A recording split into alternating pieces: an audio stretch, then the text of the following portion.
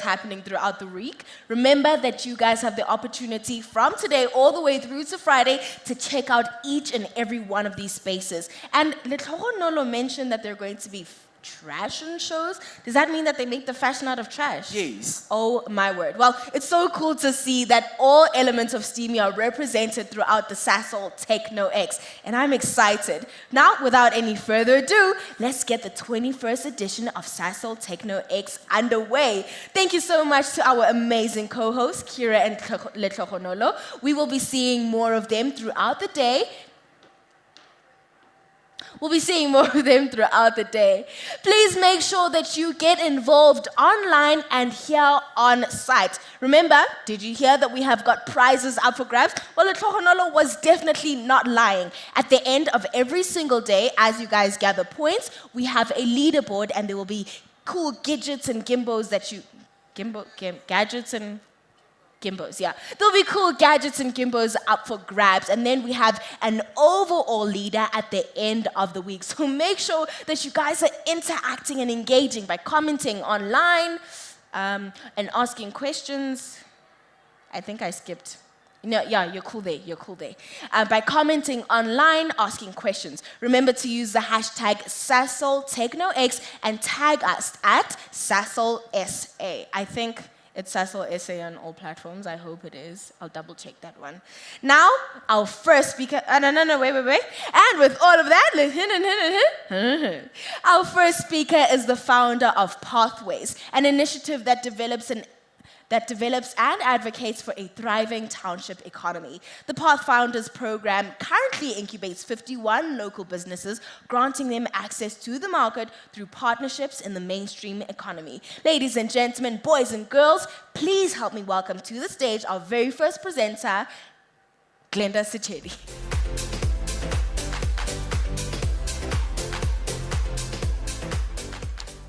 Thank you so much, Glenda. I'm really interested in... No, man, that's really cool, hey? Up next is a professor of applied mathematics at the University of Free State.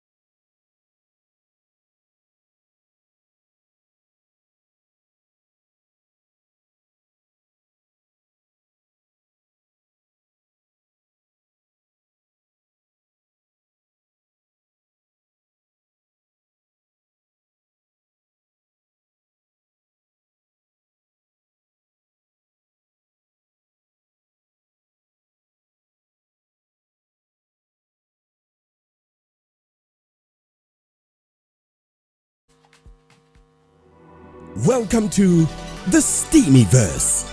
You're invited to explore the most exciting and engaging career guidance expo in South Africa, Sasol TechnoX. Discover and unlock your potential to change the world. Immerse yourself in a world of innovation and discovery as we showcase the latest advancements in STEAMy. Experience a blast of excitement with interactive activities that will challenge your skills and spark your curiosity. Watch in awe as the wonders of science and technology are brought to life. Are you ready to shape your future? It's an incredible adventure, and it starts right now.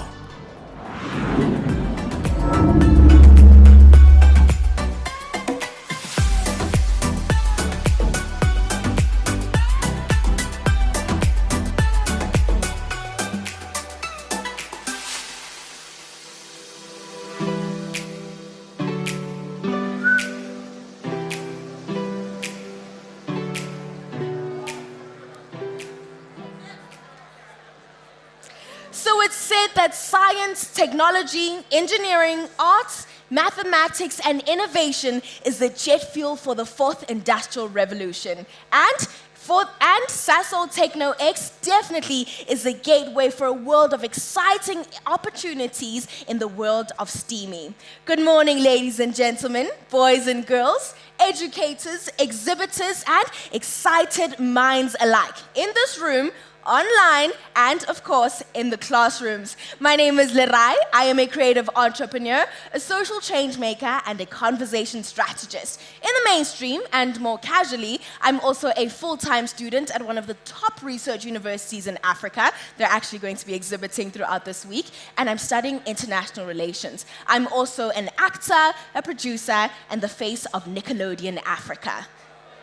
But let's get into the real reason of why we're here. So today, and for the rest of this week, you and I are going to dive deeply into the world of STEAMy, using the talents of some incredible thought leaders on multiple platforms. All of these platforms that we have here throughout the day. Now, I am not alone. I'm joined by two incredible co-hosts that are going to be helping me navigate this entire day. So please help me welcome to the stage Letogo Nolombele and Kira Lofty-Eaton.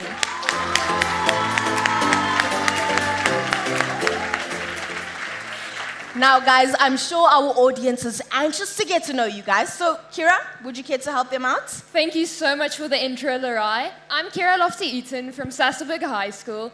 I'm a grade 11 learner, and some of my hobbies include field hockey. I've been playing since 2021 in the first team, which means grade 9. And yeah, that means I've been playing for years now. I enjoy reading and writing, and I'm also thinking about writing my own book one day.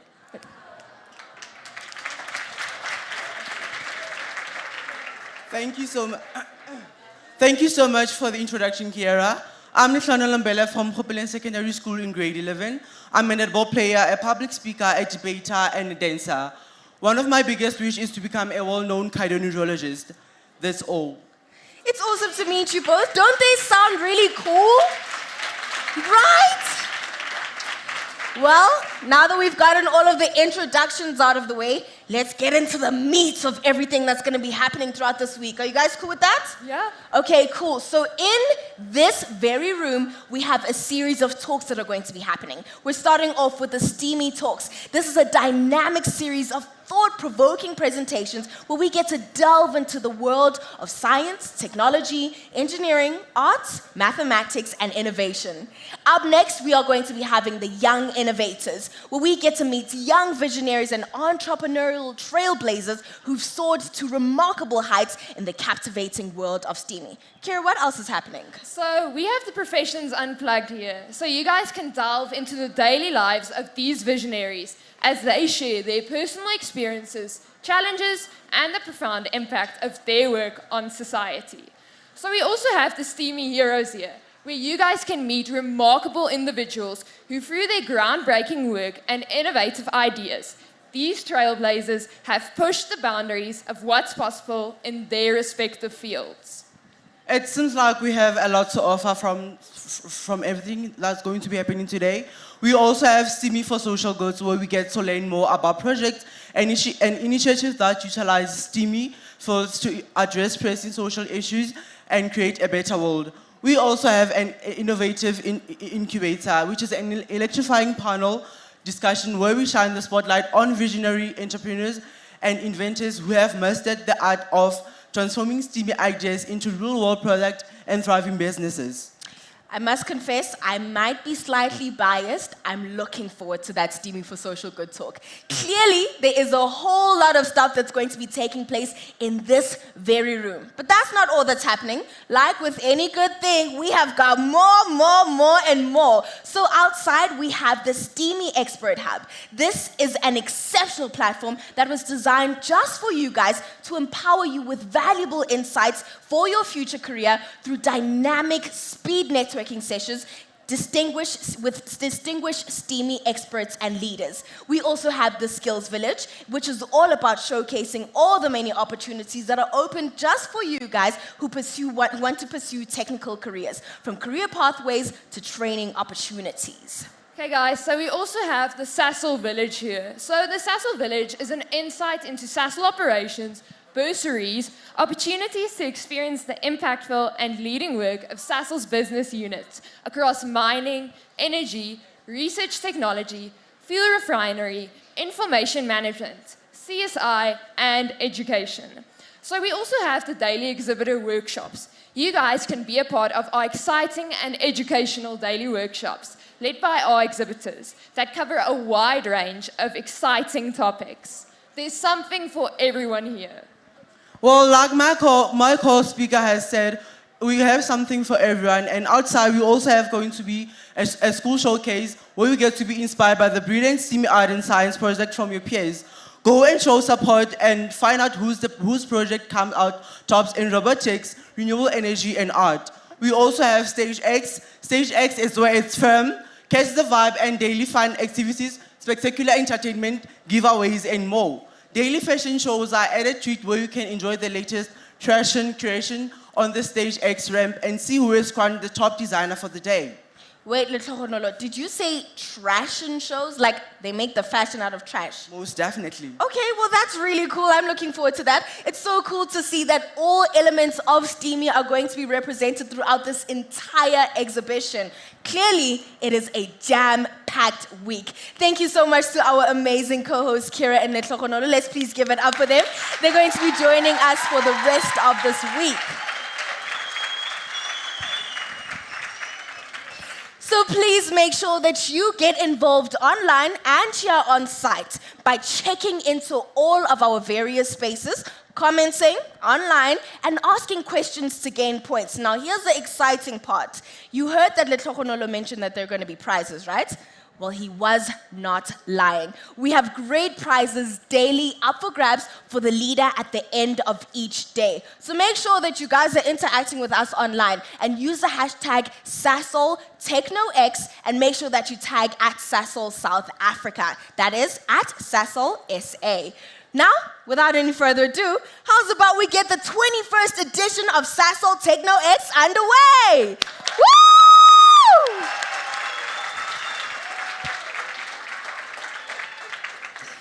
Well, let's dive right into it. Our first speaker is the founder of Pathfinders. This is an initiative that delves and develops and advocates for a thriving township economy. The Pathfinders program currently incubates 51 local businesses, granting them access to the market through partnerships in the mainstream economy.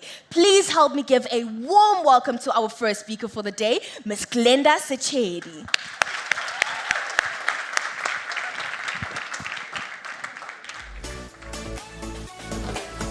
Are you excited to be here? I'm excited to be here. Let me start by welcoming you to this talk. And I just want to kick off with a quote. It says, innovation isn't about the best tech solutions. It's about taking impactable, adaptable solutions and applying it to our daily lives. What does this mean? It means I don't have to come up with the best innovation solution. All I just need to do is solve problems that exist in our local communities. Can I have the pointer? I've been waiting. So we're just gonna give him a round of applause. Yeah, he's on point. So empowering future startups as agents of change. What does this mean? Let's look at what startups can do. Startups drive entrepreneurship and economic growth. By creating new businesses, we're fostering innovation. What does this mean? It means the thriving township economy depends on startup and entrepreneurship. Startups challenge the status quo. It means the current status and problems that we experience in our local communities rest with solutions of startups. Let's look at a story. Now we're going to look at our timeline story of impact. Innovation solutions to societal problems. Let me first introduce you to Delivery ka Speed. Delivery ka Speed is a locally found last-mile food delivery service. What did Hudi do in his story? Hudi went out, realized that the township economy didn't have delivery services, and he went out and developed e-scooters that go into townships with routes and deliver for big corporate companies. But what does he also do? He's got something called Stock ka Speed. Stock ka Speed solves the problems of local businesses. This means that local businesses can dive into ordering stock online and having the stock delivered at their stores, solving problems that exist in our day-to-day life. I cannot stop but speak about the fun fact. Global stats indicate that startups will contribute 90% of the job market in 2030. This means that if we are speaking unemployment, we cannot isolate speaking about startups. Let's look at another technological advancement in industry disruption. I am excited to speak about this particular brand, Twinex Innovation. These are young girls who saw a problem in the healthcare industry and addressed it. They developed digital X-ray glasses. You are going to meet these amazing, beautiful women that have come up with such an innovation. But they experienced a simple story, like standing at a local hospital for 4 hours and realizing that they need to solve a problem to get an X-ray done. We'll speak a little bit more about that innovation. Startups are the engine of economic growth. They are equally important for social progress. It means that we cannot speak about thriving township economies if we're not addressing social progress. What is social progress? Social progress speaks to the thriving societal problems that exist. It means to speak to local communities that are thriving in terms of issues. Why do we speak about unemployment? Why do we speak about not having things that can be done locally? Recreational activities. We seek to address those problems. Now I want to speak about Cliff Cafe. Cliff Cafe exists in Hammanskraal, a township coffee shop. Do you know what he was told? People in the township don't drink coffee. Why would you even try? But he was the first to set up a township coffee shop, and today he sits in about 10 township malls where he offers coffee as a service. This is disruption. Can we get a clap for that? Absolutely. Now, I cannot get excited, but speak to the way in which these particular local startups disrupt the ways of thinking. It means it creates new pathways of doing things. They influence behavior and they reshape attitude. It means our attitude of saying people in the township don't normally drink coffee, we reshape that norm, right? It means people can do business locally without having to travel to the local CBDs. Humanitarian crisis and aid response. Now this is a baby that they spoke about right at the beginning. A passion that when I speak about, I cannot isolate. Pathfinders. Pathfinders is a local incubation hub, as stated before, that incubates about 51 startups that are driving change. Pathfinder startups, let's give you a practical example. On Mandela Day, Pathfinders, these are local businesses, donated 3,715 pads to local schools. That means they went out there as local businesses and collected 3,715 pads. We could make a difference in 10 schools. Let's look at also what Pathfinders does. Hammanskraal had a water crisis. Local businesses stepped out. They came and donated bottles of water, kind of fixing the water problem that happened in Hammanskraal. I want to also speak about the July unrest. July unrest, malls were being attacked. Startups and local businesses stepped up to protect Jubilee Mall, which exists in Hammanskraal. This is the impact of local startups. Now let's look at other things that startups can address. Startups address empowerment, they aid to lessen unemployment, the environmental sustainability, empowering and underrepresented economies, means that we can now represent startups that people that were not represented before are represented in the township economy. I want to speak about also education skills. Through Pathfinders, we have entrepreneurs that are able to then provide skills training to local kids, meaning that the baking experience, barista training, this is what startups can do. So I'm encouraging young people to formulate startups that solve problems that exist in our day-to-day life. I want to speak at the global outreach. Now, while startups face a lot of challenges as well, we cannot isolate them in the challenges that they experience every single day. We still experience a lot of red tape for startups to be able to formulate innovation. We still cannot overtalk about the resources that don't exist in local townships for startups to thrive. Let me give you a practical example. TwigNet's innovation to come into formulation. These poor innovators had to travel from Hammanskraal to Johannesburg every single day just to come up with a prototype. For me, it just means there isn't enough resources that aid startups to thrive. Now, who are Pathfinders? Like we said, we are a local incubation hub that onboards 51 local businesses. Our job is to empower local businesses to thrive and partner with the mainstream economy. Now, let's look at the potential of startups to revitalize communities. What does that particular quote say? Small business, big impact. I cannot overemphasize the amount of impact startups have in terms of local communities. Let me give you a practical example. I was in the US a couple of years ago, and I met a city called South Bend. South Bend was a dilapidated town where it exists factory life and all of that, once booming at some point.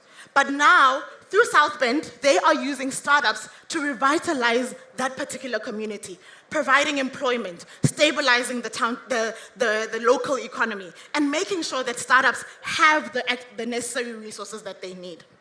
Now, we've got something all called the Pathfinders Buy Local, Sell Global. And why is it that we don't say buy local and buy local, create local or sell local?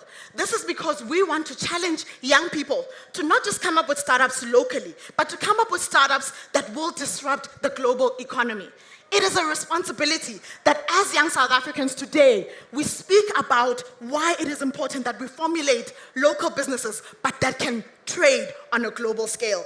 Half of the time when we're speaking at a township level, we're always speaking about startups, buy local, sell local, and that's where it ends. But when you travel the world, you realize that startups disrupt on a global scale. So I'm saying to you as young people today, develop local, but sell global. You need to speak about how you're disrupting the global market. Don't just formulate for your own local township. Now, this is where we come in. I say startups need to actively seek ideas and solve global problems. This is what we advocate for at Pathfinders. We cannot be operating at small scale and remaining as local businesses. We need to be disrupting at a global level. This is also one of our biggest quotes. At Pathfinders, we say, when you buy local, you buy hope. But what does hope do? Hope sees the invisible, feels the intangible, and achieves the impossible. I cannot emphasize just some of the things that have happened in my personal life, and I will tell you a little bit about myself towards the end. Hope also is when everything tells you to give up. Hope whispers, try one more time. It means that as a local startup, you are going to face challenges. There's going to be times where you want to give up on that idea, right? Simply because there aren't the necessary resources and you're not getting the right people to listen. But guess what? Hope is the very same thing that says to you, try again. Try again. You're going to fail, but try again. I remember coming back during COVID, having to be vaccinated from the US, and someone told me, how do you intend on giving back to your community? I said, I intend on making sure that the global community knows about where I come from. But where do I come from? I come from Temba, Hammanskraal, where we have a water problem, and people speak about that. That's all I'm identified as. But guess what? When I stood on a global scale, I could tell people about where I come from and the amazing startups and communities that exist. Guess what? Last year in September, we had a whole US cohort come and visit Hammanskraal simply because they met a local girl from Temba.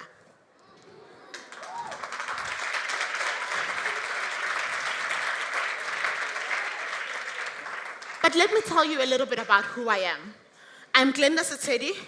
I've traveled 19 countries and I'm doing my 20th one. And I currently speak on behalf of Pathfinders. I'm a JCI Top 10 Outstanding Young Person of South Africa 2021. I'm a Fabulous Award winner 2023. And I'm also a PhD candidate at the University of Notre Dame in the USA.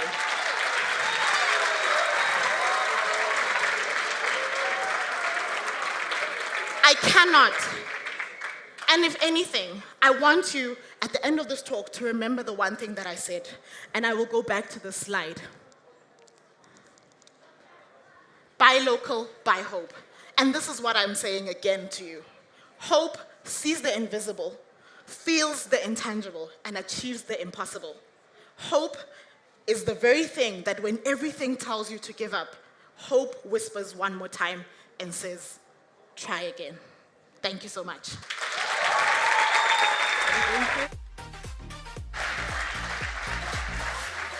Wow. This is so cool. Like, I can really feel that it is Women's Month. Don't you think she was really cool?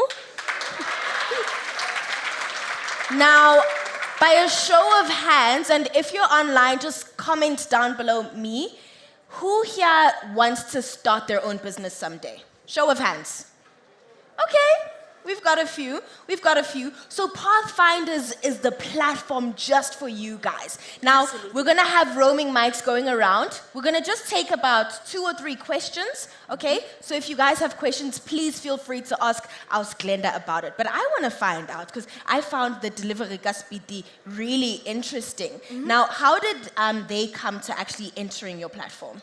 Okay, so with Delivery Speed is that he already had an innovative idea. Okay. But if we create systems that support these local businesses in townships, it meant that Delivery Speed could reach access through small businesses. So who were the people that started using Delivery Speed? A local app where someone can order food and it gets delivered at your house. It means that Hudi explored the last mile, of which most corporate companies were not exploring in townships. So he joins our particular platform because he's empowered by businesses. We could provide the access to the many other customers that businesses serve. So as part of the network, if he onboards 51 businesses, you can imagine how many people work in those particular businesses and the communities that they affect. So Hudi joins our platform and becomes part of us, but guess what? Local businesses then advocate for his business, similar to Stock Kaspiti.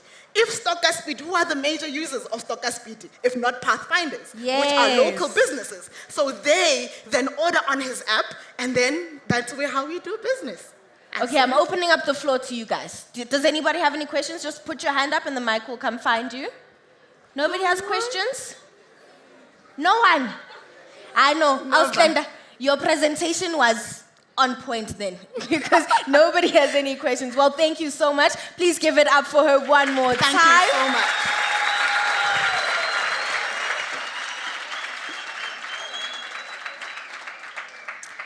Okay, so our next speaker is a professor of the applied mathematics at University of Free State. He was included in the 2019 Maths, 2020 Crossfield, and 2021 Maths Clarivate Web of Science list of the world's top 1% scientists. Yep, 1% scientists. We have proper knowledge in the room with us today. Please help me give a warm welcome to Professor Abdon Atananga.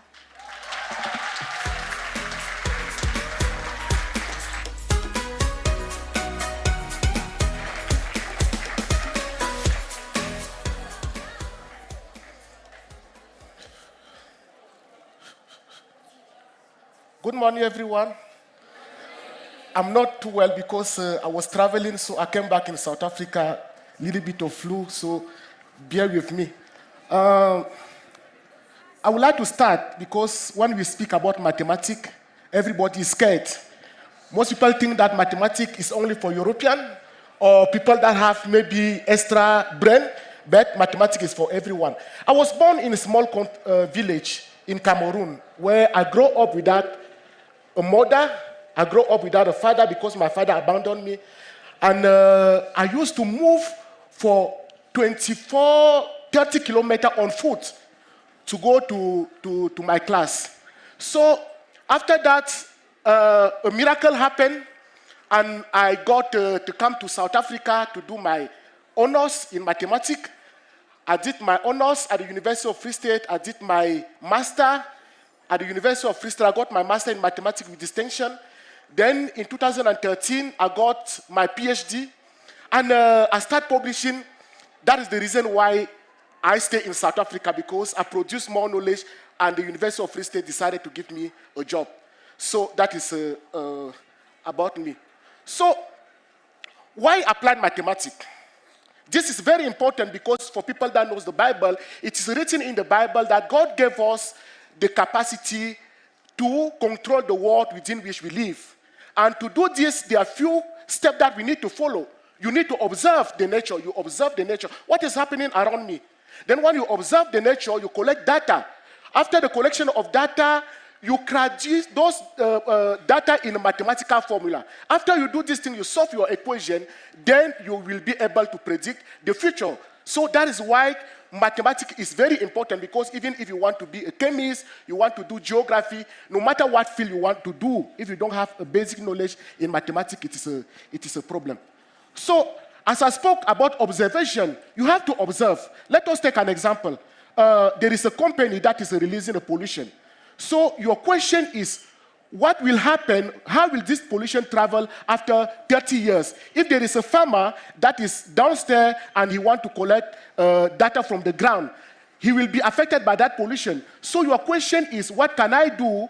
How can I predict the movement of that pollution? So you go through observation, you go through modeling, as I said, you compare your solution with the data that you observe. If there is an agreement between your data and your solution, then you can do prediction. So there are several people that think that everything started in Europe. That is wrong. Mathematics started, most of big mathematics formula were created in Africa. Because most of the time, when you look at many books of mathematics, you will see only the name of people from the global north. And the question that we ask ourselves, where were our grandfathers? Did they not contribute in this topic? But they contributed. You can see, as you see there is a topic they call in mathematics fractal. You look at the lady here, some plait their hair. That is mathematical structure. There are many things, for example, like the structure of the kingdom in Africa. Those are mathematical structure. So there are things like counting and many other things that were created here in Africa, but it were not documented. That is why nowadays we think that everything started only in Europe. So I would like to share with you some important equations that have changed the world. You will see the Pythagoras theorem. When you have a right triangle, you know that a squared plus b squared is equal to c squared. You know the logarithm function, and you know the calculus, the derivative. You know law of gravity, the square roots. You have also the Euler formula. You have the normal distribution. When you will grow up, you will understand what I'm talking about. Normal distribution. We speak about the wave equation. We speak about the Fourier equation, Navier-Stokes equation, Maxwell equation, second law of thermodynamics, relativity, Schrödinger equation, information theory, chaos, and black hole. And I will explain to you where you can see the application. The modern use of Pythagoras theorem, for example, is the triangulation is used to this day to pinpoint location of everybody that is having car. You can understand what I'm talking about. We are talking about logarithm function. The relation exponential function are used to model every day from compound interest to biological growth of radioactive active decay. So we also have calculus. I'm specialized in calculus. Later on, I will show you what myself I introduced in calculus as an African person. So this is applied in every field of technology, engineering, you know. Then we have the law of gravity that was created by Newton. Then we have the Euler that you can see, the internet DNA. We have the normal distribution. It will tell you it's used in medicine. we have the wave, oil companies set off explosions. So mathematics is almost applied everywhere. I'm not going to go far in this. The question is, did Africa contribute to mathematics? Is there any African person that has made a great contribution to mathematics? I will show you now. So this is a very simple formula that maybe your teacher is showing you. We are speaking about the derivative. What is happening here is that I want to know if the function increase, if the function is constant, or if the function decrease. And this is what happened in our life.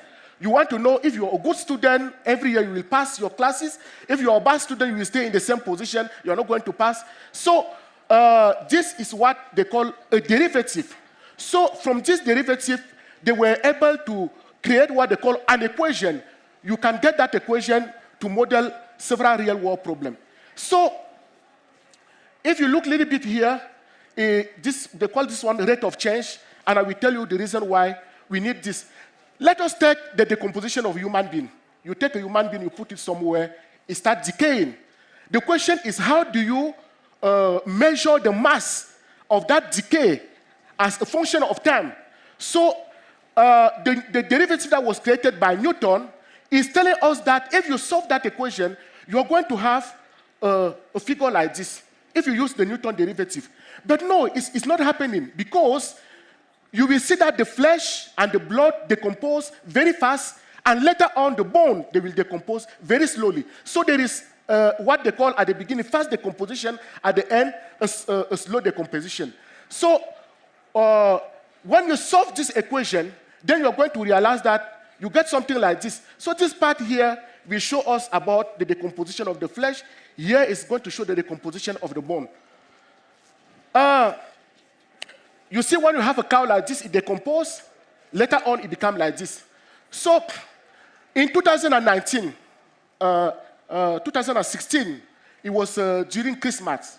And I asked myself, since I have been reading mathematical equation, mathematical theorem, I did not see any name like Shabalala theorem, Shabalala equation, or Atangana something. And I asked myself, where is the contribution of our grandparents? So I decided to do something. So these are people that really make a serious impact in the field of what I'm specialized on. We have Bernard Riemann, we have Joseph Liouville, and here we have Capito, and here we have me also.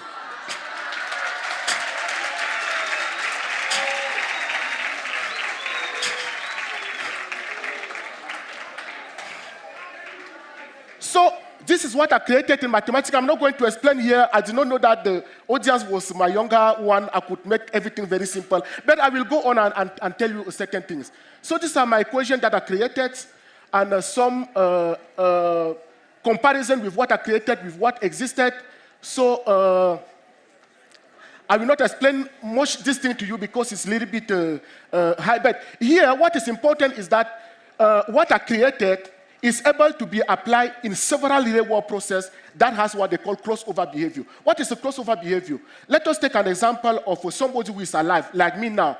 I'm speaking to you, I'm alive, then somebody come there and give me bad news. What happened is that if my heart starts beating very fast, and if I was having some complication, then I collapse. What happened is that I pass from life to death. That is a crossover behavior. So, for example, the lady was speaking, she grew up in a very small town, then later on she went to the United States. She created a very big impact in her society. That is also crossover behavior. So my derivative is able to do things like that. This is one of my other important discovery that I introduced. For example, in high school, they speak to you about complex number. And now, the complex number is in 2 dimensions, but here I created something that is in 3 dimensions because we live in 3 dimensions. Let me go a little bit faster so that you should, we should go where I can apply what I'm doing. If you take an image, you put some noise inside the image and you want to remove the noise. What do? You use mathematics. You can use mathematical formula. You put, this one is a clean image. This one, you add some noise, you remove some noise. You remove the noise, you remove the noise, you remove the noise. And this police, they can use it even in medicine. You can use it everywhere.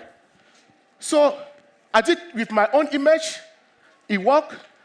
Then now, this one I'm going to pass very fast. I'm not going to waste your time here.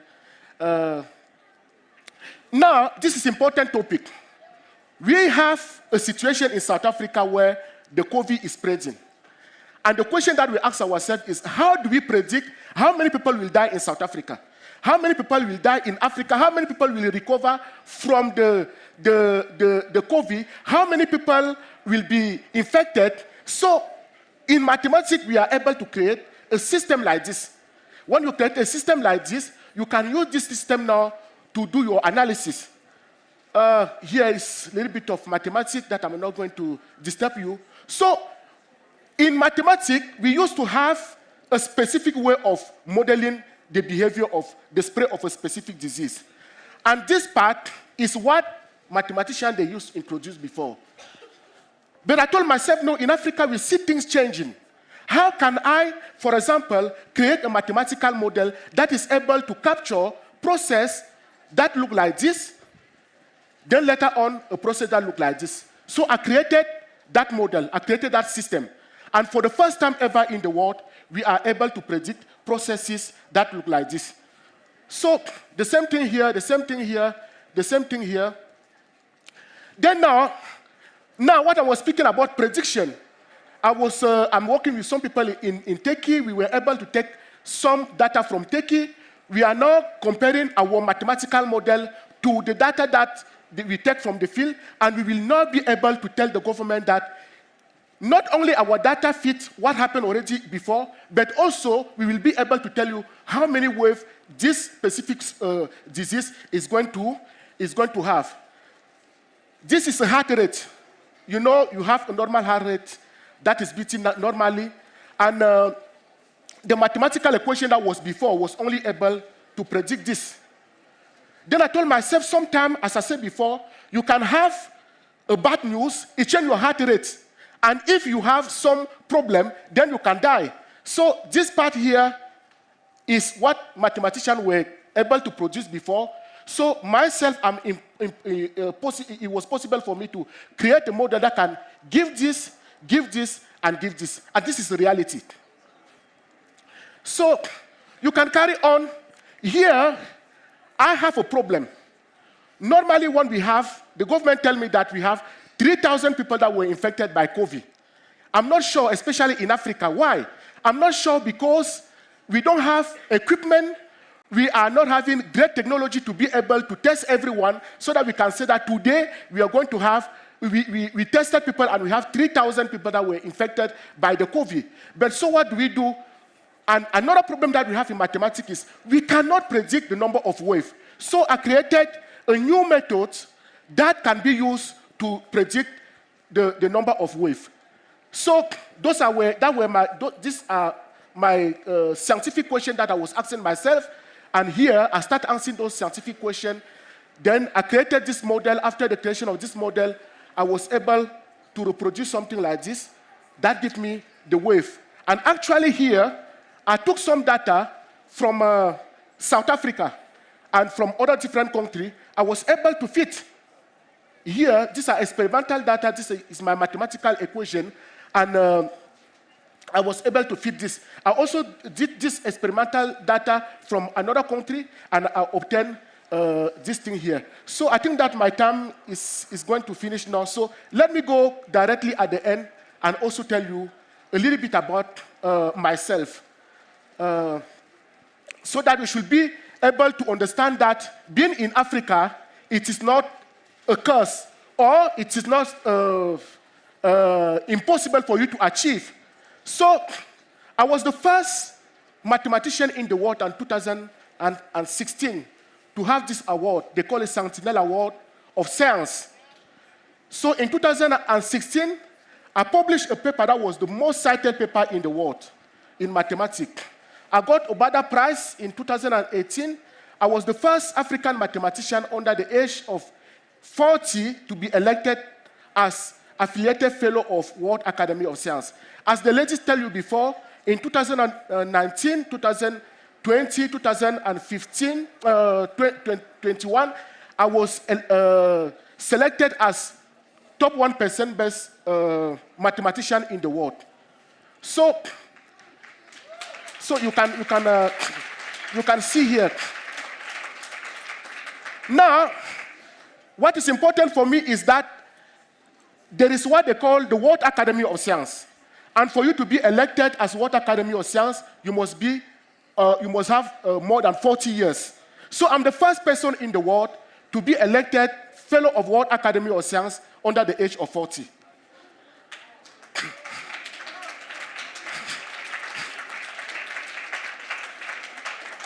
So here I got the World Academy of Science of Mathematics in 2020, and here there is something that they call editorial board, where if you bring something new in new knowledge, then you publish it somewhere. So the people that are in charge to check if that thing is good or not. So I'm editor in many journals in the world. So I was also elected as chairman of African Mathematical Union Commission of Research Innovation from 2022 to 2026. And finally, this year, I represented Africa at the UNESCO. I got UNESCO Award of STEM, representative of Africa. Let me tell you where I'm very sad. I'm sad because every delegation, 5 people in the world got it. China, Colombia, Serbia, South Africa. Of course, I'm now in South Africa. And I was the only one that was there alone. China came with a delegation of 40 people, with their minister, with their ambassador. The other country came with everyone. I was the only person that was alone, but it's not a problem. So, how many books? I have 11 books that I wrote that are now published. These are the title of my books. There are 11.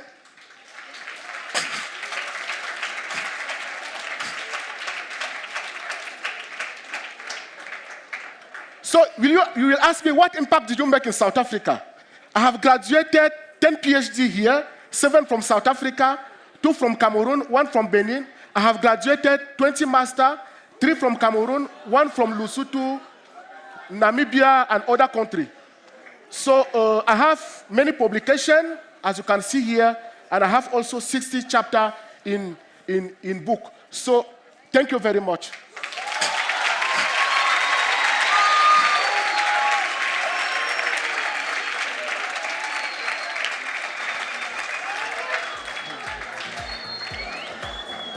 Okay, wow, guys, that is absolutely amazing. Imagine having so many degrees at actually such a young age. But I don't know about you guys, my head hurts a little bit after seeing some of those equations. But thank you so much for your insights on mathematics and how important it is. Because I'm sure all of you guys know, maths makes the world go around. Does anybody have any questions for Prof? I saw somebody there in the back taking pictures of his slides, trying to catch any. Are there any questions? No? No questions? Where? Yeah. Over there? We'll get the mic to Prof. And say cheese to the drone as well as it comes in.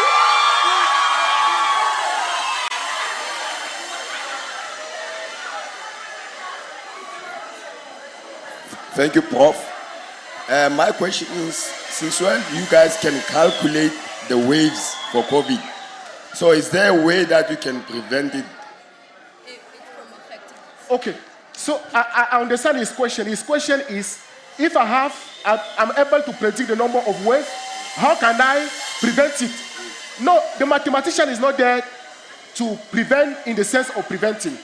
What we are doing as mathematicians is that we do modeling and we project what will happen in the future, and we tell the government that if you are not careful, the whole South Africa will be infected.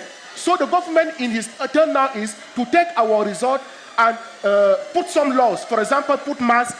For example, wash your hand. So that is the reason of mathematics. Oh, thank you. Okay, thank you, Prof.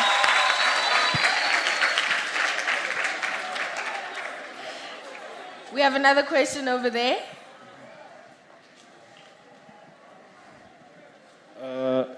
Is the Atanga formula used for only prediction of how the data will be in the future? You say?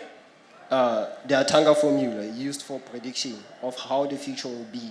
Yes. That is the reason of derivative. When you create a derivative, you create differential equation.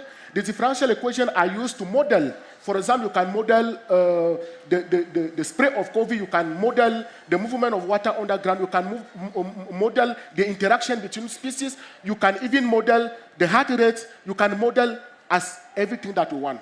The only thing is to translate it properly into a mathematical equation and solve it. No more questions? Let's give it up one more time for Prof.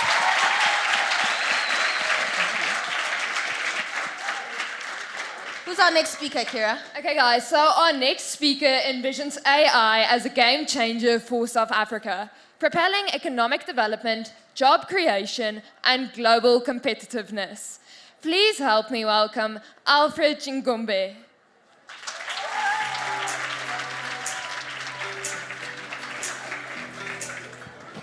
Good morning, good morning, good morning. My slide you'll see has to do with problem solving. Problem solving is everywhere. I had a problem, it was solved. So let me tell you what happened. I had a lanyard like most of you have, but I had to take it off so that I can come and speak. One of the gentlemen who came to assist me within 10 seconds solved the problem. I thought we will remove the tape, take the mic off, and then take off the lanyard, then put it all back. There's always a quick way to solve a problem. Knife out, open knife, cut lanyard, problem solved. 10 seconds, all done. Ladies and gentlemen, my name is Alfred Chingombe, co-founder of Red Academy. Co-founder of Red Academy. Let's see what problem solving does in our lives.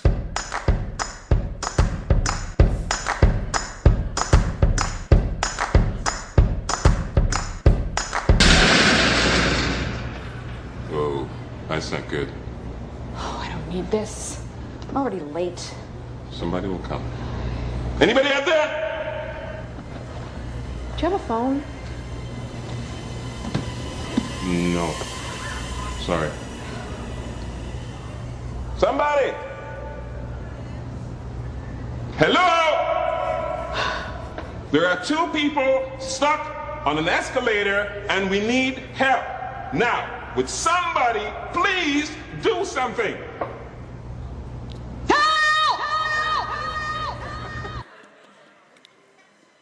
Before you laugh too loudly at your foolishness, all of us, including myself, we have problems in our lives where we do something similar.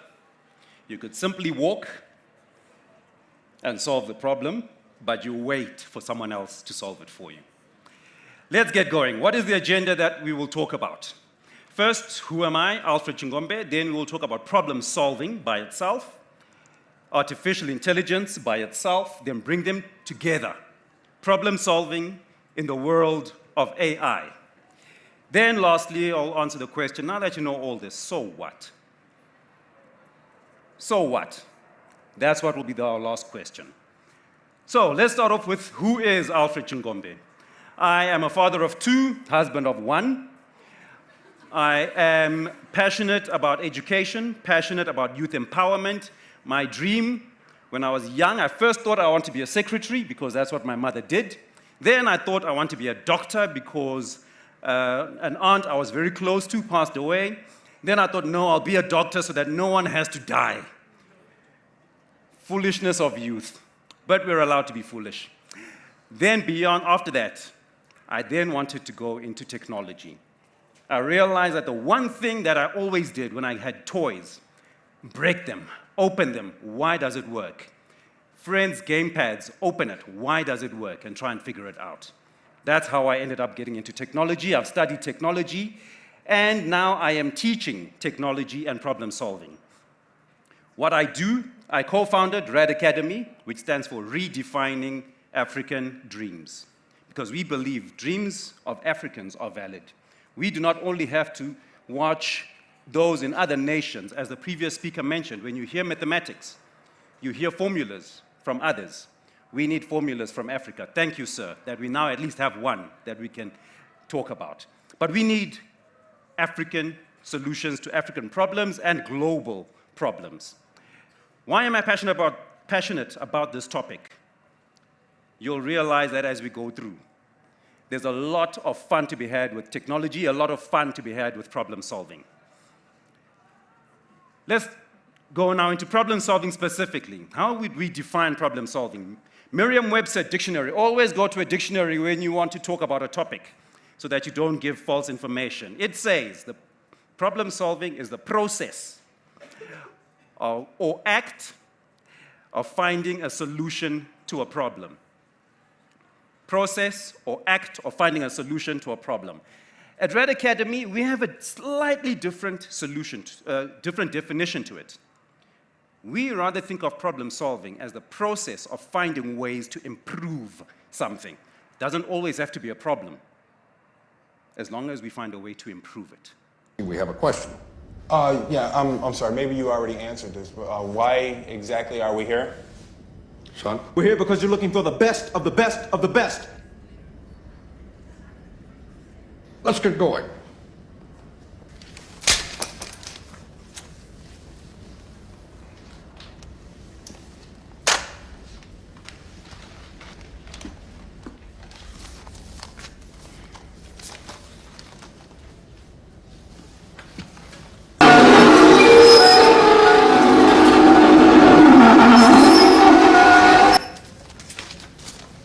Want to get down on this?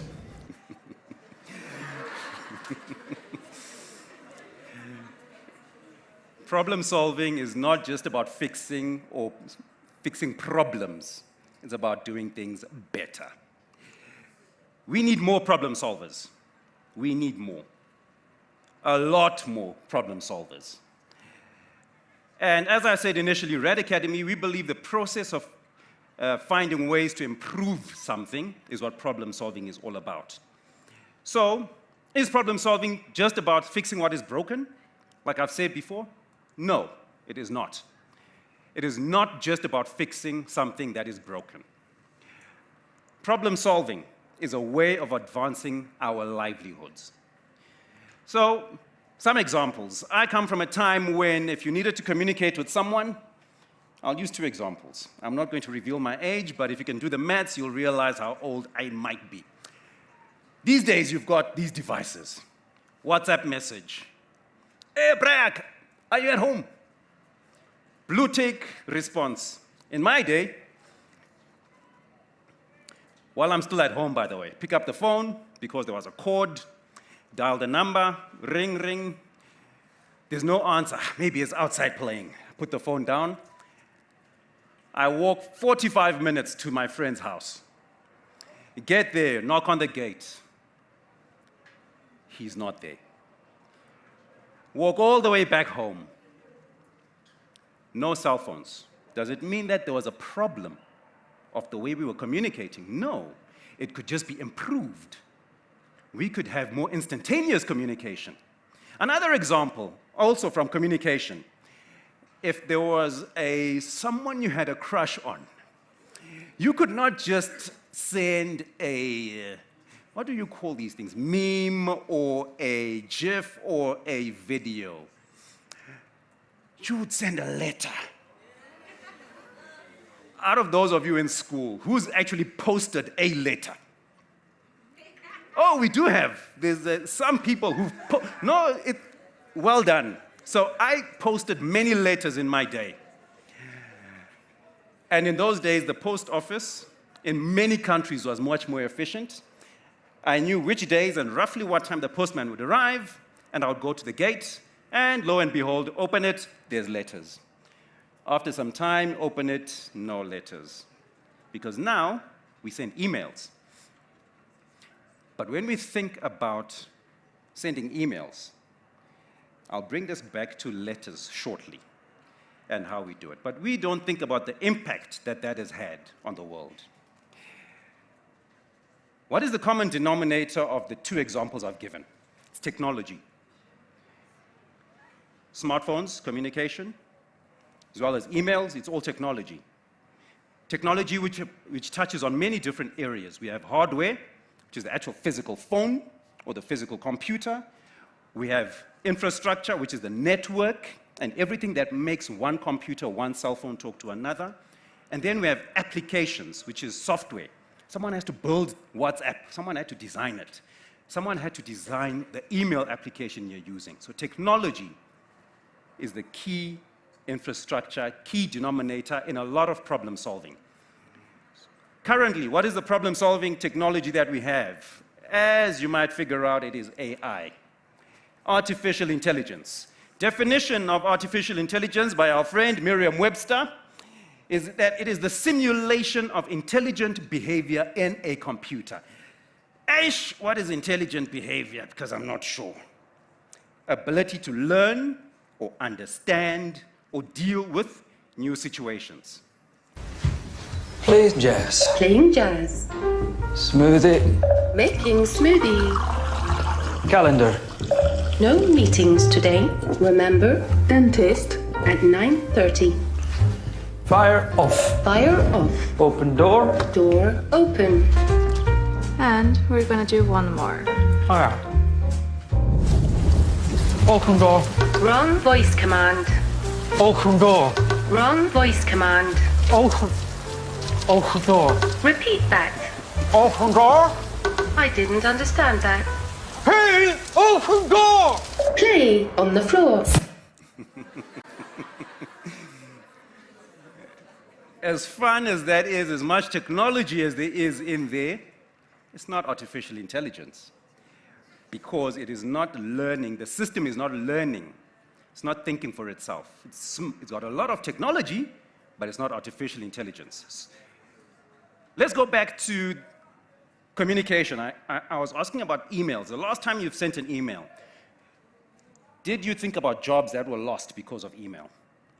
Currently, artificial intelligence, the world over, the view is that AI is taking jobs.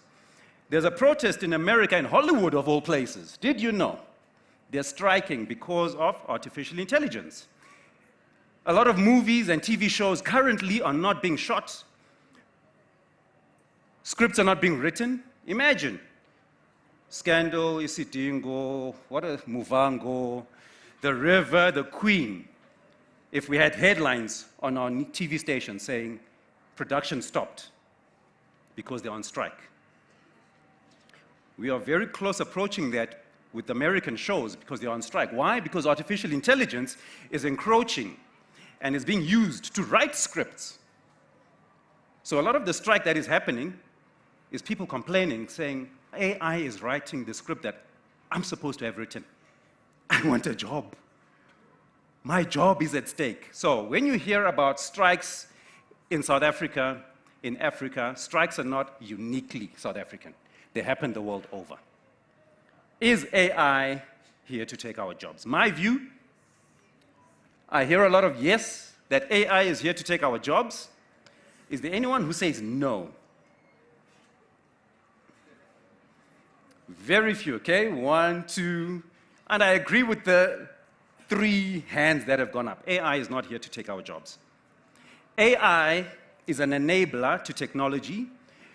So artificial intelligence is just an enabler. It's a part of technology. And technology, like I mentioned, is the enabler for problem solving. And problem solving is how we advance our society. So we need to grasp artificial intelligence. It is not going away. Yes, there are jobs that will be lost. Like I asked earlier, when you send an email, do you think about the person, the postman, whose job was lost because now we rely on emails? Do you think about that person? The food they used to put on the table, now they were told, sorry, no job. A lot of jobs are affected, yes. I will not claim that jobs will not be lost, jobs will not be affected. However, doesn't mean that all jobs are being wiped away. Jobs are advancing. So we need to advance ourselves. So let's look at problem solving in an AI world. There are 4 things that are key to being a problem solver. First, you need to be curious. curious about opening things. How do they work? Why do they work? And you need to have fun. You need to play while you're doing it. It shouldn't be something that you do, let me figure out how this thing works. You must have fun while you're at it. Then you can keep doing it. Think big picture. The first speaker talked about let's go beyond thinking local and thinking global. Think big picture. And then be eager to learn. So let's learn about some of the AI that we have. Some of the AI tools, ChatGPT. It explains complex topics. I've used it a lot, and it's one of my favorite AI tools. I asked it to write me a poem. Write a 50-word poem about the African Renaissance in English, Setswana, and in Zulu. Pretend you are Shakespeare. And it wrote it out. ChatGPT, you can access it for free, by the way, and actually do this for yourself. There's Legalese Decoder. So these are tools that you can actually go online and get access to right now. Legalese Decoder simplifies legal documents. You can literally copy and paste. Who's read the legal terms on Facebook? I'm sure most of us use Facebook, Twitter, well, now it's called X, Facebook, Instagram, TikTok. Do you read all those terms and conditions? No, I don't. I just click accept. I'm assuming they know what they're doing. But do you know that a lot of times when you post pictures, as much as it's your picture, Facebook can use it for anything they want to. A lot of these social platforms, they could. So imagine you could now copy and paste that into a document that would summarize it for you. You can actually do it also in ChatGPT. But here's something that is more legal. Legalese Decoder. It decodes legal things. Now we're talking education. Doctrina AI. I registered here. This is a tool you can use for education. Imagine you're in a class, you can write notes in it. But now I must write notes. But I usually write notes anyway. But here's the thing. I used it to write something about Scratch, which is a coding platform. I just gave it 5 points. Summary of what the lesson is about.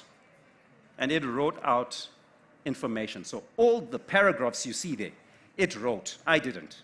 I just wrote the headlines. These are the topics that we've covered in class. So you could use this. And this is free as well. So a lot of these tools are free to use. You don't have to pay for them. You just need internet access. So that is Doctrina AI. News GPT. Who would have thought that AI could write news for you? Well, Our AI sources news from thousands of outlets, including both traditional and social media, always looking for ways to reduce bias and seek truth. That's where you come in. Now your voice can be heard. At News GPT, it's not just the media that contribute to the news. You do. By integrating social media into our AI models, News GPT is letting real people like you contribute to the news. So AI written by News takes all the information from social media and compiles it into news articles. Midjourney. This would be, I mentioned ChatGPT as my favorite, one of my favorite. Midjourney is another. Creates images. A lot of the images you've seen in my slides come from Midjourney. Then there's some that I haven't used. Stunning images that you could print on a large scale on canvas and put them up. Very beautiful images, I must say. Maybe it's because I got them created, but the main thing is, these are tools you could use. Whatever career you're looking to go into, if you want to go into content creation, start figuring out and seeing how images are used in content creation and how you could use a tool like Midjourney. Looks genuine, but also AI created. So, now the last part, so what? Summary of everything, if you were to remember just a short part of my presentation today. Our ability to do many things that we need in life. Ultimately, we all want to succeed. That success hinges on our ability to problem solve. Currently, the main way we can do that is with technology, and artificial intelligence is the main technology that is in use for solving problems. It's affecting almost every industry. In closing, problem solving is a critical skill yesterday, today, and tomorrow, it forever will be the most important. Technology is an enabler to problem solving. And artificial intelligence is the technology of today for advancing ourselves, our communities, and our societies. If you'd like to know more about these things, that's my email address. If you go to our website, RADacademy/learn, that's our learning management system, and we are starting off next month. We are celebrating a holiday, Heritage Day, which talks about our past. We are combining technology, AI, with Heritage Day by getting all those who register for that to dig up and find out about their heritage and then use AI to generate information around it. Whether it's a presentation, a video, it's up to you. But you will see how to incorporate AI into your world. Thank you very much. Hopefully, I've imparted something. And just remember, AI is here to stay. It's not here to just take your job. It's here to enable you and empower you. Thank you.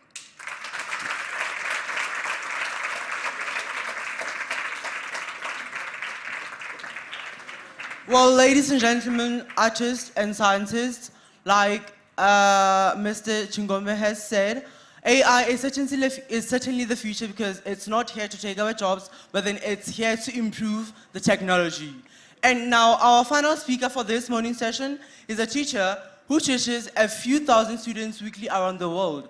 Please help me welcome Chief Imagination Officer, Living Met, Steve Sherman.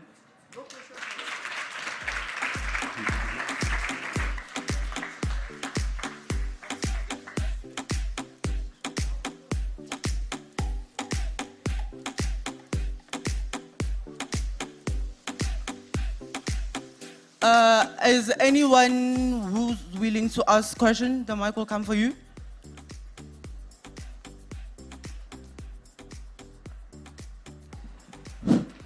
Thank you very much for the presentation. I have no problem with artificial intelligence. And I have a problem with GChat because one of my students put my name in GChat. GChat says many things about me. At the end, it says, I got award given by my president from Cameroon, which I never get before. So, how efficient is this to change our world? Because I want my younger brother to be able to prove Pythagoras theorem on the board. I want them to be able to calculate the cosine, even if they don't have calculator. I want them to be able to take a function, to study a function by themselves.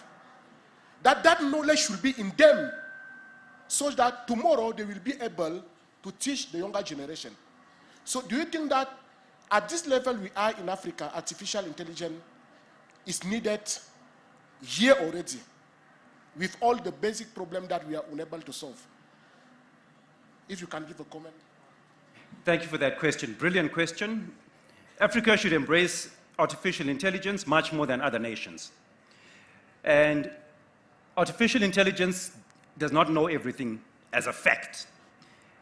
It makes up a lot of things along the way. The reason I have stunning images that I could show is because I did photography. So I have an idea of what it takes for a good image. The reason that someone who is into mathematics will be able to provide authentic information or research using AI is because they have that background. So the background of whatever you want to go into is still very important. Artificial intelligence just makes it quicker for you to get to an end result, but you still need that foundation, whether it's mathematics. And yes, if you're looking for factual information, you can ask AI to give you the reference source that is outside of AI, and then you can go to the original source. AI, think of it as Google on steroids. It's a search engine that gives you information, but you must authenticate it yourself. Good morning, Alfred. I just want to find out, in terms of, there was another app there on ChatGPT that when you said you type in like 5 words and then it gives you a summary. Do you not feel that takes away from people thinking if it's just going to summarize for you? And how effective is that in terms of stuff like plagiarism? If I'm going to type those 5 words because it was an assignment, and then she's also going to type in those 5 words, do you understand? Number 1, does it not take away from people thinking themselves? And number 2, how I don't know how the system works in a way that there won't also be plagiarism as part of that. Brilliant. Regulated, that's the word, yes. Yes, brilliant question. My presentation was too short to go into some of those details, but in summary, universities are using AI to spot AI-generated content. So already, I'm studying with University of London, by the way, studying psychology for eventually educational psychology. The tool they use called Turnitin spots anything that is AI-generated. So AI writes things, it doesn't have the human element. AI can spot AI-generated content. So don't use AI to write a full essay. You can use it to give you ideas, then you must flesh out those ideas. So it's a tool, it's not a complete solution in itself. Okay, thank you. A very good talk. And I also take it some tools that I can use as I'm also in content creation. But my question was very related to hers because for this group, it's still young people, which I believe that when they're given assignment, they're trying to train them to be able to write their own mind and own thoughts. Let's say they use it now, they'll have a similar problem that I had in postgrad, where now I have to write a thesis, my own publication, and then I have taken away the time to train my mind to be able to write for myself. Should such equipment be allowed to be used at this age, I think? These tools, in my view, they should be used at any age, however, how they are used. So at this age, don't use it to write your essays. Don't use it to try and study. Once you've got your content and ideas that you want to play around with, then use it to do research. So use it to get content, just like we use Google to find articles that we can read. You can use this to summarize the general gist of those articles. You read it, then you digest what you've read. You still have to write the essays for yourself, but you can use AI for research purposes to gather information for you.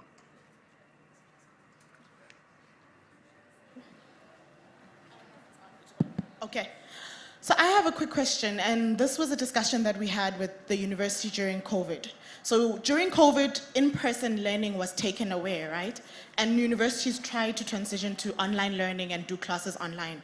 What is your take on AI being able to, one, structure our view of the world? Because all it just takes is for you, for example, to like a coffee post, and then automatically AI generates coffee adverts for you. So in actual sense, you are not getting a real sense of the world's view. You are getting an AI algorithm generated view of the world, which is said to be unreal. And this is the way, I actually want to also just touch on the fact that this is why young people now, when we speak about things like mental health and all of those things, it's simply because they are not getting a real world view. So what is your take on AI and why it is that universities right now ended up resorting back to in-person learning simply because they realized that we cannot get rid of the human factor? Human factor is critical. At Rad Academy, we have both in-person and online lessons. In-person lessons are more impactful because of the human impact, learning from your peers. AI, it's been there for a while. Netflix uses AI to recommend shows. Facebook uses AI to search for something on Google, then go on to Facebook on a different laptop where you've logged in. You'll start seeing results that you searched for on your cell phone.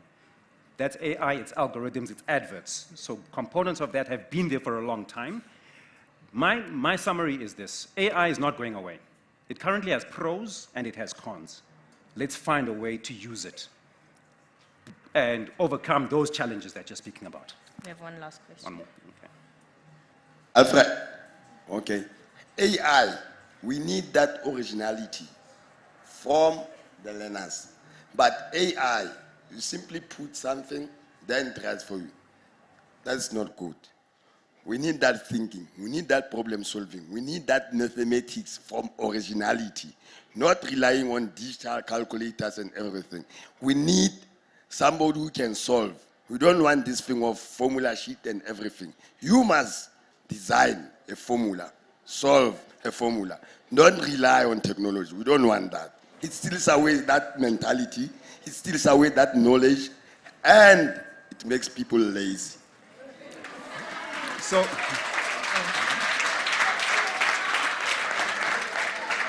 I have a bit of a confession to make. Why are you saying, oh? I'm a student, and I've made use of AI such as ChatGPT before. But let me tell you something, and I think you can agree with this. AI ifuna ingqondo. You need to actually be able to understand everything that you're using, right? absolutely. Because I've put things in ChatGPT, just like Prof said, and it was lying to me. ChatGPT specifically is a language AI, and so it's not generated or it wasn't created to tell you the truth. So thank you so much for that insightful talk and opening up our minds to the world of problem solving and how AI can come in. Wasn't that insightful? I have a question to you guys. Thank you so much. Sir. Thank you. Are we going to use AI to cheat on our assignments? No! You're not supposed to say yes, you're supposed to say no. You're supposed to say we're going to use AI to assist us with our research and summary, but everything has to come from your mind. So I'm going to ask you that question one last time. I hope you give me the right answer. Are we going to use AI to cheat on our assignments? We have some bad apples in here. I need to just, no, we'll talk about this later. But Letlogonolo, who's our next speaker? Our next speaker is Professor Steve Sherman. Okay. Please give him a round of applause as he comes to the stage.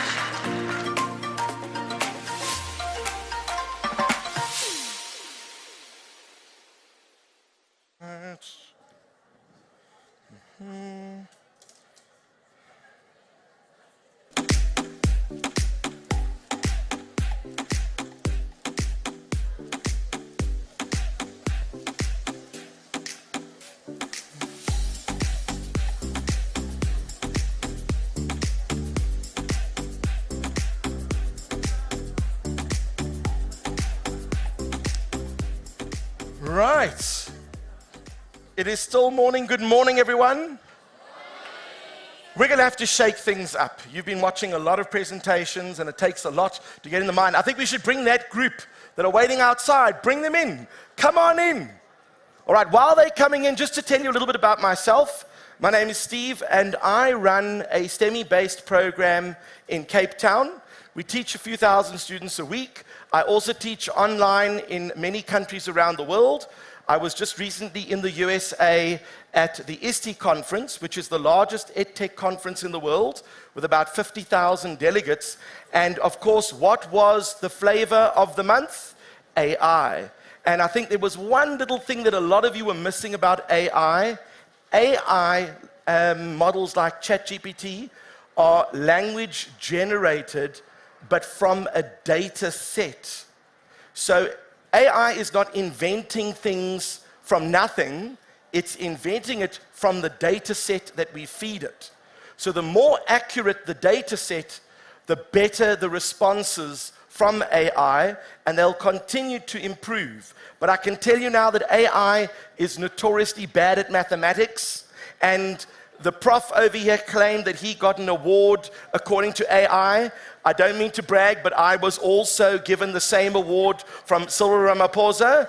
I should actually put that on my CV and quote ChatGPT. But I can tell you now that AI is going to change a lot of things. And if there are any teachers here who are interested, I have a lovely document with loads and loads of AI resources for you that you can use from a teaching point of view, and also to check to see if the work that is being submitted from the students is actually done by themselves or if it has been AI generated. All right, are we ready to start? Okay, let's get your minds working in a mathematical way. When I point to this side of the room, I want to hear one single clap. When I point to this side of the room, I want to hear one single clap. All right, are you ready? That was lousy, about 12 or 15 claps. Oh, what's going on in the Free State, man? I mean, if you're in Cape Town, I mean, slap stuck, but Free State, whoa, whoa. Are you ready? Now we're talking. We're getting better.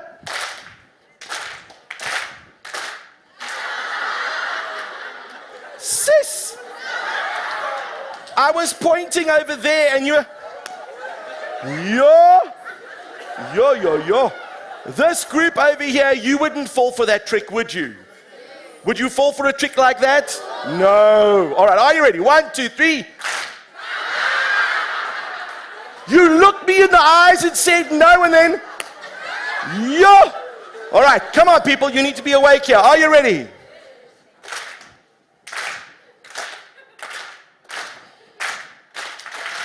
Thank you. Now, why did I do that? Actually, there was method in my madness. Mathematics at school, in some schools, not all schools, is taught in a certain way where students like to learn a pattern. And as soon as they go and write a test or an exam, they go, hold on, we haven't learned this in class. And the teacher goes, we did it yesterday. But that's not how you taught us in class. And the teacher goes, it's the same sort of thing. So what you need to learn is that with a mathematical mind, you have to be able to adapt and change, rethink certain problems. And it's all about problem solving. And I can tell you now that that little exercise, once I caught you out the first time, I didn't catch you out the second time. And that means you were sitting there going, okay, I'm ready for you, bring it on.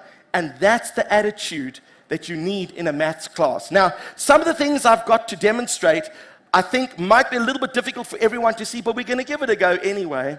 I have got a mind reading exercise to do on the screen. I need someone who is brave enough to put up their hand and choose a number from 1 to 63 without telling me the number. Is there someone who's brave enough? Oh, I'm so glad you volunteered. You should see the way they were volunteering like this. What's your name? Math. Okay, choose a number from 1 to 63, but do not tell me what the number is. Okay, have you got a number? What's your number? You're not supposed to tell me what it is. We're going to do it again. Choose another number, but don't tell me what it is. Have you got a number? What's your number? Oh, she's not telling. Can you see your number on slide A? Yes or no? Yes. You can. Can you see it on B? Yes.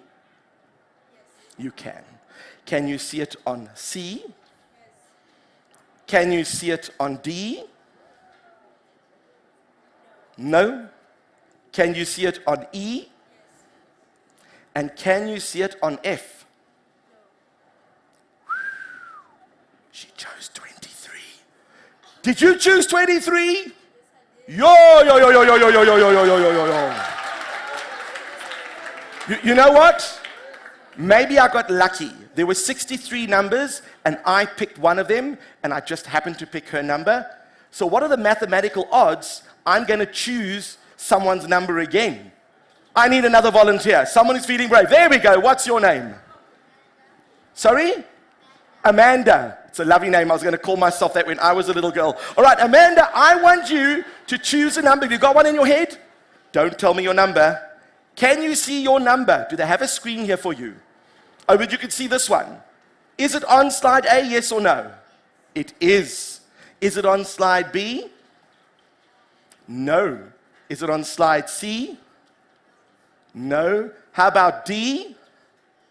It is. What about E? And F? Which number was it? It starts with a 4 and ends in a 1. Was it 41? Yo. That's 2 out of 2. 2 out of 2.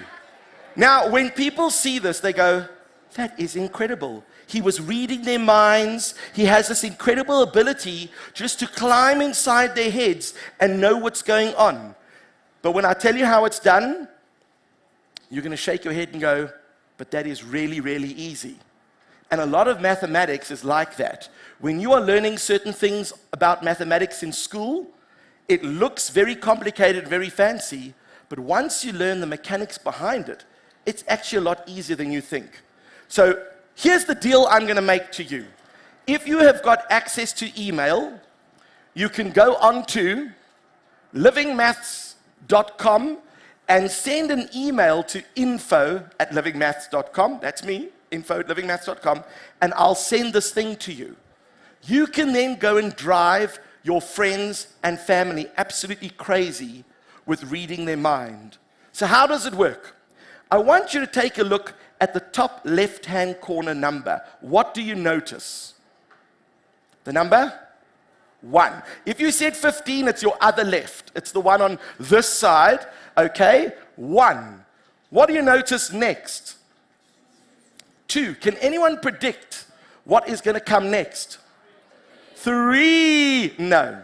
It is actually 4. So hold on. We've got 1, we've got 2, we've got 4. Can anyone guess what's going to come next? 8.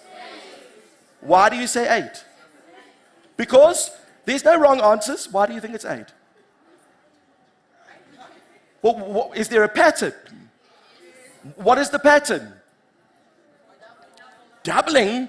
Let's see if you were right. Look at that. So then if that is the case, what's going to come next? 16 and then 32. Now, of course, these are what we call binary numbers. I'll go into that a little bit later, but the way this trick works is there are 2 ways of explaining it. I can explain it in the complicated way, and I can explain it in the simple way. The complicated way, which I don't expect you all to understand, is that if I gave you 6 bank bags, and I gave you 63 1-rand coins, and I said, put those coins into those 6 bags, and when you've done that, you have to seal each bag. And then I can ask you for any number from 1 to 63, and you have to give me the exact number of coins without taking any coins out of the bag or putting any coins in. And you're going to go, well, how do we arrange the coins? I'll get to that answer, but let me first give you the simple explanation, and I'll show how the 2 tie together. So what I do is I pretend I have this imaginary empty glass, and it's sitting on my head. I ask you to pick a number. Let's pretend you choose the number 13. I ask you, is your number on slide A? Is 13 there? Yes. Then I take 1 sweet, and I pop it into my cup.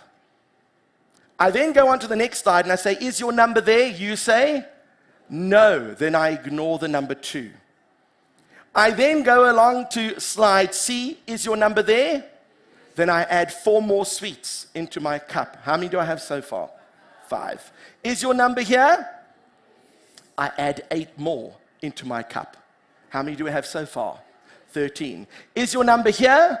The answer is no. Is your number here? The answer is no. So if there were 13 sweets in the cup, the number that you chose must have been 13. Do you understand that?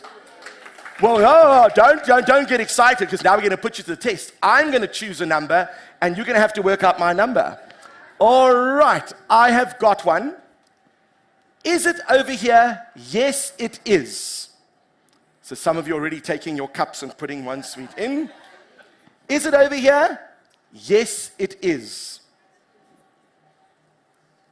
No, it is not on C. Is it on D? Yes, it is. I see a lot of calculations going on. Is it on E? Yes, it is. Is it on F? No, it is not. Can anyone tell me, shout out, what is my number? 27. Outstanding. Normally when I do this, you get 27, then one person goes, 25! And realize they're the only one who didn't actually add it up correctly. But if you did add it up correctly, it would have been 27. So now if you really want to take this one step further, you can go and do what I've done. I've got them over here. you print out these sheets. You can do it obviously on one piece of paper. You don't have to print them like this size. This is only when Eskom is not behaving. And then what you do is you ask someone to pick a number from 1 to 63, look through the sheets and just call out the letters of the sheets that it appears. So they'll go, oh, it's on A, B, and C. Now in my head, I know A is, B is, and C is. What is 1 plus 2 plus 4?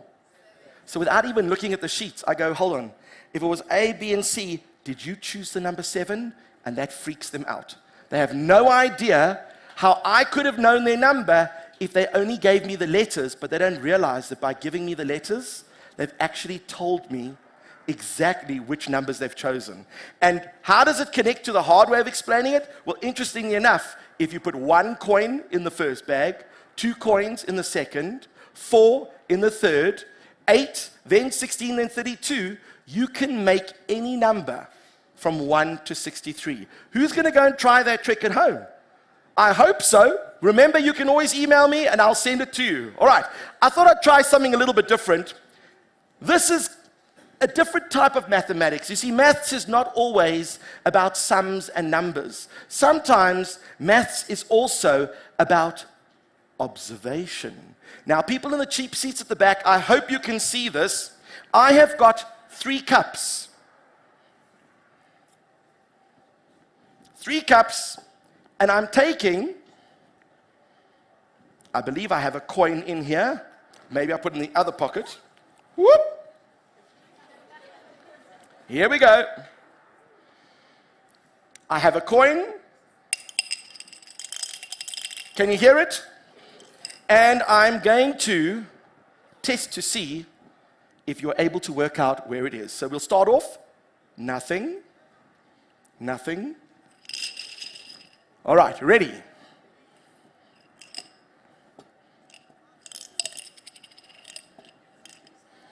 Right. You'll never guess this one. Is it this one over here? No. This one? No. This one? Okay, hold on. I was going too slow. I need to go faster. All right, are you ready?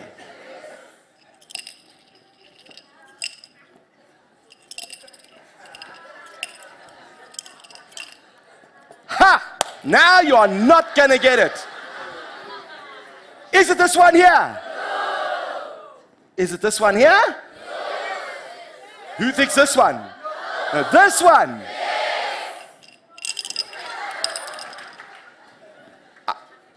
I know what the problem is.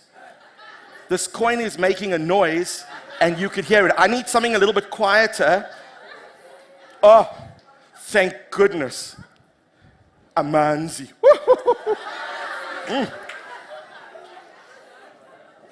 How about we put some of this in one of the cups? I'll just put a little bit. Is that enough? Maybe a bit more. Teeny bit more. Okay, just a little bit more. Now, this is going to get interesting. Because, I used almost half a bottle of water here.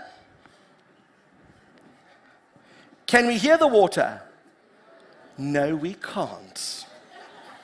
Can we hear anything? No, we can't. Let's see how good you are now. What's it over there?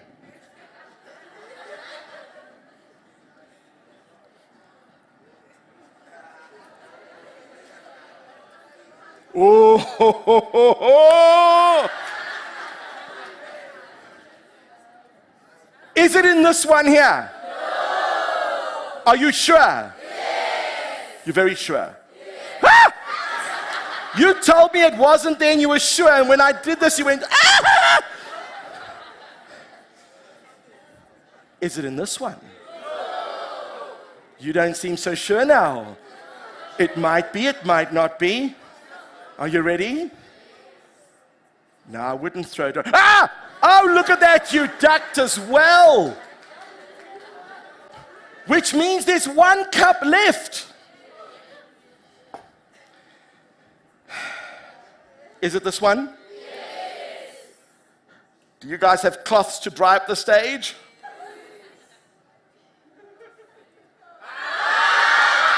Nope, wasn't that one either. Sure. Where did the water go? Oh, maybe there's a hole in the cup. And I want to hear some theories. Who thinks it evaporated? Because it's quite warm today. Maybe it just evaporated.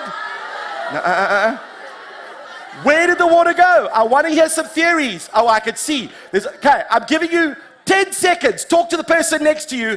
I want to know, where did the water go? Go, go, go, go, go.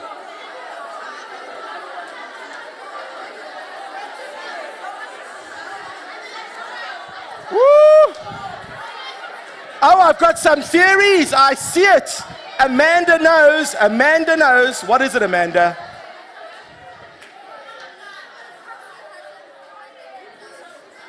Amanda knows. She said that it probably has a hole at the bottom and it was all pouring into the tablecloth, and you are absolutely not right. It's not a hole. I'm coming to this side. I saw a hand over here. What do you think? What do you think?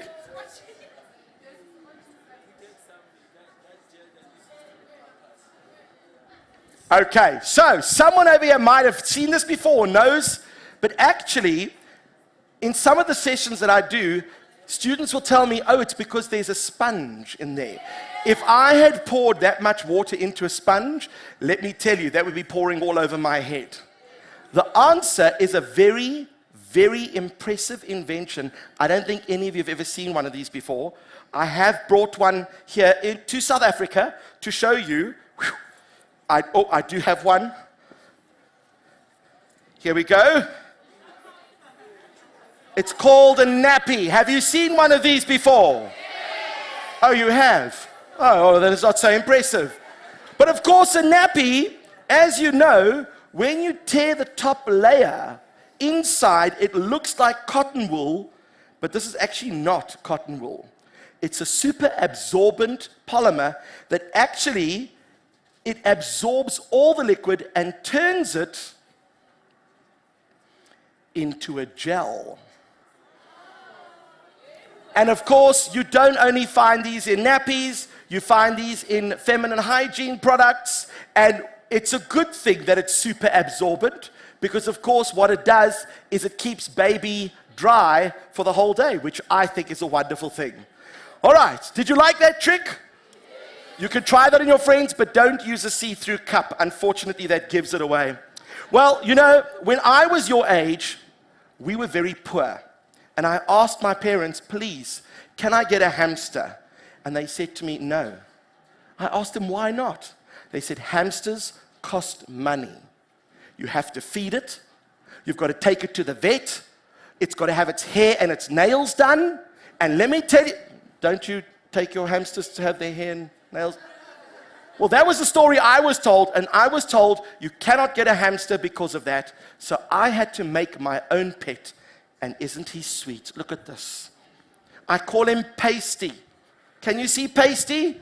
I'll come round and show you. What? Do you know what he is? What do you think he is? Toothpaste. He's very cute, that's why I call him Pasty. And this is Pasty over here. It's a tube of toothpaste. And Pasty and I have been working on some tricks together. Here we go. Can you all see that? He's very cute. You want to touch? Touch. He doesn't bite. There we go. Oh, no, I'm joking. He doesn't bite. He's very friendly, very friendly. And for the last few weeks, we've been working on some tricks. So, for example, Pasty, stay. Look at that. You don't seem very impressed. It took a long time to get him to do that. How about this one? Pasty, can you swim in a circle? Look at that. You also don't seem very impressed. Okay, our latest trick I think will impress you.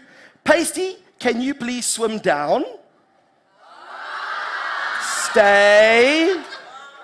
And go back up again. Ah, isn't that clever? What is going on? Have a look. Pasty, come down, but only halfway.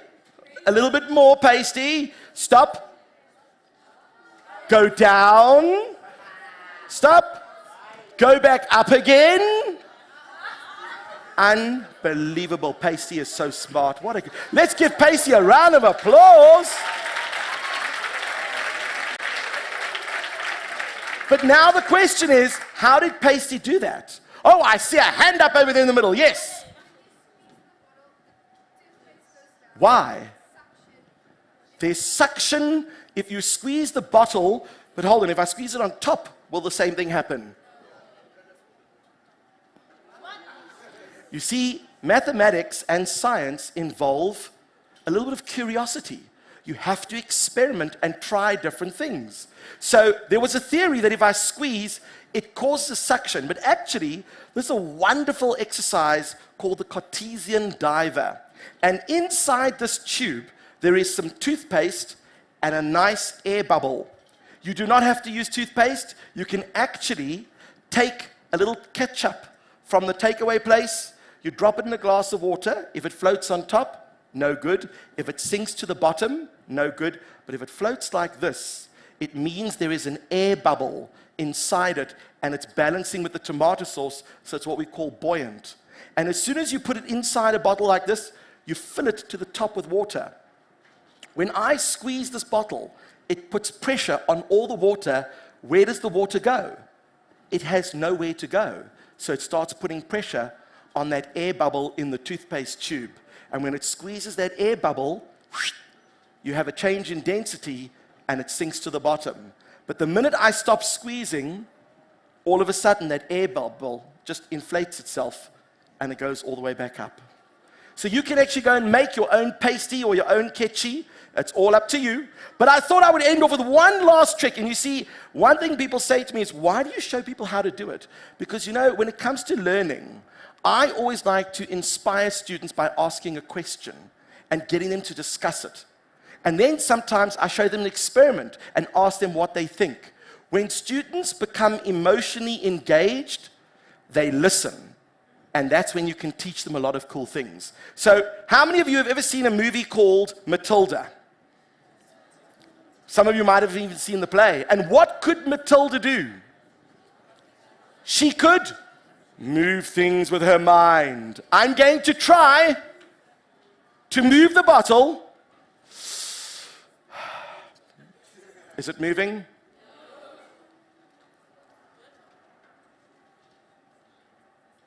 Is it moving?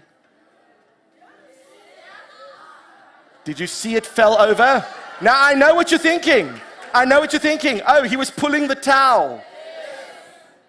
My hands are here. Watch my fingers.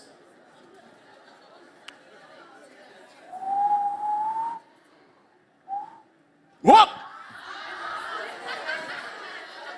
How is that possible that a bottle could move? And I know what you're thinking. I know how he does it. There is something underneath the table. What I'm going to do is show you this.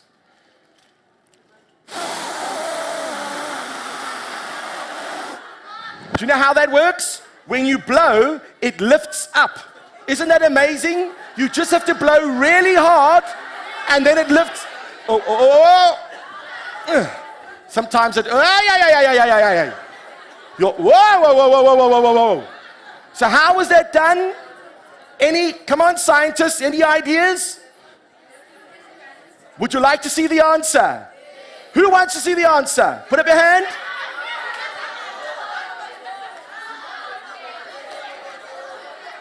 Okay, I confess. It is a spoon.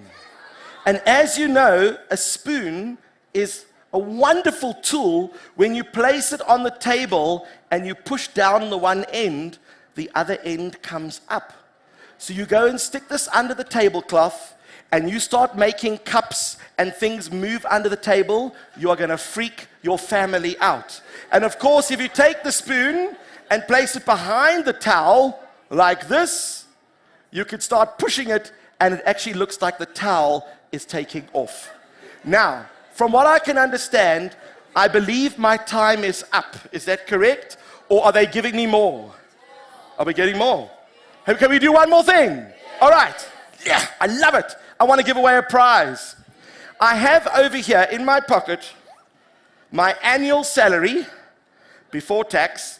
It's 100 Rand. And what I'd like to do is offer this as a potential prize to someone in the audience. If they don't win the challenge, I will still give them a prize anyway. Are there any takers? Any takers? Let's choose someone right at the back. Are you a teacher? Are you a student? Then come on up. We've got to give a student a chance. Come on up. Don't be shy. All right. What is your name? Sibusihle. Sibusihle. You see, but I don't speak Sotho. What do you speak over here? Sotho. Okay, I don't speak Sotho. All right, but it's quite similar to Xhosa, isn't it? Okay, no. All right, so here's what I want to say. I have 100 Rand.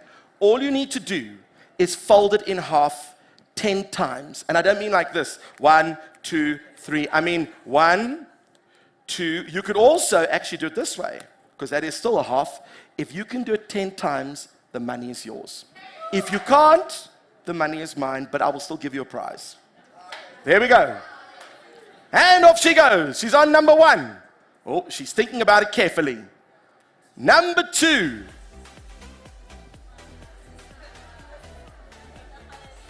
Oh, this is serious money here. Serious money.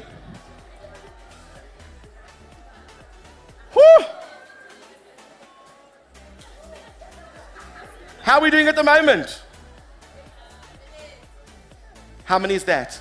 5. She's halfway there. My money's almost gone. And now? How many is that? 6. And then? Oh, no. Let's have a look. Let's have a look. I'm going to just test it. Okay, you're watching. You hold it. You hold it. I'm going to use this one over here. Now, are you ready? 1, 2, 3, 4, 5, 6, 7, 8, 9, 10. Didn't happen. Hey. You know what? I feel bad. So we're still going to give her a prize. Should we give? Who thinks they could do it? You know, a lot of hands are going up now. Well, I've got some sad news. It can't be done. And I'm going to tell you why, mathematically speaking, but I think I have a prize for you in one of my pockets. Here we go. There we go. Give her a round of applause. So how does it work? Quite simply, there are 2 mathematical reasons why it can't be folded 10 times. Number 1, when I fold it in half, it's gone from 1 sheet to 2. When I fold it again, it's gone from 2 sheets to 4. Has anyone seen this pattern anywhere else today? What's going to come next? 8, then 16, then 32, 64, 128, 256, 512, 1024.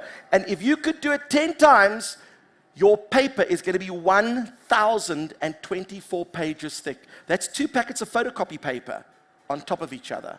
The other problem is that it gets smaller. How do you say smaller in Sotho? Andazi. What? That's what I was going to say. So if you take it and you fold it the first time, now it's half the size. You fold it again, it's half of a half, which is a quarter. If you fold it in half again, what's half of a quarter? An 1/8. And if you fold that in half, it's going to be a 16th. And then a 32nd. And if you could fold in half 10 times, it's going to be 1,024 times smaller. So if it's going to be shrinking that size and getting that thick, there's no ways you can do it. So to end off, here's what you're going to do. You go home today, you say to your mum, could I please borrow 50 Rand? And she goes, what do you need 50 Rand for? You say, I'll give it back to you in 5 minutes. You go to your dad and say, Dad, would you like to win 50 Rand? Your dad says, I would love to win 50 Rand. What do I need to do? You say, if you can fold this in half 10 times, you can have 50 rand. And he says, if I can't, then you give me 50 rand. How much money are you making from your dad? 50 bucks. Then you go back to your mom and you say, Mom, here's your 50 rand. Would you like to win my 50 rand? Mom will say, absolutely. And what do I need to do? If you can fold this in half 10 times, I will give you my 50 rand. And if I can't, then you give me your 50 rand. How much money are you making tonight? Isn't it amazing how good your maths gets when it comes to winning prizes? Well, I'm afraid we've run out of time, but if you do want to come and chat to me, I will be sticking around here, and I would love to get to meet you. We do a lot of exciting things. If you go on to livingmaths.com, you can see we do a lot of online interviews where we interview astronauts and scientists, and you are welcome to join in on the Zoom calls, and you get to ask the questions too. And just 3 months ago, we had an astronaut out in South Africa, and maybe we're going to chat to Sassel and see if we can bring an astronaut out to this side of the world as well. So thank you very, very much.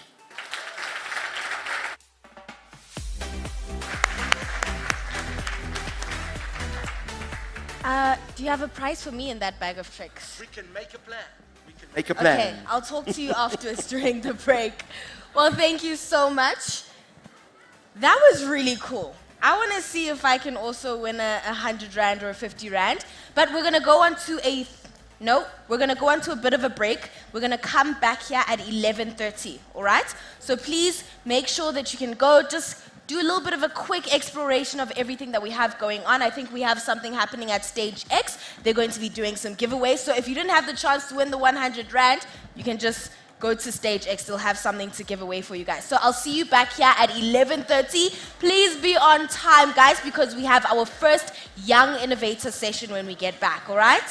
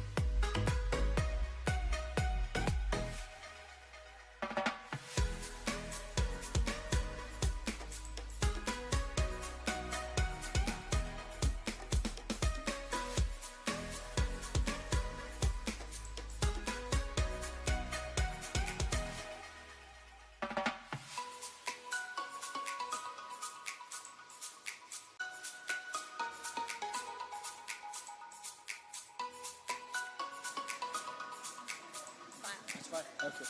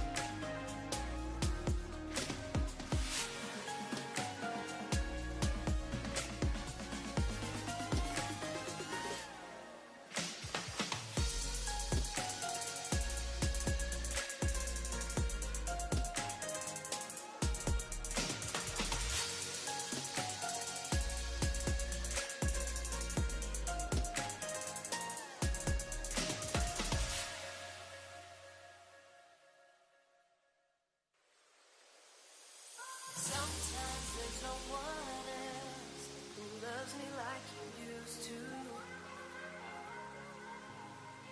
Sometimes we're not ourselves. There's no one I can turn to. And I know all the feelings that we shared are in the past. And I know your relationships are never meant to last. And I'll take some time, but I'll be alright. We're moving on. We're moving on.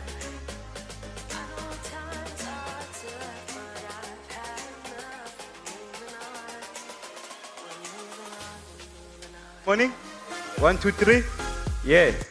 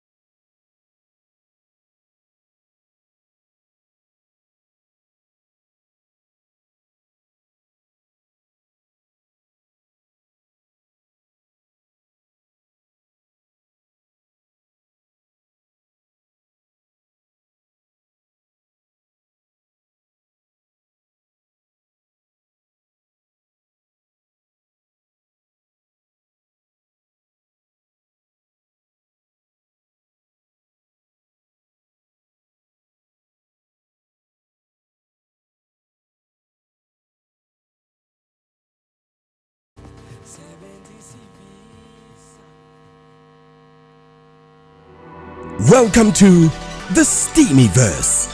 You're invited to explore the most exciting and engaging career guidance expo in South Africa, Sasol TechnoX. Discover and unlock your potential to change the world. Immerse yourself in a world of innovation and discovery as we showcase the latest advancements in STEAMY. Experience a blast of excitement with interactive activities that will challenge your skills and spark your curiosity. Watch in awe as the wonders of science and technology are brought to life. Are you ready to shape your future? It's an incredible adventure, and it starts right now.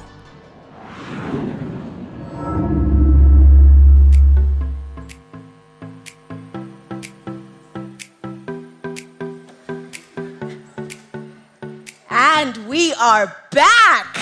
Now the room is half as full as it was when we started, so that I take as a good sign because it means that everybody is captivated by everything else that Sasol TechnoX has to offer at this exhibition. Well, I trust you guys all saw some exciting things. We're going to commence part 2 of our day with our Young Innovators series. This features young people doing outstanding things in the world of STEAMY. First up, we have a serial entrepreneur and angel investor, as well as a mathematician who's passionate about creating social impact. I have to stand as the co-founder of Me and You. He's on a mission to tackle food insecurity, unemployment, in underprivileged communities. Here is Rich Sbusiso Hlachwayo.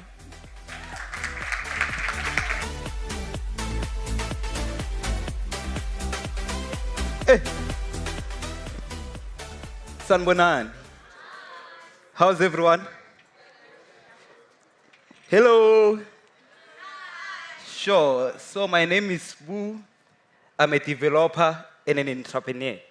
I'm 27 years old, in case you're wondering. So, first of all, we're gonna speak about what I built first after school. So there was this hackathon by Buchali. Our mission was one, we only had one mission, how to make communication accessible, especially for people who use sign language.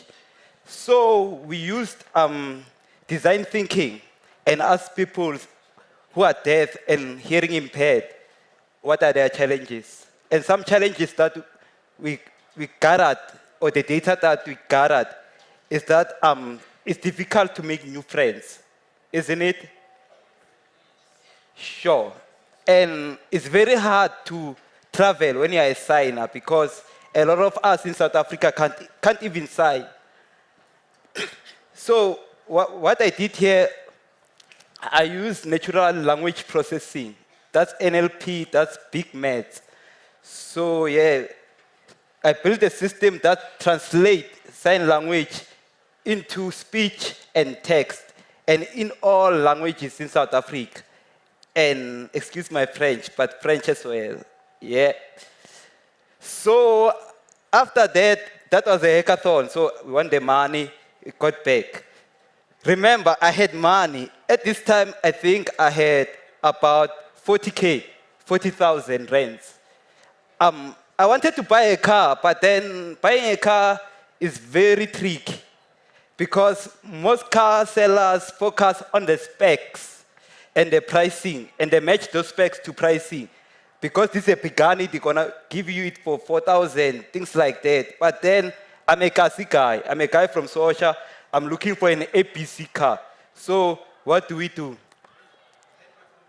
I went back to my bank. I went back to my bank. I checked that 40,000. It was now 30,000, 39,000. And I had an epiphany, so I had a good idea. I thought, how can I change this motor industry? And the best way to change it was to use me as an example for this. So I built an algorithm. Yeah, that's maths.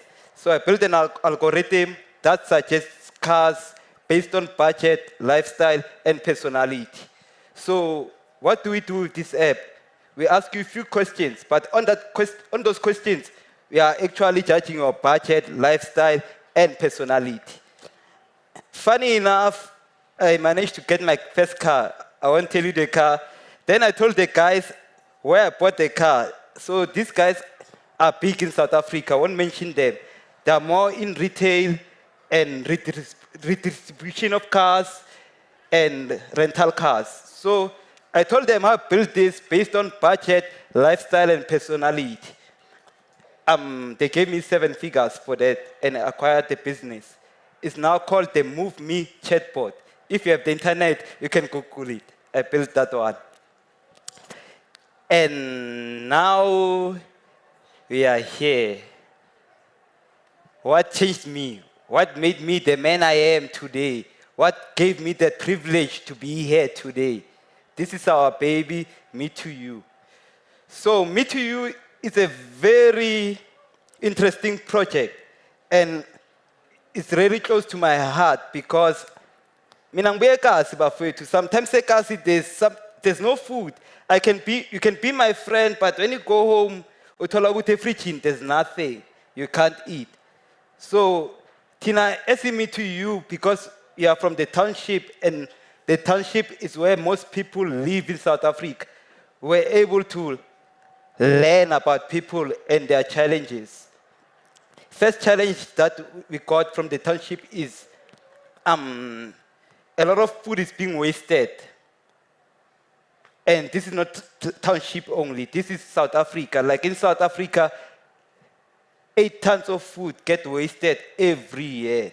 While we are having people who sleep hungry, while we are having people who don't have anything to eat. So we built Me to You and paired it with Amaqhawe. Amaqhawe is our logistics system, but then I'll get to that. For now, let's focus on what does Me to You do.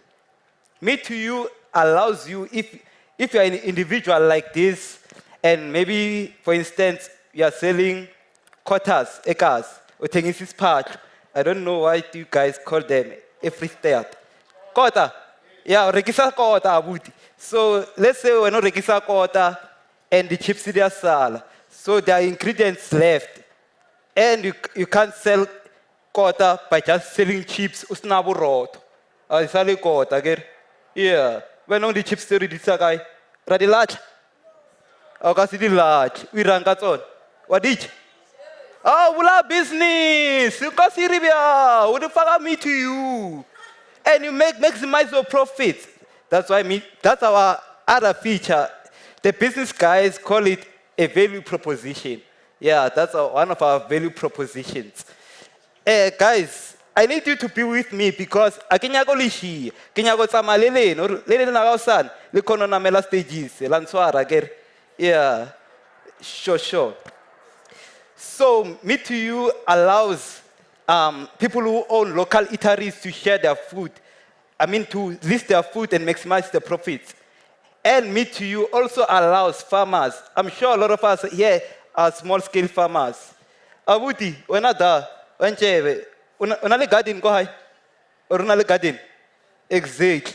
So how do you monetize your garden? How do you make money using your garden? Sorry?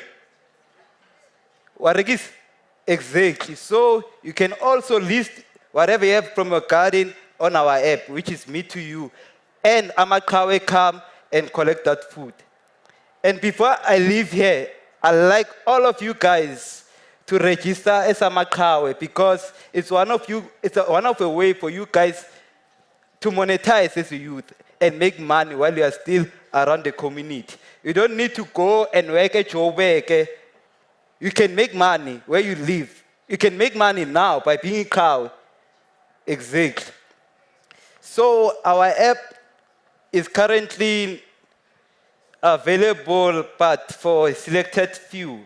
So it's not available in Free State. Yes, sir. Are you still with me? Okay, you grabbed everything so far, right? Sure. So now let's move back to the households. one thing I like for you guys is when you go back home, please log in on Facebook, search Me To You, and like the page and send DM so can launch here.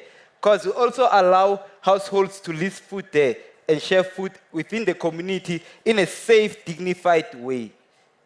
You see, for instance, I love buying canned food. So I'm sure I have some canned fish in my, what do they call it? Korake, guys, korake. Oh, mariki raka, brago, untabia. Korake, you see. So I look at korake. I know that for a fact, within my friends, there might be someone osnang shebo, something to eat his pap with. So I can use Me To You, list the can there, and then come and fetch it. I will say and I don't need to know the second guy. Hence, the thing about Me To You is a dignified way of sharing. Asima pama, guys. Yes, so me, I'm not a guy with many words. I can speak 10 minutes fully there. So this is the end of my presentation, unless you have questions.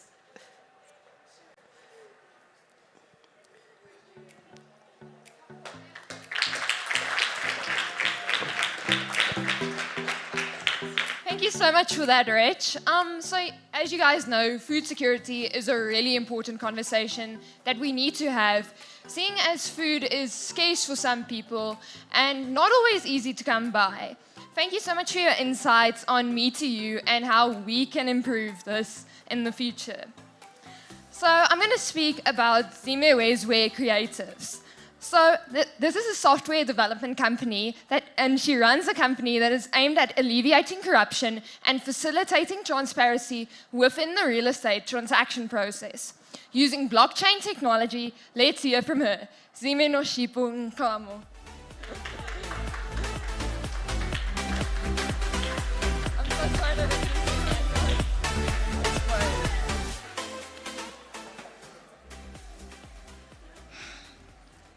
There are so many of us who walk through life not knowing what we have.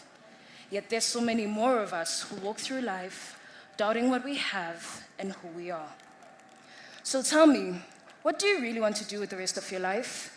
Now that is a question that I had been asked and a question that I in turn had to ask myself a couple of years ago at just the tender age of 17, and I was in matric.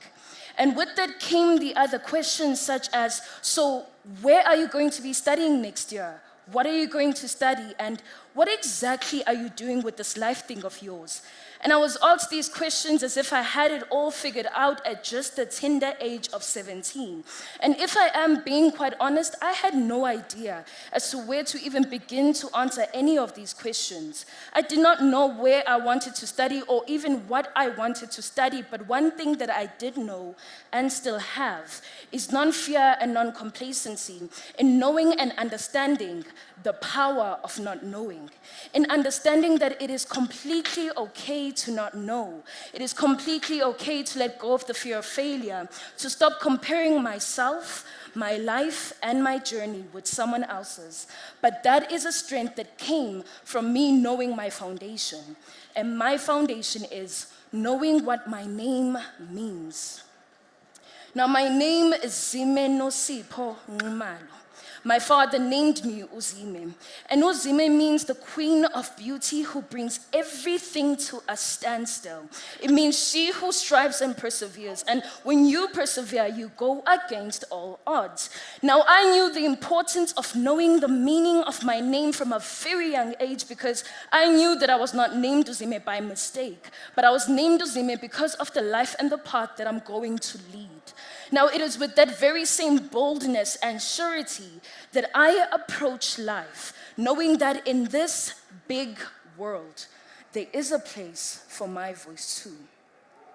And so I say to you, Ibanenkani ngamaphupho akho, be stubborn with your dreams. And I did not yet come from a wealthy family, but I knew that the wealth of my family was going to come through me. So the relentless pursuit of one's dreams and aspirations was something that had been ingrained in me from a very young age. as I watched mostly my father be on the verge of breakdowns from the multiple rejections as well as betrayals that he had garnered from most of the jobs as well as doors on which he was knocking on. There's nothing more heartbreaking yet so empowering than watching a person in a relentless pursuit of their dreams and aspirations, that stubbornness that he has. And it was with that very same stubbornness that I started my own company. But I'm not going to stand here and lie and say that I started my own company because everything was sunshine and roses, or I wanted to be my own boss, or I really just wanted to be an entrepreneur. I always joke with my friends and say I did not choose business. I feel like business chose me. And the reason why I say that is because 2020 was the worst year of my life.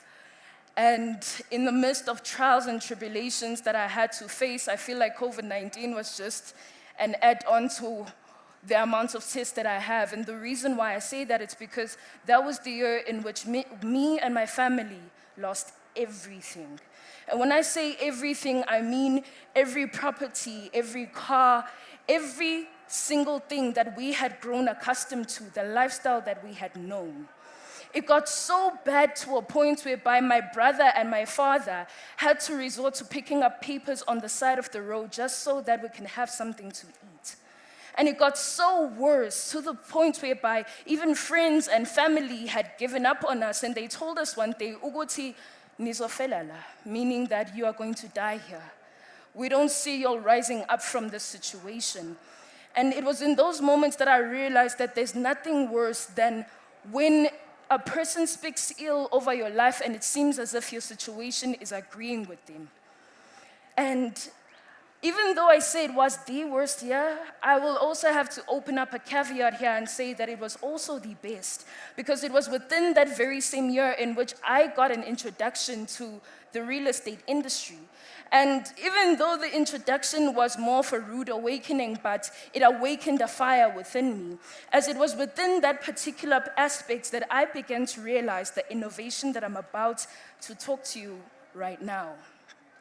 It was within those dreadful months in which we had realized that the current problem that is plaguing the real estate industry is that it is largely paper-based with very high transaction costs as well as time.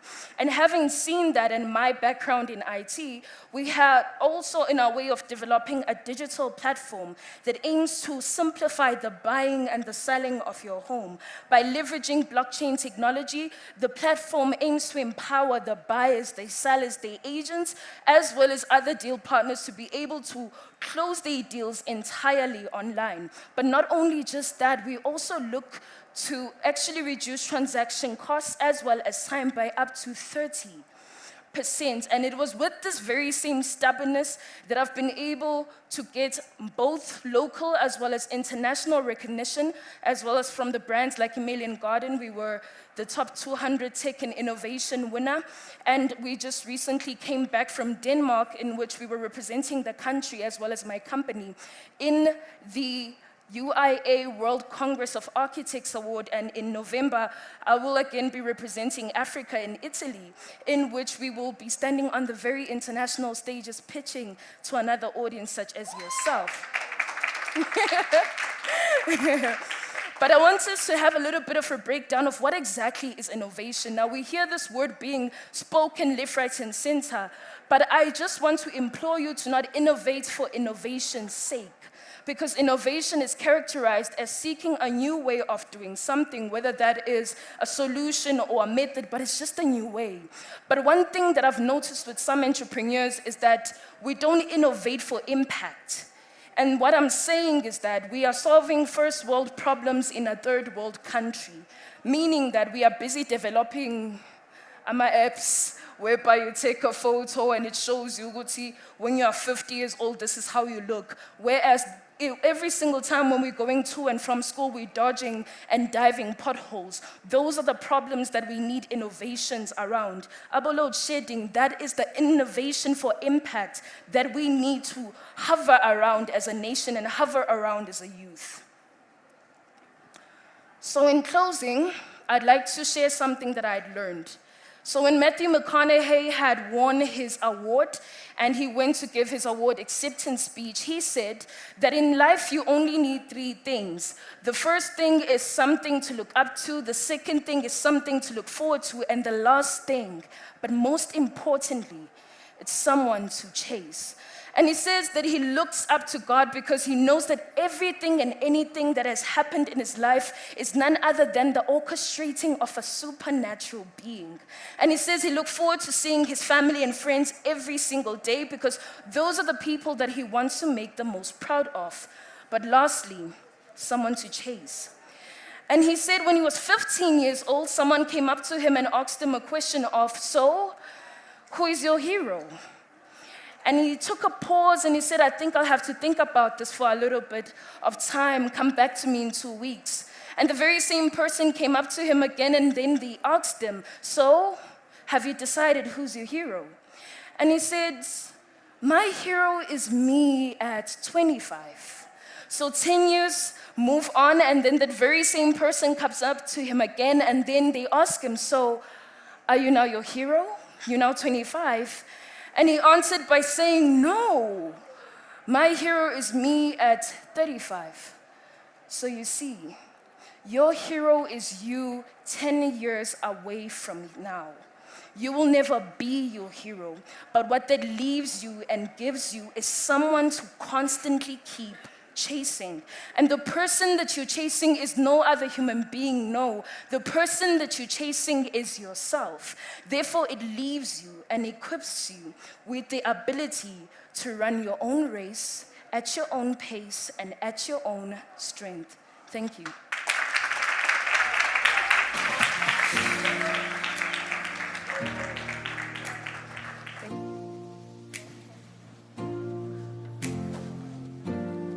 Thank you so much, Ms. Ngumalo. New knowledge is always so special, but as she has said, it's okay not to know. As we move on, ladies and gentlemen, you will see how intellect some of these topics are. And as we make our way back from food, we are joined by an award-winning agripreneur with a focus on vertical farming. Please help me welcome Johan van Rooyen.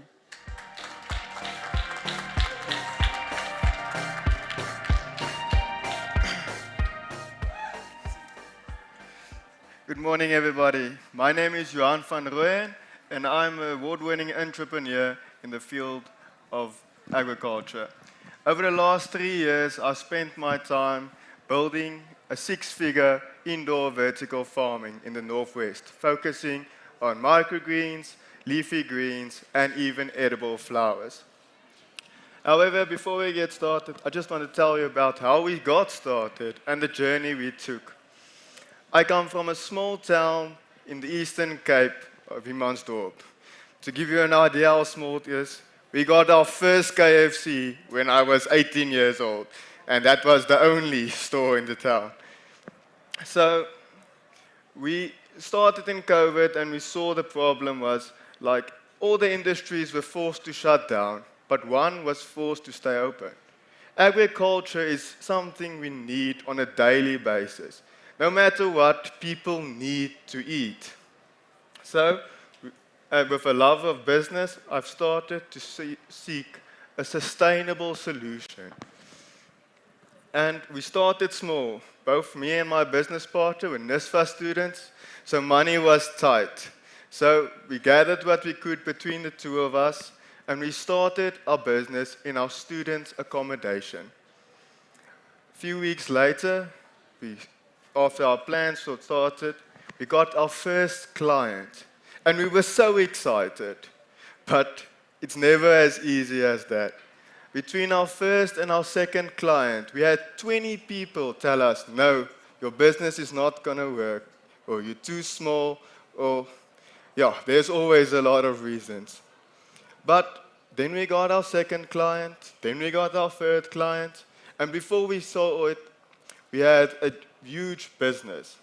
We applied for a business competition, the NVE Leopard's Lair Award, and we won our first prize money, and more importantly, we got the mentorship from the Northwest University to help us grow move into larger offices, and even built our first vertical farm.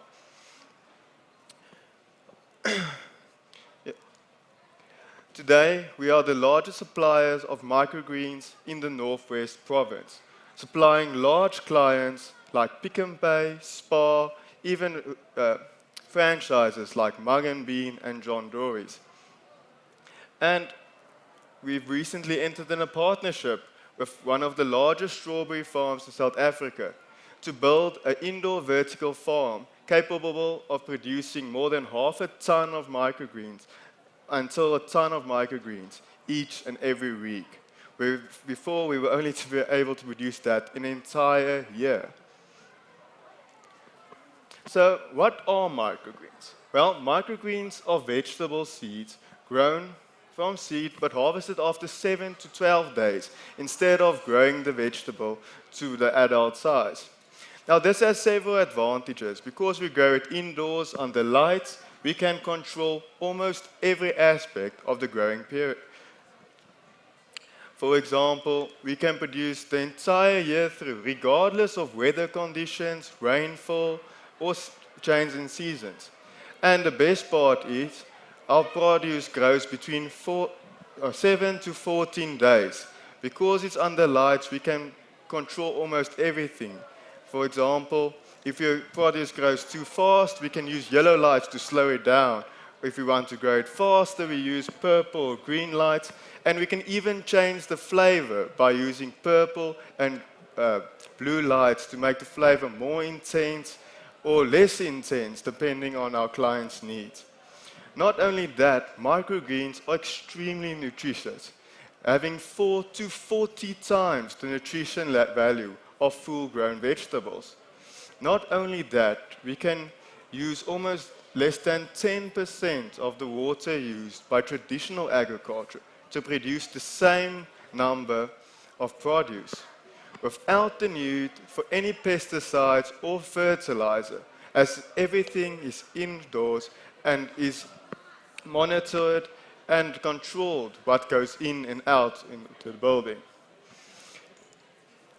The problem with traditional agriculture is that global warming changed the weather patterns. For example, areas that were usually very dry now receive large amounts of water, and areas that used to receive a lot of water don't get the water that's required.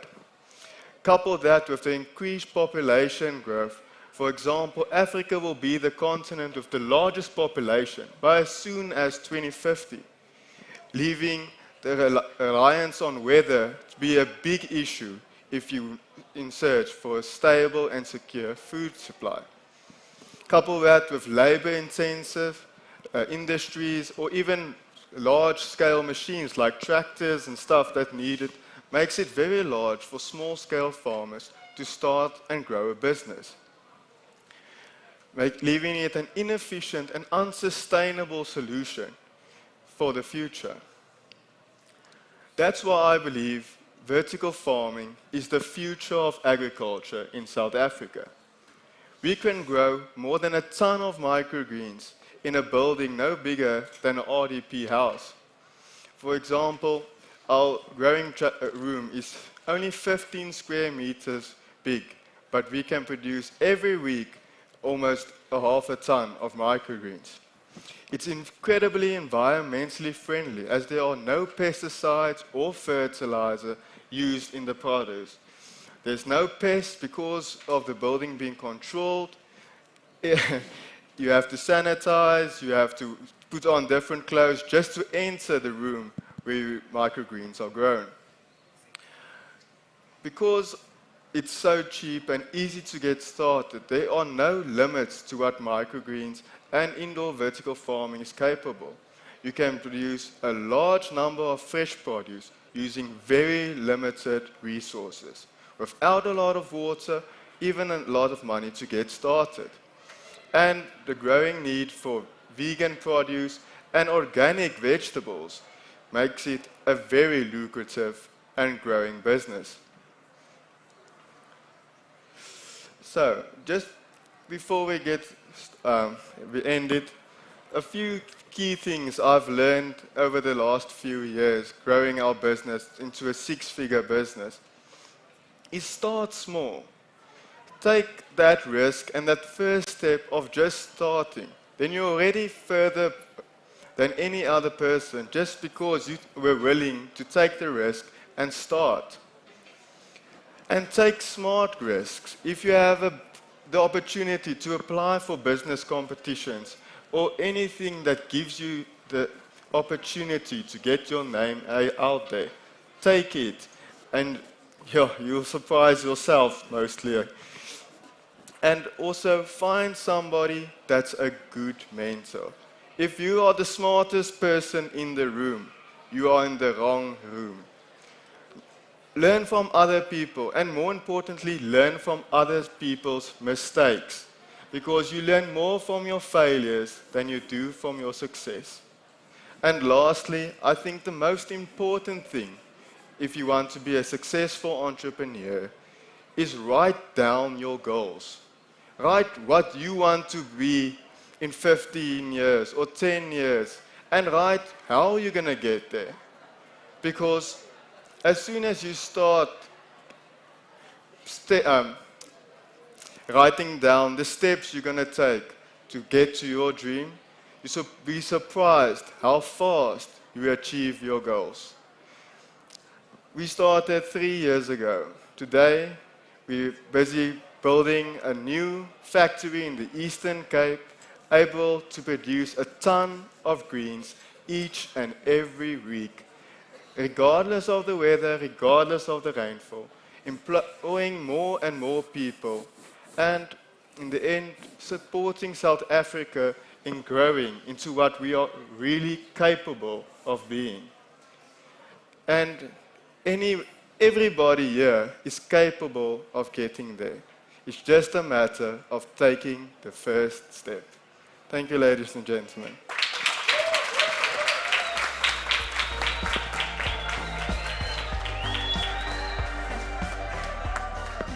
Hang on. So we have a question. How does food keep its nutrients when you grow it so fast? Okay, so the key in microgreens for how it is so nutritious is it doesn't consume any extra chemicals or nutrition from the ground. It only uses the nutrients that are naturally occurred in the seed. So for example, seeds are more nutritious than the full-grown vegetable. And by harvesting just after the stage that they have used the seed's nutrients, it leaves all the nutrients contained in the plant that is still growing. Okay, thank you. So guys, it's really uplifting to know that we have solutions to these problems, and when eventually rolled out on scale, it can be affected by every single one of us. Yep. Now, Kira, I'm feeling a little bit stiff because I've been sitting for a while. Are you feeling stiff? It seems Are like you everyone's guys being feeling focused, stiff? like, yeah. I feel like the energy is a little bit restless, so let's get rid of all of that energy. Can everybody please stand up? Come on. Double time, stand up. Please stand up. Please stand up. Are we up? Why are you making a big deal out of it? Not everyone. Okay, is up. so now there's an exercise that I usually like doing, just to get rid of all of the energy that I have and to center myself again. So can you guys do the exercise with us? Okay, I need you to get silly though, okay? I need you to get silly though, okay? Are you okay with getting silly? Just a little bit. Don't worry about whether or not your friends are gonna laugh at you. Okay, so the first thing we're gonna do is shake, shake, shake. Shake, shake, shake. And then one more time. Shake, shake, shake. And then you need to loosen all the muscles in your mouth, okay? And then you go. Yes! Are you ready? You guys got that? Okay. Kira, little Honolo, you gonna do it with me? Yeah. Okay. Everybody, 3, 2, 1. Shake, shake, shake. Shake, shake, shake. Shake, shake, shake. Ooh. How you guys feeling? Hey, I feel like people weren't doing it on this side. Should we do it one more time? Yes. One last time. Okay. Shake, shake, shake. Shake, shake, shake. Shake, shake, shake. Ooh. Yes, you can all have your seats. Thank you very much for participating. Okay. Do we feel better now? A little bit better, right? Okay, let's wait for everybody to leave the room. Please be cognizant that everybody else is listening while you leave the room. So let's try not to speak too much. Kira, who's our next young innovator? Okay, so our next speaker's success at such a young age is not a surprise. A serial entrepreneur, if there ever was one, he is here to tell us about his green scooters. A round of applause for Vasily Dlamini.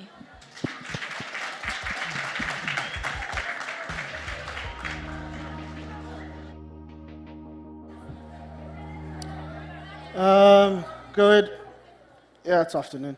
Good afternoon, everybody. My name is Vasily Dlamini. I'm the founder and CEO of Green Scooter. And I'll just take you through some things in the particular topic that I'm just trying to articulate and make sure that a lot of people grasp. So our company founded it in 2015, and it was literally divine intervention. And the reason I started the company was to solve a particular problem that people never knew and understood that they had. And that was the first mile, last mile transport issue. So with that, I took it to go and create a whole product. And this product was supposed to solve this last mile solution, which is an electric vehicle. And with that, over the years, we've managed to work with a plethora of companies, and all those companies have been within the FMCG space and also the retail space. And also, we were the first company in the whole world to do two things. One, put electric vehicles in the township to foster this entire new market of delivering amakota and mkhodu for mkhodu Mondays, etc. And then as well, we found ourselves producing and providing our vehicles to companies like PepsiCo and the like to deliver first mile transport. So again, using micromobility as a solution. Over the years, I started the company with literally no funding, in the sense that I couldn't get any funding from anybody. And that took a long time for me to explain and be told that the whole thing won't work. So over years, we've had the pleasure of working with your McDonald's, your Vodacom, VNA Waterfront, now Pepsi and Spar. So what we've managed to show as well over time is that it is possible to build electric vehicles. It is possible to make electric vehicles work in South Africa, or Africa nonetheless. And representing people who look like me is also a plus, right? So now we've migrated to the next phase, our Scooter 2.0. And this is our next product. This is pretty much going to be the most advanced electric three-wheeler in the whole world for a number of reasons. Currently, our products that you saw in one of the second slides has a payload capacity of 450 kilos. This one over here, we're pushing it even further. So you're going to carry up to 700 kilograms of goods. You can literally, you'll have about 3,000 liters of space. And you'll probably most likely like to reach about 400 kilometers of range per day. So this, if you look at it as an economic opportunity and you're building a product, you need to build your product inside out, and you need to understand who you're building it for, which I always say is three things. One side is the engineering side, there's the science side, but then there's also the business. So with that, we've said, you focus on the job to be done with the product, the pain it's supposed to take away, and the gain that the person using it is supposed to get. That is when products are functional. That's when you're building things that people love. So the entire topic it was actually removed earlier, but it was how do we create innovative solutions that are sustainable within this automotive space. The automotive space is up for the taking. People don't actually realize it. The same way you can go anywhere in the world and find a BMW is the same way I'm building products, which I want when anybody goes anywhere in the world, they can also buy my product. So, what do we mean by this? Or as an opportunity, is the transfer employment promotion, but it sounds also a bit outdated. A lot of people like saying, let's promote employment, let's promote entrepreneurship. It's outdated because, the application is not being applied properly. And when you think of this word, does it ever cross your mind that it isn't even inclusive? So if you talk opportunity, when you talk inclusivity, are we actually applying ourselves the way that it should be done? And how do we redefine it without leaving anyone behind? So I guess that's why everyone's here. But when I think of opportunity, when I think of innovation, I always say we cannot define it, but we can see it. And in my worldview, opportunity is the ability to have foresight. So it's knowing that people are going to have problems without even realizing it. So when you look at South Africa's automotive landscape, I mean, it started out way back in 1924, and I mean, over the years, you can see the mix of all these automotive companies coming into South Africa and establishing themselves. But there's never been a real seeding of investment, of creating our own automotive industry itself, because South Africans actually don't even own it. You know, the only part that we own is supply chain. So the history and what I want to focus on is that the saddening part of South Africa's automotive industry is that South Africans own no part.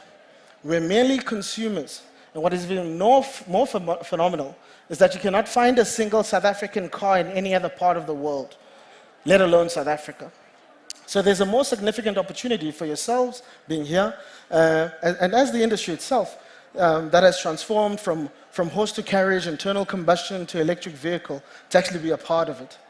And the next generation of highly skilled engineers and scientists needs to champion this industry and find collaborative measures to build it internally for global consumption.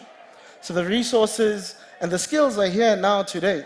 This is the tomorrow we talk of, but this is the tomorrow that we need to be equipping efficiently. So what are we going to do about it, and what are you doing about it?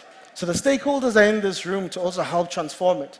So we hope that with that, there'll be that investment. South Africa has also built a world-class automotive sector, production capacity through state support and ongoing collaboration with global OEMs. The shift from ICE to EVs is a disruption trend for the automotive industry worldwide, and South Africa has no exception. So we have to take part of it. What people don't know about electric vehicles is that they actually date back all the way to technically 1834, where that was the first type of vehicle that was built. And what it was pretty much used for was first mile and last mile transport. She'll have the mom who's at home who will go and use this, wind up the electric vehicle and use it to go buy groceries and then come back home. And this thing has actually happened way before the trends even came up. So what you actually have to realize is that you don't have to wait 10 years or 7 years, as the speculators would say. You can actually do it today, because it happened over 100 years ago. Actually, 200 years ago.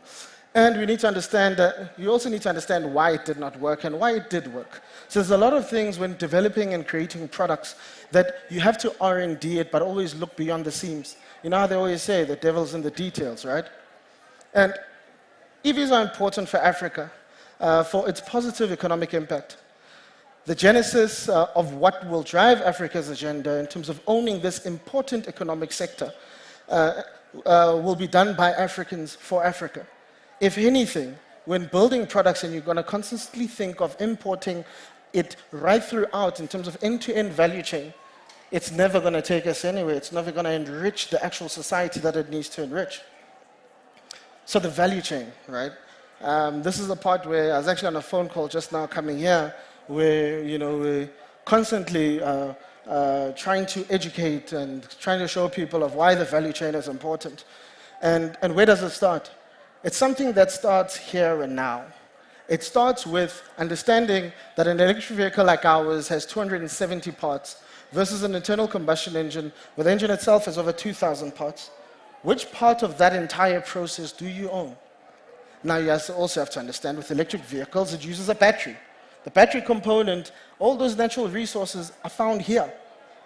Where are we in that agenda? Are we going to consistently look at importing and dumb ourselves down for an industry that we're not going to take ownership of? But let me go to the next phase. So the current value chain of the entire automotive industry is split like this. You've got manufacturers, component manufacturers, your tier 1, your tier 2, tier 3 suppliers. You've got your OEMs and advanced manufacturing technologies. You've got your dealers, your retailers, and the upliftment, which is boring. We need to take a 2.0. The 2.0 is there's mining, there's battery cell manufacturing, which is something we're actually busy with right now as an R&D project. There's battery cell assembly, which a lot of people are doing, which is not sustainable because you're getting B-grade batteries or different types of cells which are underperforming. And even the BMS itself is not even made locally. You've got EV manufacturers. You've got the sales dealerships, EV services, and the EV component recycling. That in ourselves as a company is where we focused ourselves in making sure that we are literally like the owners within that space. But where does this take us with all the people sitting here in this room? Is that, if you can just tilt your head and read the side there, it says, from industry leaders, there's industry leaders could be performing R&D and looking to equally participate in this economy. So it could be anyone in this room that is working on a rotor motor, that's working on what's that thing called? Sorry, keep on forgetting all these parts. The batteries, there's your motor controllers, there's your in-hub motors and the like. Anyone could literally start designing and R&Ding something. The only issue is the next step is how do you finance that whole thing?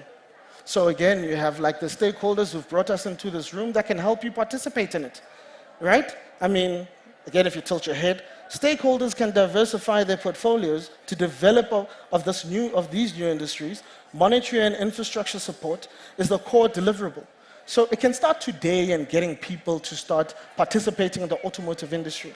I mean, Ford in Silverton has really invested about 15 billion. The 15 billion is to acquire a space they've acquired the space, 142,000 square meters, and that's where they're looking at doing assembly work for all of these electric vehicles. What does it mean for you today? Not when you're done with matric, not when you're done with varsity, but what does it mean for you today? How do you start conceptualizing things? How we see the value chain, this is pretty much where we are as Green Scooter. We manufacture electric vehicles, we provide first mile, last mile delivery, transport. We are working on our battery cell manufacturing. We are also working on with another partner for scooter financing. EV stations is something we've been talking to many stakeholders, public and private, since 2018, and the EV dealerships. So our entire approach, which is what I implore you to look at, is to always focus on a vertical integration of building your business. Vertical integration allows no disruptions. That's why it's so easy for a Tesla to sell 1,000 vehicles, make $1 billion worth of profit, and General Motors, they need to sell 10,000 vehicles to just make $1 billion. That should be something that you look into. And yeah, I mean, right now we've also done, with all of the stuff that you see there, we've done a lot of POCs with different companies that has given us our position within the market. If anyone talks EVs, they literally call us, and we provide our consultancy services as well. So if you wanted me to design a vehicle for you, or create an entire network for smarter mobility, you literally call us. As South Africans sitting today and as the future STEM stakeholders, you can look at it in this way. You can participate in this economy from doing parts, accessories for electric vehicles, democratizing manufacturing through 3D printing technologies. You can try and vie and get some aggressive government intervention through proactive public policy making, private sector input. I did mention the private policy. Then, I mean, if you want to build a battery cell manufacturing facility that is like at a large scale, try and get $1 billion. That's how much it will cost you. And then, yeah, I mean, South Africa needs to create an enabling environment for South Africans to equally participate in this multinational sector. South Africans need to raise these future technologies we are developing. I mean, these are future technologies we are developing will also need to be split in the following way. It's clean energy, business model innovation, and transportation as a service. Because at the end of the day, I mean, people need to move, people need to get somewhere. Mobility is a basic right. How do you define it? Quick action points for any one of you today. I mean, you need to define your career interests early and have a plan to get there. But not everyone will actually know what they'll be doing by the time they turn 24, 25. I mean, I never thought I was going to own a business, but I eventually did it because I got obsessed with a problem. And then if you see yourself in business, realize that business model innovation is going to be very important, because you're not just creating something hand to mouth. You need to create something sustainable that has longevity. You're not focusing on the optics. You're focusing on the actual sustainability side. And then always remember that STEM builds tomorrow, unfortunately. Social impact investing, again, for our stakeholders that are sitting here today, is a trend, and you can find ways to benefit to build new products. That's, again, diversifying portfolios. And If you guys know what thing in the picture is, it's something that I really love. It's Iron Man, so that's his arc reactor. So I said it's time to place Africa at the forefront of this automotive sector globally, as we are home of the resources needed to develop the core of it. Thank you. Come now.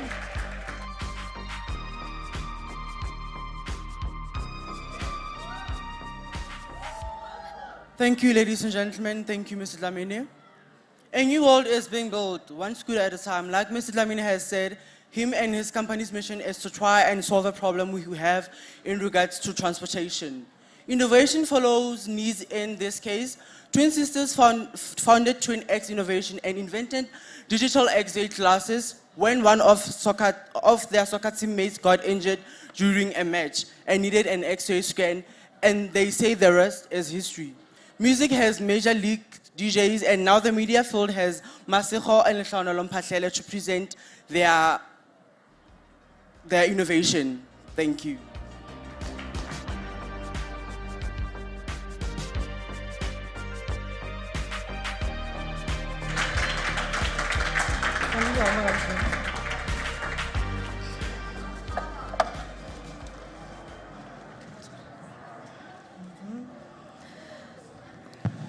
Good day, everyone. I would like to extend my greetings to esteemed guests, learners, and the house at large. My name is Matlokhonolo Mphahlele. I'm a student pilot. I'm the inventor of digital X-ray glasses and also the director of TwinX Innovation, which is a newly established company where we'll be producing and manufacturing the digital X-ray glasses. My name is Masego Mphahlele. I'm a flight attendant and also the innovator of innovation in digital X-ray glasses and the founder of TwinX Innovation. Just to tell you a little background of who we are, we grew up in Hammanskraal. It is known as a rural area. Growing up in Hammanskraal, it's challenging because when we started with the project, we were not exposed to resources such as innovation hubs, and we got a lot of criticisms from our peers growing up. My sister and I made strides. We received a lot of recognition, especially media recognition. I remember our first TV interview was at Morning Live, and we were so excited. We did a lot of radio interviews and also magazine interviews. My twin sister and I won the Mail and Guardian 200 Young South Africans, and also we were the spotlight speakers at Forbes Women's Summit. We were also onboarded by Brand SA as Play Your Part ambassadors. Ladies and gentlemen, we present to you digital X-ray glasses. So we started with the innovation in 2019 when my twin and I were playing soccer and one of our teammates got hurt. We had to accompany her to the hospital. So unfortunately, when we got there, we had to wait long hours just for her to get an X-ray scan. So seeing her and all the other patients waiting tiredly just for an X-ray scan, we wished there was a portable device we can use to take an X-ray scan on the spot. So later on that year, we were introduced to an innovation competition called Eskom Expo. So we looked back on the incident, and that's when we came up with the concept of digital X-ray glasses. Our first prototype, we used a pair of welding glasses, and we built a circuit around it just to illustrate the idea. And somehow the innovation was inspired by this. I don't know if you guys remember the episode Phineas and Ferb. We didn't win the Eskom Expo competition, but we still kept the idea because we were motivated by the following words by the great Edison, Thomas Edison. Our greatest weakness lies in giving up, but the most certain way to succeed is to just try one more time. In 2022, my twin sister and I presented our digital X-ray glasses globally in Turkey, Istanbul. We won in South Africa, Red Bull Basement, South Africa, against 143 ideas all over the country. And then that's when thank you. And that's when we went to Turkey, Istanbul, and became part of the top 3. I live by a quote by the great Nelson Mandela, which says, "It always seems impossible until it is done." People didn't believe we can turn a whole big X-ray machine into a pair of glasses, and we believed in our idea. We believed that we can make this idea a reality. As you can see, this is our current prototype. Just to give you more information about how it works and what it is. The digital X-ray glasses are a pair of glasses that uses specialized technology. They are portable, and we are replacing the traditional X-ray machines that take up the whole space in hospitals. So we made it into a pair of glasses. They are portable and will be more accessible, especially on sports field and also clinics. I'm sure many of our clinics don't have X-ray machines. So we're trying to make services in hospitals, clinics, like medical service, more quick and more efficient. So we came up with this idea, and it's gonna change the whole medical industry and make medical professionals work more easy. So how it works is it has a camera outside and a screen inside. So when the medical practitioner puts on the glasses and when the camera is exposed to the hand, it captures an image and the special software interprets the image, and you can actually see the result inside the screen. And that result is then recorded and you can see in the doctor's computer or laptop.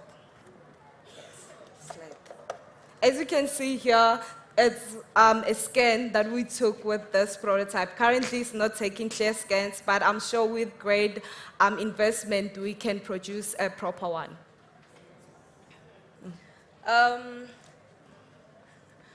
Digital X-ray glasses are here to simplify medical profession, and I just want to say to everyone that whatever idea that you have, believe in your idea, believe in yourself, and also remember that your background does not determine your future. Okay, so for the future of the project, we're hoping to see it in clinics, in sports fields, and also in first aid kits like the AED.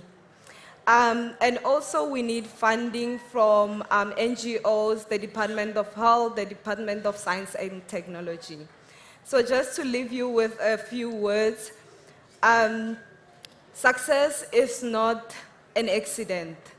Success is learning, perseverance, hard work, determination, and most of all, the love of what you're doing and what you're learning to do. We thank you.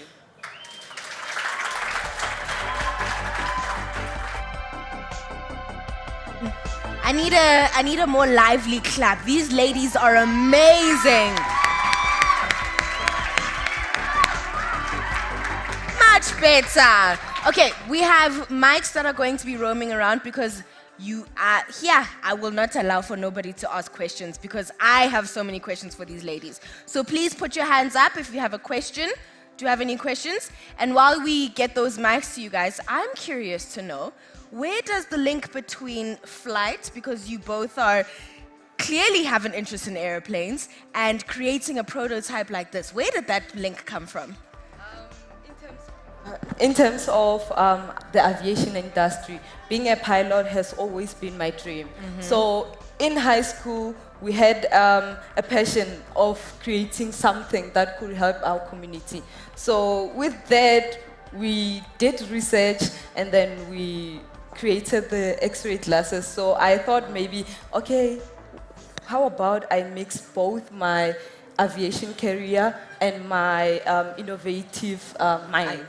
And also, it can be helpful in the aviation industry. Yes. Because I'm a flight attendant, and one of my pre-flight checks before a flight is we check the AED.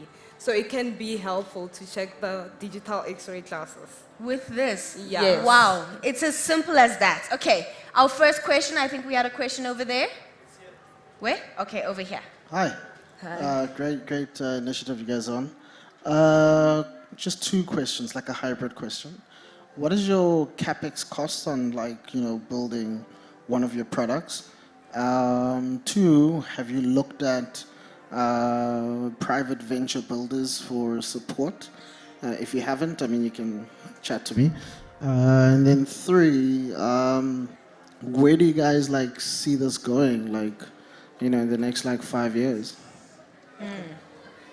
Okay, so our first prototype, we were sponsored by Red Bull, so it cost us 25,000. So to build the second one, because we need more materials like a filter so that it can show clear scans, we will need about 100,000 because they are very expensive. And also to answer where do we see our project in 5 years.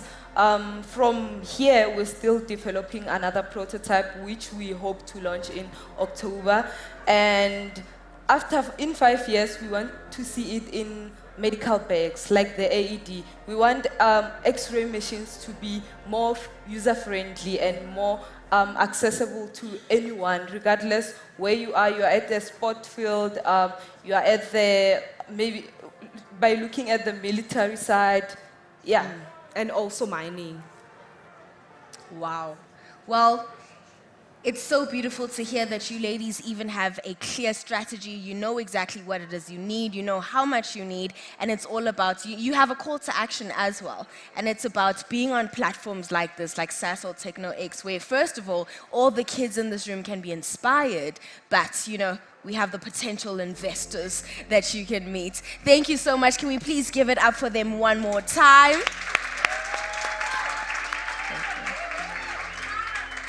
Alrighty, now I just want to see, maybe if you can just shout out at me. How are you feeling so far? Have you guys been inspired? Have you guys learned? Yes? Right? Okay, I like that. Can I ask anybody specific if there's anything that they liked, any of the speakers that they enjoyed? Can I have a hand up? Who was your favorite speaker so far? Which product was your favorite so far? I'm looking at you. You look like you have something to say. What was it? How Solishai? None of them were your favorites? You didn't like any of them? Which one? You liked her? Okay. Anybody else? You also like her. What's her name? Do you remember her name? Okay. Right? She was so beautifully spoken and she's done such amazing things, right? Anybody on this side? Nobody? Yes. You're in love with the X-ray classes, right? The twins are killing it. Anybody else? No one else? Okay, well, it seems like we've got some really good takeaways so far. Please let us know online which you enjoyed, which talks you enjoyed. Well, we have reached the time of the day where we get to break for lunch. So please make sure that you guys all go check out the Sasol X stage once again. We have another Trash and Show coming up, and we're also going to be hearing some of the homegrown talent from Raicha in Zamdela. So please go and have fun, go explore more of the kiosks, more of the exhibitions, and we will see you right here back at 2 p.m.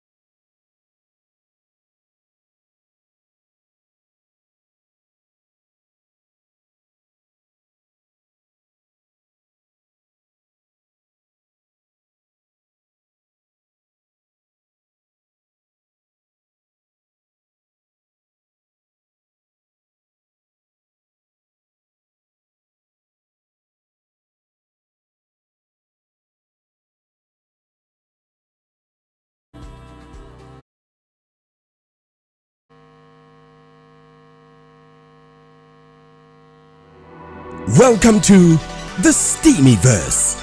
You're invited to explore the most exciting and engaging career guidance expo in South Africa, Sasol TechnoX. Discover and unlock your potential to change the world. Immerse yourself in a world of innovation and discovery as we showcase the latest advancements in STEAMY. Experience a blast of excitement with interactive activities that will challenge your skills and spark your curiosity. Watch in awe as the wonders of science and technology are brought to life. Are you ready to shape your future? It's an incredible adventure, and it starts right now.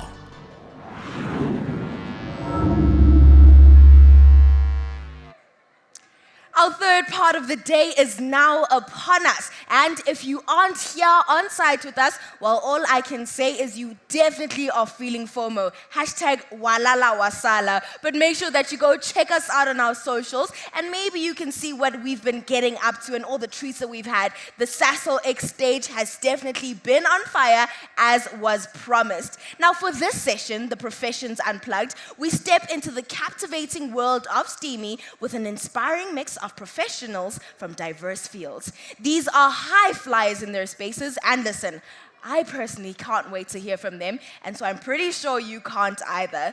To kick us off, the head of the Department of Chemical Engineering Technology, an associate professor, and a researcher at the University of Johannesburg. She holds a doctoral degree in engineering, a master's degree in of business administration, and a postgraduate diploma in higher education, as well as a certificate in artificial intelligence for industry. Here is Professor Tebogo Mashifana.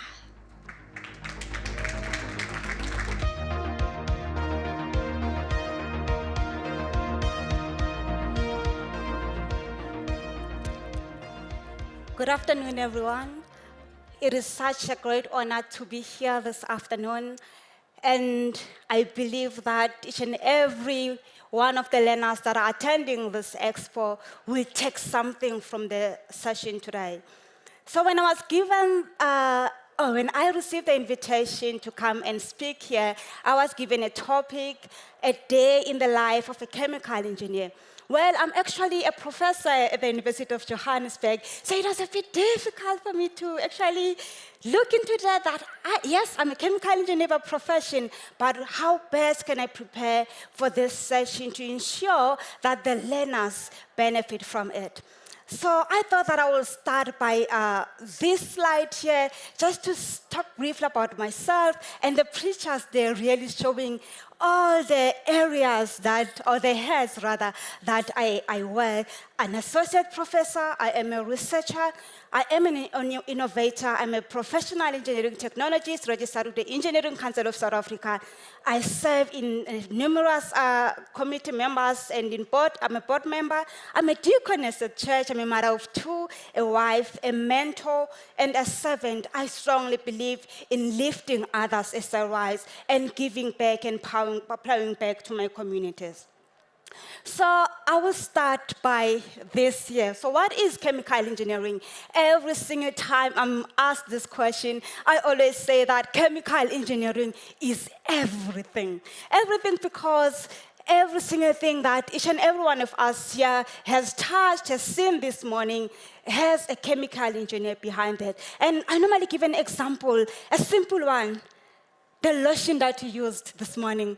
There's a chemical engineer that came up with the process for that. There's a chemical engineer that designed an equipment to ensure that we are manufacturing that. There's a chemical engineer that was behind the scene adding A and B so that we get that product.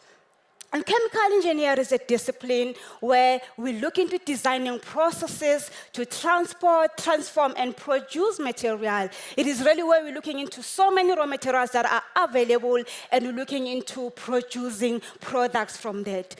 And one of the fundamental things about this discipline is that you need to have the knowledge or the fundamental principles related to physics, chemistry, and mathematics. And there are really wide range of careers within this discipline. I know when I was a first-year student, I thought that chemical engineering was all about chemicals, being in the laboratory and working with chemicals. But today, I really want to show, especially the learners, about the diversity of the discipline in chemical engineering. So these are some of the sub-branches of chemical engineering. You can actually work as a petrochemical engineer, petroleum engineer, biochemical engineer, textile engineer, in the food industry as a food technologist, a food engineer, in the water treatment space, as a process controller, as a process engineer, pulp and pulp industry, where you can work as a pulp and paper engineer, nuclear engineer, polymer. I think the list is really endless. That is the beauty about this discipline, is that it does not limit you to only one thing.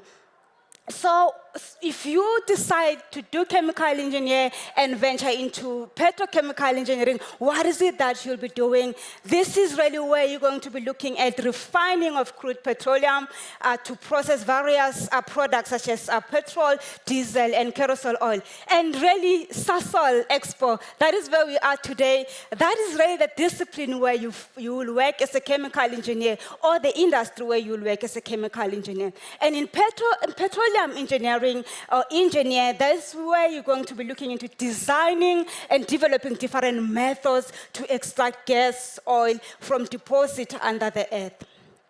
In biochemical engineering, this really looks into applying cutting-edge technology to biological materials, systems, and processes in order to create new products. There's also an area of biotechnology engineering, which is really looking into fusing biology and technology to research and developing new products thereof. And you can see one common thing about all the disciplines, all the sub-branches that I've presented, it is the raw material to the final products. In textile engineering, this is where you're going to be looking into designing and control of technologies within the sector, which includes research and development. And one can actually think, wow, we even fit in the automotive industry. Yes, it's not only about chemicals. We actually fit in there because we learn, we acquire knowledge and skills to be designers. So in that space, we're really looking into designing of cars. We're looking into developing new materials that can be used in that particular industry. Food technology and food engineering, we work closely with food scientists to produce natural and artificial flavors that we can use for our food. I spoke about water and treatment industries. We have so many water treatment plants in our country, right there, and I know so many of our graduates that are working there as process controllers, as process engineers, ensuring that the water that we get in our tap is actually clean water. I actually worked in a mining industry as a chemical engineer. I worked there as a metallurgist. So you can just see the diverse there, that in the gold mining industry, for example, you can actually work as a metallurgist. And in that, really running the process in the plant, ensuring that you are meeting production and so forth. And you can also work as a polymer engineer, working in developing and manufacturing of polymers, and obviously some of these polymers that can replace the plastic that we normally have or using on a daily basis that is affecting our environment. And yes, banking industry, we find ourselves, a chemical engineer, do work also in the banking industry. We conduct research, and we can also really work as consultant. So me being in academia, in the academic space, what does my work entail? When you're looking into that, there are 4 key areas that I'm actually required to participate in or serve in as a chemical engineer in the academic space. I teach, I'm a lecturer, I teach honors modules in advanced environmental engineering. I conduct research, and not just conducting research, but conducting research that is addressing and solving some of the challenges that we are experiencing in our country. And obviously, we're not just conducting research, we also required to publish. I supervise postgraduate students, I supervise undergraduate students. I stated that I am an innovator. I have a registered patent whereby I've developed a patent from the work that I have done, converting solid waste to building material. And the most important one, and one that is so close to my heart, we are required to serve, serving our community. I've spoken about lifting as I rise. That is actually one of the KPIs that we need to find ourselves doing or performing under, whereby we really go into our communities and ensuring that we are making an impact, turning the research that we are doing, whether it is through teaching and learning, whether it is through mentorship, whereby we are really making an impact and lifting others as we rise. And the last one, Ray, is leadership. We are required, or I am required, to serve in so many committees, contribute, make decisions that will ensure that we are really developing the strategies of our university. The impact and the products, I thought that it would be beneficial to also show this, because sometimes when people think of a chemical engineer in the academic space, they just think about teaching and marking and just being in front of the students. That is not the reality. There are so many other exciting things in the space. The one that I love the most is the first one there, to serve humanity, that the space really present me with the opportunity to serve my community, to serve my student. And I said the byproduct there, all of that are some of the byproducts in respect to awards, recognition that I've received nationally and some of them internationally. And obviously, traveling the world, the academic space allows me with that opportunity to travel the world. I've been to so many countries, visiting so many countries, collaborating with so many prestigious scholars internationally. So what is the beginning? What does it take to become a chemical engineer? Obviously, you need to enroll for a degree in chemical engineering. I actually thought it would be useful to also just to put the universities, 5 universities, and their APS score. What is it is required? This speaks of academic excellence. That is important that when you're thinking of being a chemical engineer, you actually achieve all of that. What does it take? It takes all of that, sacrifices, sleepless nights, dedication, resilience, faith and hope, commitment and focusing on that big picture. And lastly, just to say that whatever that we are doing, we need to help each other grow. A candle does not lose its light by lighting other candles. Thank you.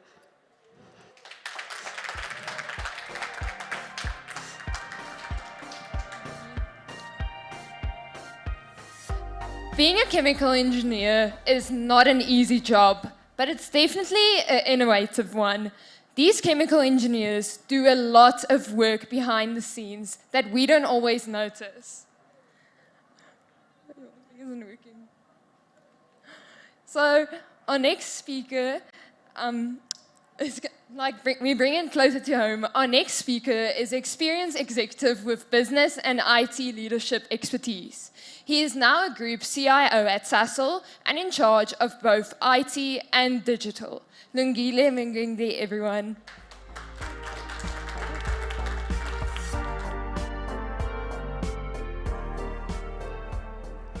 It's always exciting when you have to speak to young people. What really makes me excited speaking into this big room full of beautiful faces, including those watching from the online, is the fact that young people represent possibilities. You represent ideas. You represent that which we need to put all the ingredients together to create something much more bigger than those ingredients. Today, I am speaking about a day in the life of a group CIO. First, what is a group CIO? A group CIO is responsible for all of the technology, IT, operational technology that happen in a large company. The company in question today is Sasol. The way you now think about the group CIO is that when something wrong with IT happens in China or in Houston or in Hamburg, it's my problem. But when something good happens in China, Houston, it's their reward. So I take care of the responsibility and allow my people to execute. The organization that is Sasol has about 2,000 people that work in IT. So I'm responsible to make sure that those people have the right environment to do what we have employed them to do. But let's first start with my motto. Finish what you start to leave it a little bit better than you found it. There's a picture of mine there, but let's not focus on that. If we move to where I come from, to getting to where I am, so I'm a rural boy that grew up in some huge rural areas where there were like 1,500 people in that place. The reason I wanted to leave that place is because everybody knew my name. So I made sure that I leave that place because everybody knew my name, and then I can come visit. So that's my journey in terms of how I have traversed. It was nice speaking to the professor because I'm also qualified, not a qualified engineer, a university graduate engineer, which is different from being a professional engineer. So that's my journey until I became responsible for Sasol.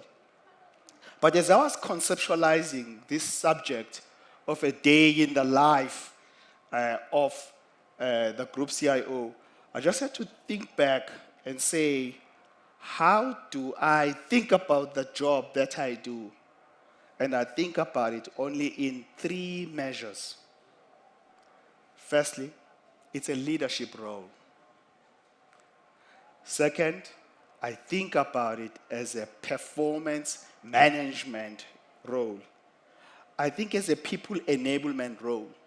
So those for me will be the 3 most important things that if you are thinking about it, you have to focus on. So I made sure that in each and every day, I start the day with a very short prayer. What is it that I can do today? That if I were to do that thing, it will make the life of Sasol so easier.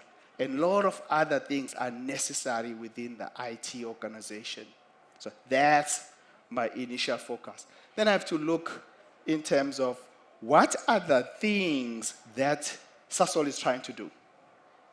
So I normally I like our purpose, innovating for a better world.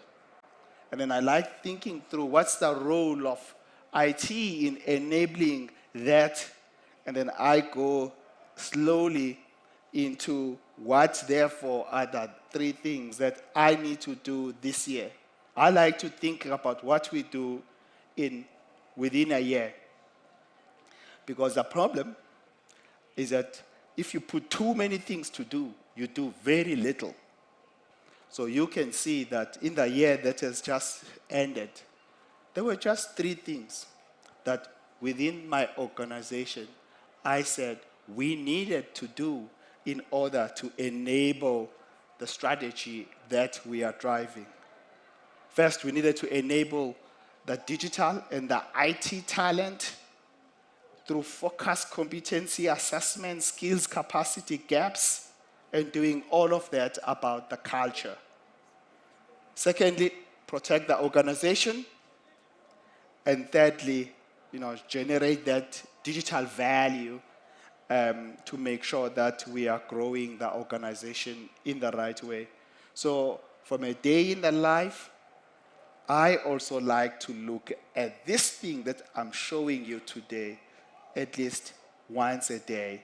And I like that to be early morning because it grounds me in terms of what is it that I should be spending my time in that day in order to achieve the objectives that the organization has set for my team that I've agreed to drive.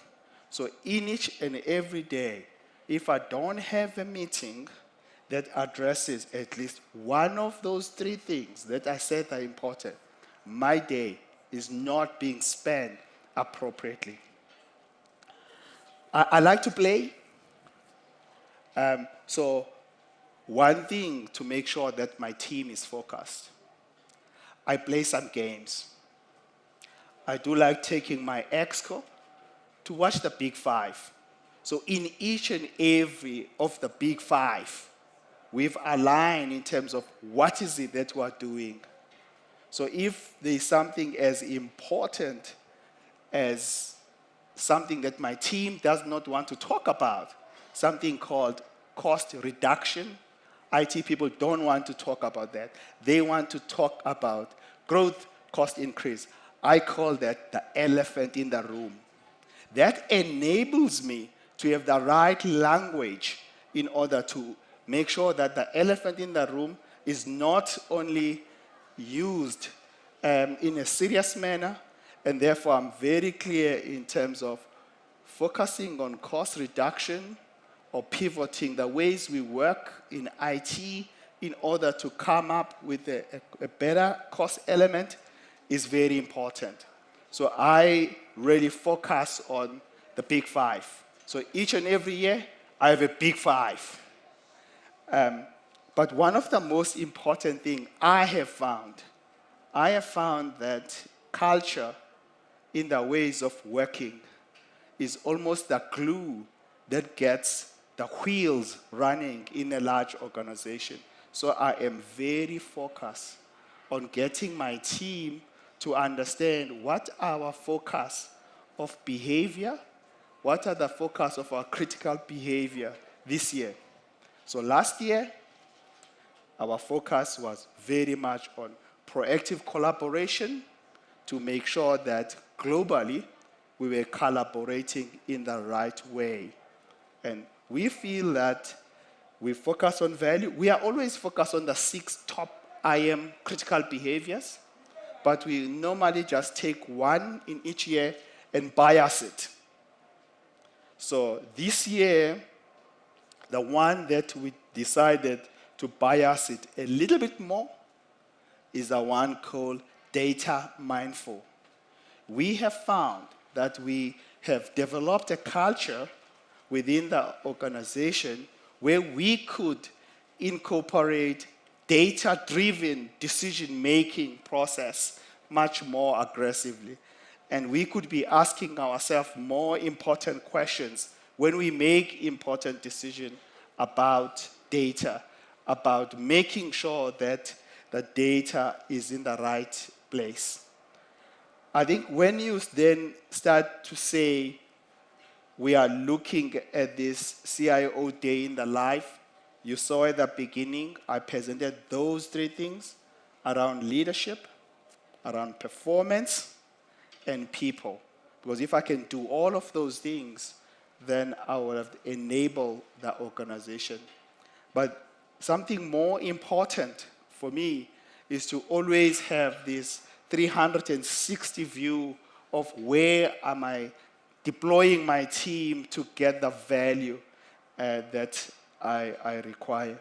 So very important to me to look at the stakeholder, very important to me to look at the financials and all the things that I have thrown up into the picture that I have shown you. But I think what is important for me is where I started this conversation for you. I said, you are the young people. You represent the possibilities. You represent the ideas in terms of what the future could look like. So now, whenever I talk to young people, I really like to talk to young people about the career choices that they have. I normally tell them that, look, I don't know what you're good at, young person, but my equation, if I don't have enough information for you, I will say that you need to target to do something that you will be able to rise right to the top of that food chain, irrespective of what that food chain is. So you don't have to focus on this, on that. You just have to focus on yourself in terms of what is it that I can be the world beater on. Then if I can figure out, because the world is so competitive, if I can figure out that my competitive advantage is in science, my competitive advantage is in teaching as a professor, my competitive advantage is in art, my competitive advantage is in technology, then as a young person, I owe it to myself, because I said, when you are this age, all you are an idea that has not yet been formed. So you can use that. So that's the only thing I want to leave you with today, is that when you think about what you do, can you just add this dimension of saying, what is it that if I were to do it, I'll be among the world best? And that's how you choose what you need to do. Now, in concluding, what I was talking about here was about what are the key takeaways for leadership? What are the key takeaways for performance? What are the key takeaways for people? So what is important for me on leadership is that leadership is not management. Leadership ought to inspire people to do more than what the manager had asked them to do. So which means as a leader, my role is to complement, my role is to recognize, my role is to expand those corners where I feel that a person could do better in order for that person to be a little bit inspired so that he can do more while I am not there. So that's the key takeaway for me on leadership, is that leadership is not management. Leadership has to inspire. My role as a group CIO is to make sure that I inspire my people that work for me. They must be able to choose me as a person that they want to follow. They must not follow me because I've been put into this leadership position. On performance, what is important for me on performance is that what gets measured gets done. The little you measure, the more you do. The little you do, the more you are able to create even a bigger impact. You saw on that picture, I said, I focus my organization on just doing 3 things a year. 3 things. Measure those things, talk about those things, inspire people to do more on those things. The last point is on people. So a leader, a group CIO, needs to be very focused on how to lead the people, how to create an environment where people can speak up, how to create an environment where I'm able to tap into the talent of what I have.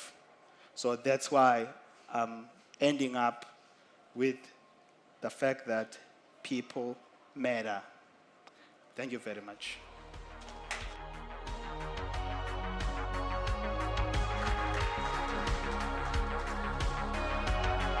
What an incredible career, such inspiration. Like Mr. Mjingli has said, and I quote, finish what you started to live it a little bit better than when you found it, close quotes.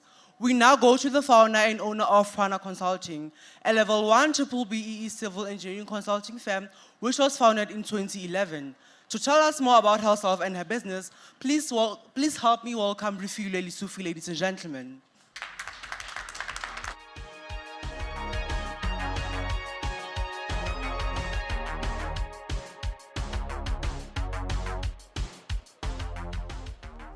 Thank you so much for that introduction and a warm afternoon to everyone. I'm so glad to see that we've now got our learners who have joined us. It will make our speeches a little bit more enthusiastic because it's quite intimidating speaking to an empty hall. So welcome.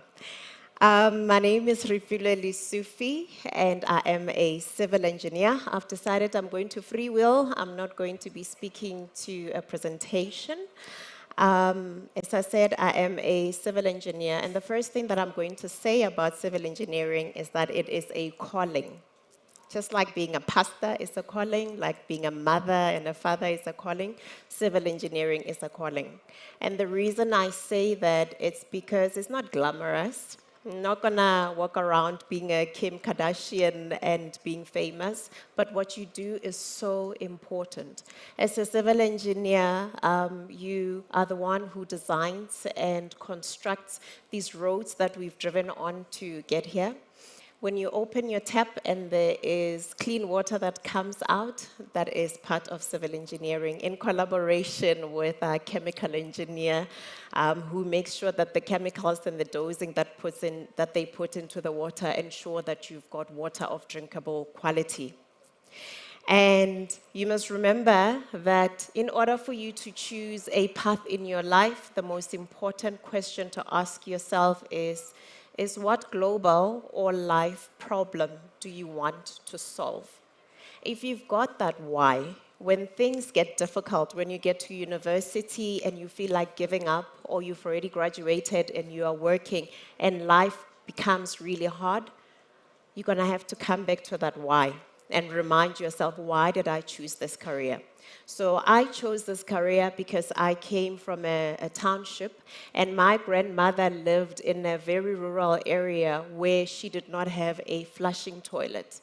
And I couldn't understand why, when I had to visit her, I had to go into this pit latrine in order for me to go and urinate or poop. And when I asked, when I was older, I was told that it's actually a civil engineering issue. It's civil engineers who make sure that you got reticulation, that makes sure that people have got sanitation. And I realized that for me, it was important for everyone to have the dignity to have a toilet to be able to go to. And that was one of the reasons why I chose civil engineering. And you must remember that whatever design and solution you come up with, it's not for you, but it is for the community that you are serving. So you might come up with the most exciting solution and put it in a community which is not ready to receive that thing that you have designed. And it's going to become a failed project, not because your design was wrong, but because it is not the appropriate solution for the community that you are serving. Now, I need you guys to always remember your why. And every day when you wake up, you need to wake up with a purpose, a plan, be present, participate, and make sure that you have a passion for everything that you do. Our previous speaker has spoken about setting goals and objectives. Now, I want you to remember something called SMART goals, right? They have to be specific. You have to be very specific as to what it is that you want. It has to be measurable, it has to be achievable, and it has to be realistic, and you have to be able to time it. Otherwise, it's just a dream. And if you have a dream without a purpose and a goal, you are not going to achieve anything.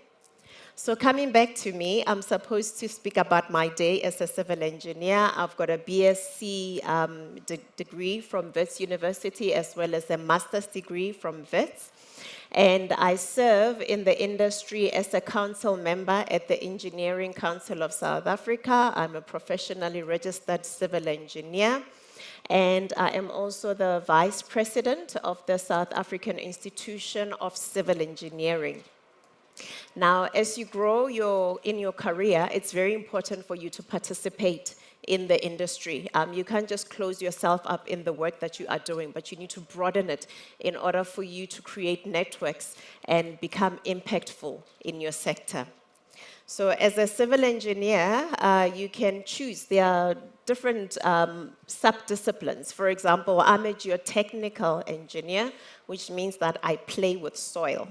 I go out to site and I dig pits and I drill and then I profile soil. I take samples and I send them to the lab so that I can then tell the structural engineer to say, you are building on clay or you are building on dolomite, therefore these are the types of foundations that you need to put on. The other different types of engineering is transportation engineering, where you design your roads. It's your water engineering, which provides your water and your sewer. You've got construction engineering, where you can become a contractor and actually physically get to build these solutions that we design. And we always work in collaboration with multidisciplinary teams, like chemical engineers, electrical engineers, architects, etc. So a typical day in my world, it's very dynamic because I wear so many hats. My day normally starts the day before. Before I go to bed, I take my calendar and I see what lies ahead. That's where the planning comes in, because I need to know what's going to be happening tomorrow in order for me to plan for the day. And then when I go to sleep, I already have an idea what's going on. I wake up in the morning with gratitude because then I've woken up, I've been given an opportunity to wake up and make a difference. And I pray. Thereafter, I'll fit in a bit of exercise. I'm a mother, I've got 6 children. I run around with the kids, making sure that they are at school. And then I make it to the office. When I get to the office, I've got these teams. I'm the owner of Prana Consulting. So I make sure that the different departments that are tackling the different projects are giving me feedback as to what designs they are doing. We sit and we brainstorm to make sure that we give our clients the best solutions. And the outcome of it is that you produce calculations, you produce specifications, bills of quantities, and drawings, which is what, when you go to site, the contractor uses those to know exactly what to do. So as engineers, we sell time. If you're going to take long on a design, it means that you are losing money. So you have to make sure that you provide designs of good quality, on time, and at cost at all times. And whatever you are designing, make sure that you think about the whole life cycle of your product. The things that I keep telling my team is that if you can't construct it, then don't even design it. Because sometimes you end up with designs that get taken to site and then it's actually not constructable. And the other one is that if you can't maintain it, don't even bother constructing it. That's the problems that we are facing with the roads, the electricity, all the basic services that we are struggling with in the country is because of lack of maintenance that we are experiencing. So I'm hoping that your generation will actually take operation and maintenance as the most important part of being an engineer. And then make sure when you go to site, for example, you need safety first. I'm sure when you came here, you saw people wearing safety officers. Make sure that you are always safe. Make sure that the PPE that you are wearing protects you from the risks and the hazard that being on site provides you with. And then we also do innovation. For example, at Prana, we have designed and we are locally manufacturing toilets, flushing toilets, that you can use in rural areas where you don't have access to municipal connections. It means that now flushing toilets are no longer just for those who live in suburbs, but even those who live in rural areas are able to have that dignity of having an experience of a flush and forget. We are also very research driven, how we got to know about these technologies, because every night before I sleep, I scroll through and I check what's happening in the world. We can't keep doing the same thing over and over again and expect that our world is going to get better. So it's only through immersing myself in reading and in research that ideas come up. We've got a very disturbing statistics, which is professionally registered females. According to EXA, we only have less than 20%. So I am speaking and imploring, especially the girls in this room today, to say that you must please consider becoming an engineer, because it's such a crucial skill. And there is such misrepresentation in our country. You've got what it takes, and if you are looking for mentors, we are here. We've charted fields where we didn't have mentors, but you don't have to struggle the way that we did. So make sure that you choose engineering and reach out, and we will be able to guide you through. So I'd like to say that I believe in each and every single one of you. And for the fact that you've made it thus far into your high school, I'm very proud. And I really hope that we will see you at university, having chosen engineering and coming to join this industry. Thank you.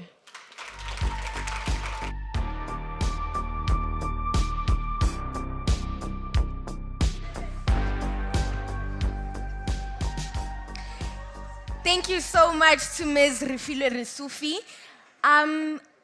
This is such a random thing, but I noticed that our speakers so far for this session have been parents.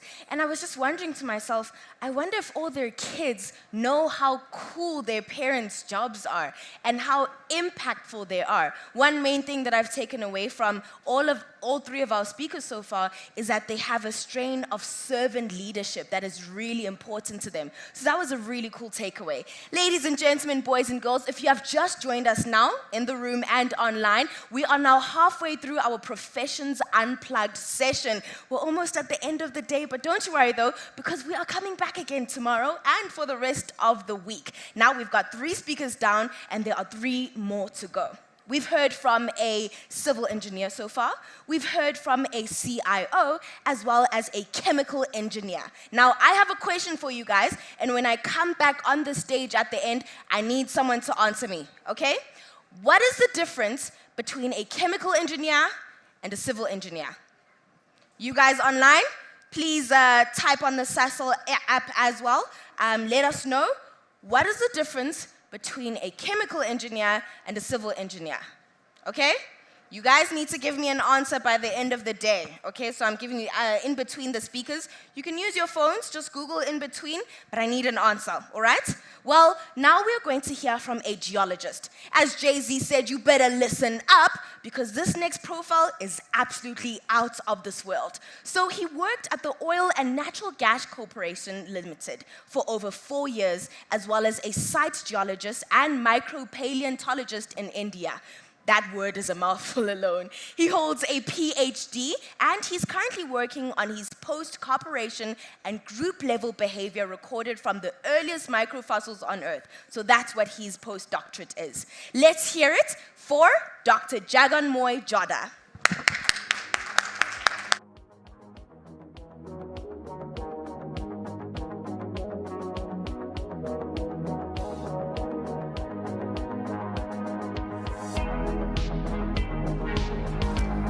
Thank you, Shonale.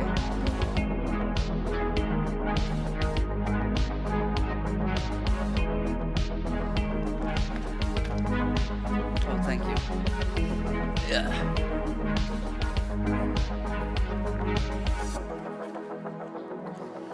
Dinosaurs, maybe it can go here.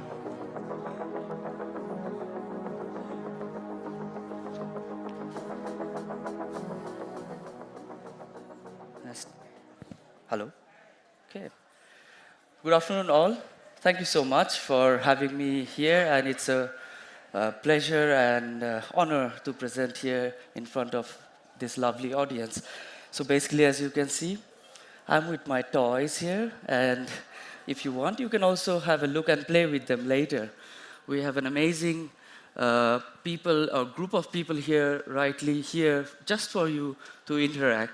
But before we go and deal with those kind of things which are placed in front of this audience today here in this table, I would like to mention the fact that who are we talking about? What is a geologist?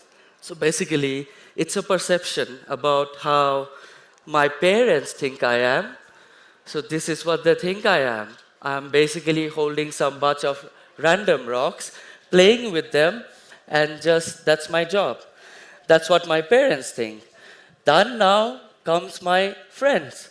They think that I'm just having some photograph session with some celeb geologist from National Geographic or the Discovery Channel. That's what they think. Then comes the society, who thinks I'm always in music festivals or parties or clubbing. This is what the society thinks of me. But the real story is a geologist is basically someone who is always wandering and just hunting for the oldest and the earliest evidence of microbial life, rocks, how they came into this planet at the beginning, or now what we see rocks have undergone. That's me in that photograph where I was breaking my head trying to understand how these rocks got so buckled or folded, and that being me having my MJ moment. But here in the background, you see even the cow is having his fun by grazing some grass while I was breaking my head.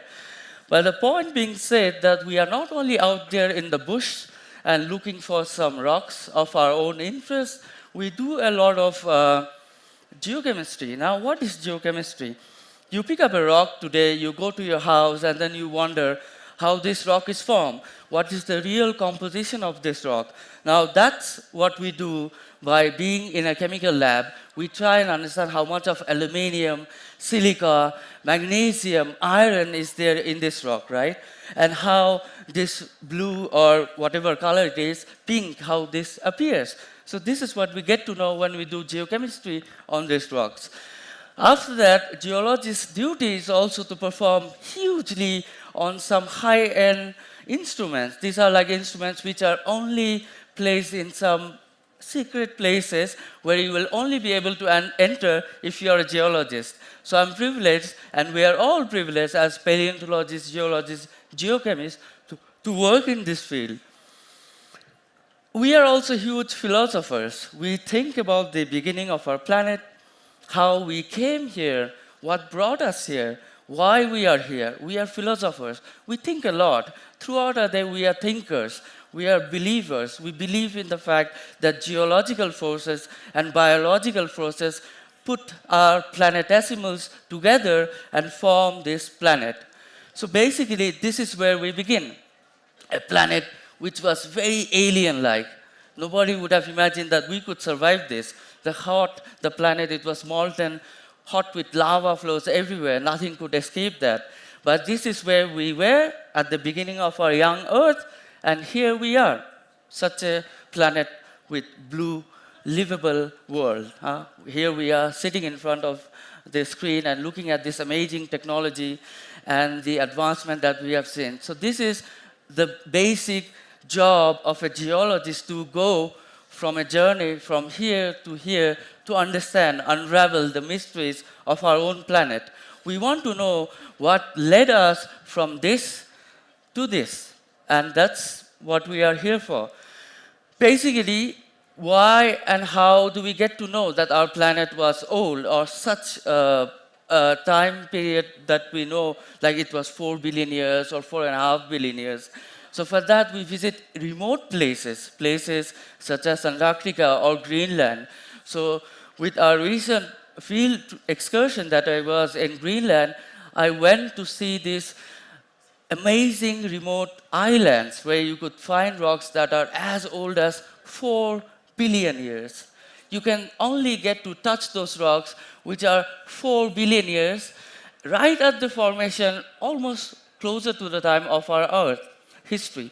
So this is where you go in those remote places, very hostile, hard, cold, and you have no roads whatsoever.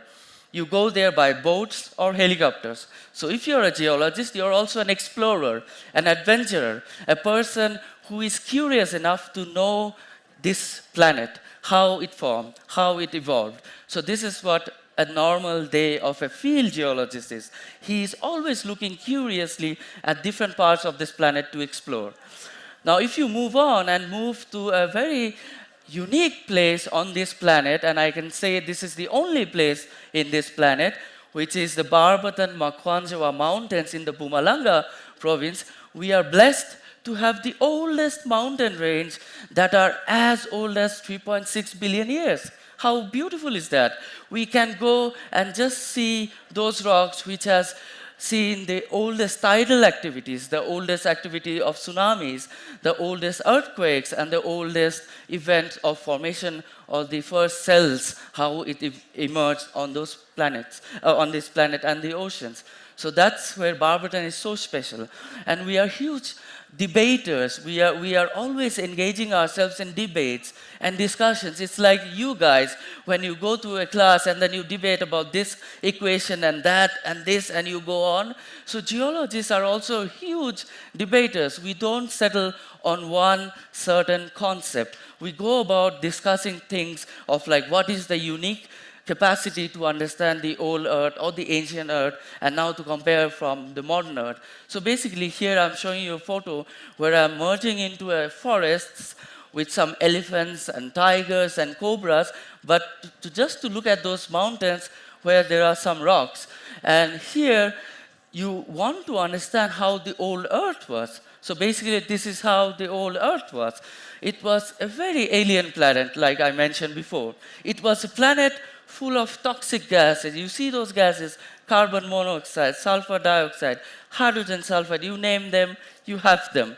Above all, you have the absence of ozone. Even impact events were hugely enough to have bombarded the Earth at strong intensity. So this was the Earth. The Moon was much closer, and there were some primitive oceans with some abundance of volcanic eruptions. So this is how the planet was. But how do we know it? It's just because of those researchers spending their years relentlessly to understand this planet, how it evolved, how it formed, and what happened, what geologic processes may have operated in the past. Now, particularly, I'm interested in the time period which is shown here in this arrow. It's the time period which is known as Archean, meaning there are different time periods. If you go and spiral is our Earth's history, which is shown. If you go down in this spiral of our Earth's history, you are talking about the point where we just began. And that's the time period where I'm interested in. Whereas my friends and colleagues here are working relentlessly throughout the Phanerozoic and the Precambrian times, trying and understanding about the geologic processes, biological processes, and also the extinction of dinosaurs, even crocodiles, which were huge enough, and things like that, which we would only find in some fossils and bones, which you will see once you go to the Expo Center. So basically, we are just talking about this arrow where my research is focused. However, geologists work throughout this time period of the geologic time scale. So this is quite unique. We are your keepers. We actually are doctors in one sense, silently working throughout the time period because we have been able somehow to understand the deep seismic activities. We are hydrologists, we are oceanographers, we are volcanologists, and then we are also sometimes capable of alarming huge calamities before they even impact us. So this is what we are capable of. We are your doctors in one sense. Other than that, we are builders and we are engineers. What we do, we work tirelessly with the engineers and the construction people to make sure that the bridges, the tunnels, and the roads are in place. They don't fall apart. This is where engineering geology comes into role play. So these are all the things that the geologists do apart from understanding Earth and understanding how we are here. So these are the different things. Now, securing energy and securing resources has been our prime motive. Why we are here today, technology, innovations, and securing energy. What it means is that for the future you and for your future generation, we would want to have a secured future in terms of energy demands. And how do you know that? A geologist basically goes inside the heart of those oceans, deep in the far oceans, to secure oil and gas for the country, for the development of the economy. And this is a real sacrifice because sometimes there can be calamities and accidents. So he or she is a brave heart. So, and that's how we can say we are also gold diggers because we dig gold, we dig, we mine diamonds, you demand any resource, you demand strategic minerals, you demand resources which are of our own need and also the need for technologies to be built, we provide you with that. So basically, we are also not only fortune tellers, but we are also energy givers. We provide the society, humankind, and the government with energy. So this is what we are. And basically, sorry Sheldon, geologists is a real science. And we are real scientists who are doing real science in different fields. So we have to say bye-bye and tata to Sheldon. We need to have our own geological character. And with that, I would want to say that having said all of this, how exciting a geologist's life is, you go to the remote localities, you understand those rocks, you create these fantastic stories, amazing features of these rocks that you see, and you come up with a story. What we are also, we are fortune tellers. We want to seek the fortune for us. Why? Because we are into carbon capture. We want to see our future to be stable, to be good, to be more green. So we are into green energy. And as a country, South Africa is self-reliant. We are reliable on our own resources. We may not need to import. Rather, possibility is that we should export most of the time, not dependent on other countries. And you should be these people of our society, community, to build the geological world more strong, to have this union to be importers, to be exporters rather than importers. And we should also be mindful, in one sense, to have less, in a way, to be, let's say, we don't want to use up resources that readily. We want to be mindful of our resources, and we want to show the world and lead from the front, as South Africa has the capable potential to be the leader. And with that, I would like to leave with a quote from the famous Nelson Mandela, who once said, "It's easy to break down and destroy, but heroes are those who can build and make peace." Close quote. And with that, I thank you all, but I have an amazing group of people, Shondale, Atashni, Suman, and Valenta, who are here with us, all the scientists that you can interact. We have Marriott, and we have Tandi, whom you can talk about your future science at WITS, who are here to enrich your scientific career and your prospects on geology, biology, and paleontology, and many more fields that you want to encounter, okay? So thank you so much, and have a lovely evening.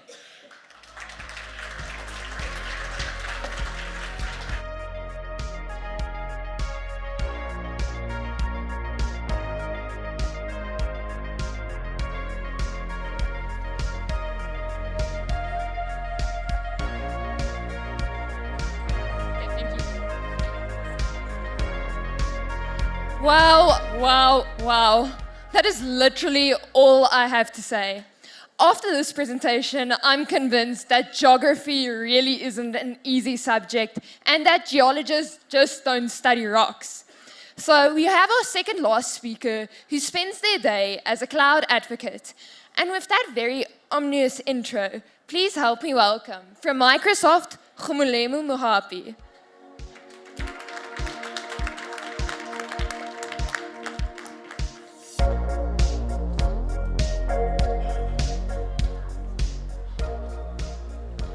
Okay, so today we're going to be speaking about a day in the life of a cloud advocate.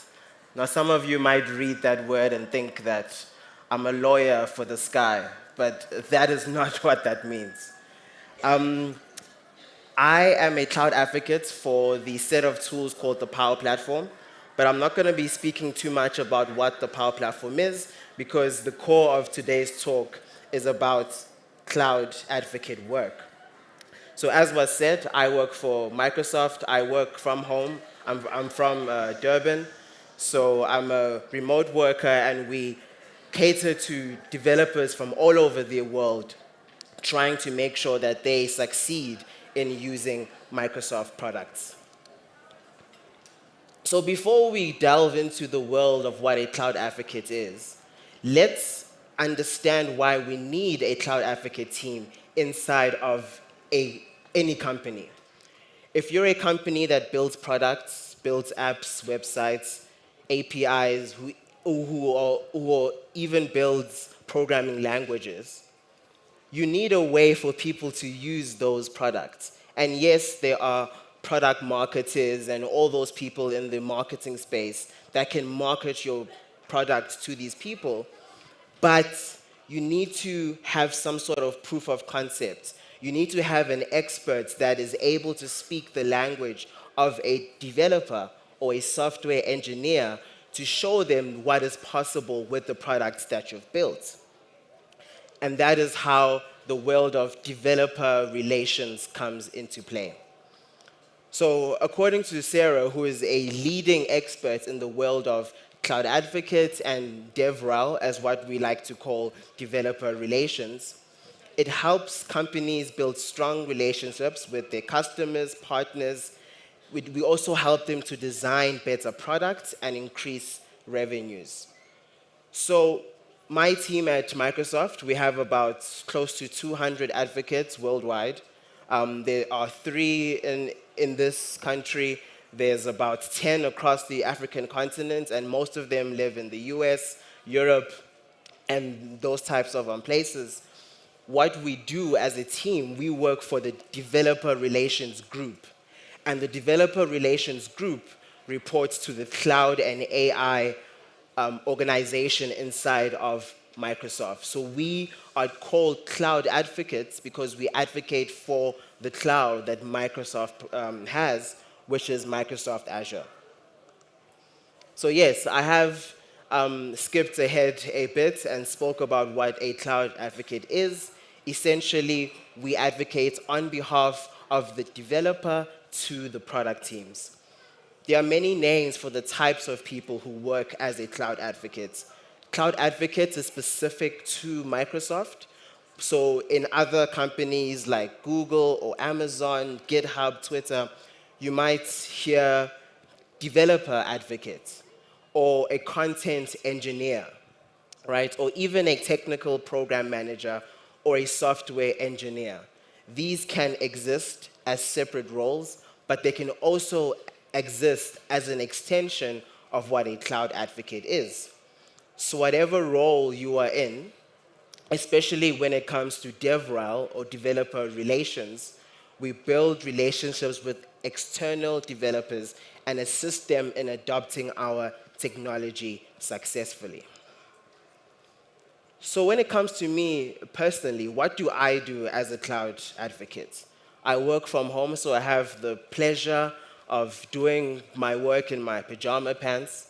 So surely I must be adding some value if I'm afforded such freedoms. And that can be described with the developer advocate iceberg. This is a concept that was created by Wasim, who actually works for Microsoft. He's a developer advocate for the JavaScript team. And this is basically what we do on a day-to-day basis, taking note that no 2 days are the same. So if we just dive in, what people see us do, if you were to look for me on social media, Twitter, Instagram, LinkedIn, I am very active in sharing new features of the products that I advocate for. I'm very active in sharing about workshops, about the products that I advocate for, use cases, proof of concepts, showing developers that what is possible if they use the products that we are creating. a large part of what we do is also the public contributions. So if you have a problem while building an app, you will oftentimes look at forums or go to YouTube channels and you find videos or technical docs where you are able to read how to use the products. We are the ones who are building out that content. We are the ones who are answering questions on those forums, making sure that we give the expert advice to the people who need it most. Oops.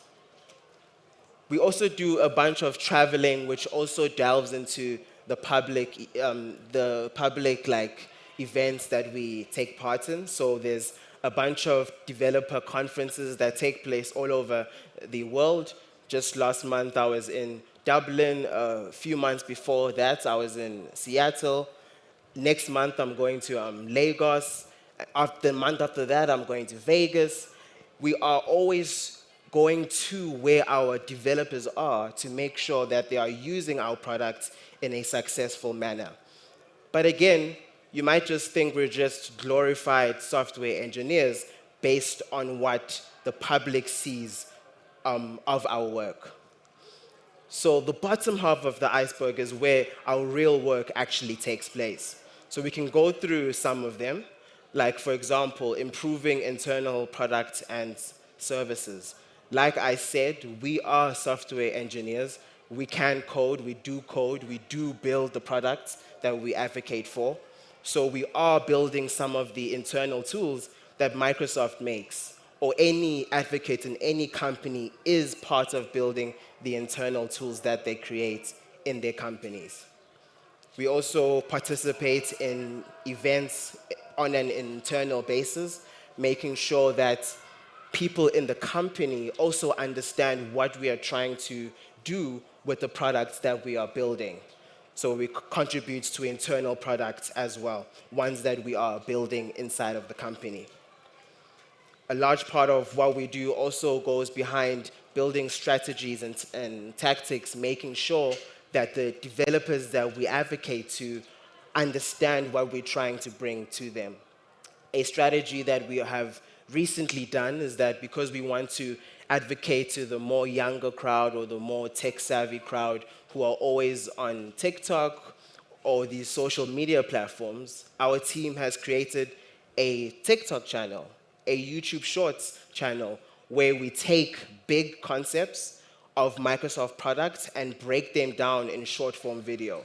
So even while you're looking at trends or those dances that we all love, you can also learn on those platforms as well. Internal studies, making sure that, again, the products that we build are compliant with what is happening right now. A large part of what we are doing right now is surrounding AI and the work that AI has to do. That's why Microsoft has partnered with companies like OpenAI and ChatGPT to create or to ride the wave so that developers are using the latest and cutting-edge tech. Other parts, again, we collaborate with the engineering teams. We are very technical. If we go to a developer and they see a problem with something that we have built, we need to be able to communicate that back to the product teams and also help them if they don't have the bandwidth to finalize those products. Like I mentioned earlier on, we are improving the documents that you see online that highlight the various APIs and languages that we do, writing training material, creating full-day workshops that teach people about a specific concept that is maybe not as known in the larger developer world. And one that I just want to quickly highlight is being customer zero.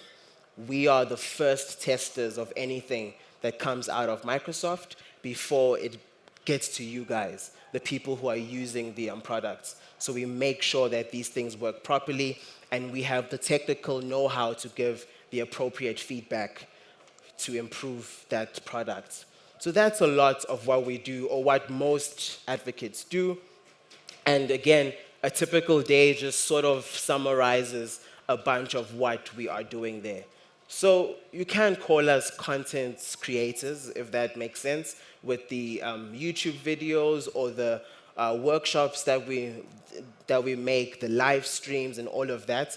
We are part of that team, but we also use the feedback to refine the product, making the product better based on the developer feedback.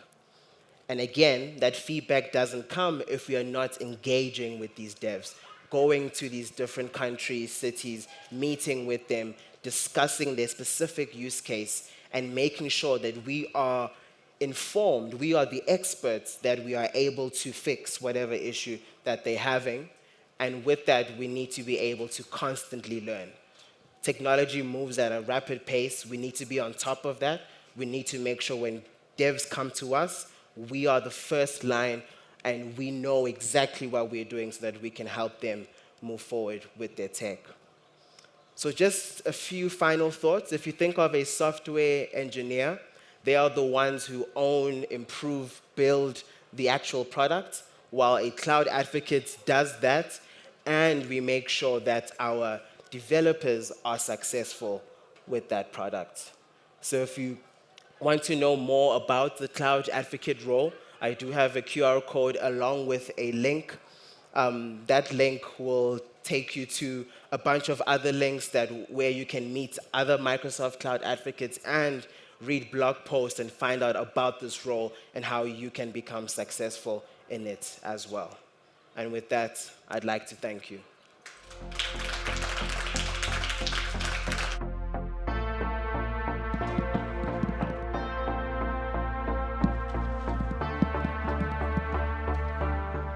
The cloud is such an interesting space. Thank you so much for the deeper insight, Mr. Mohapi.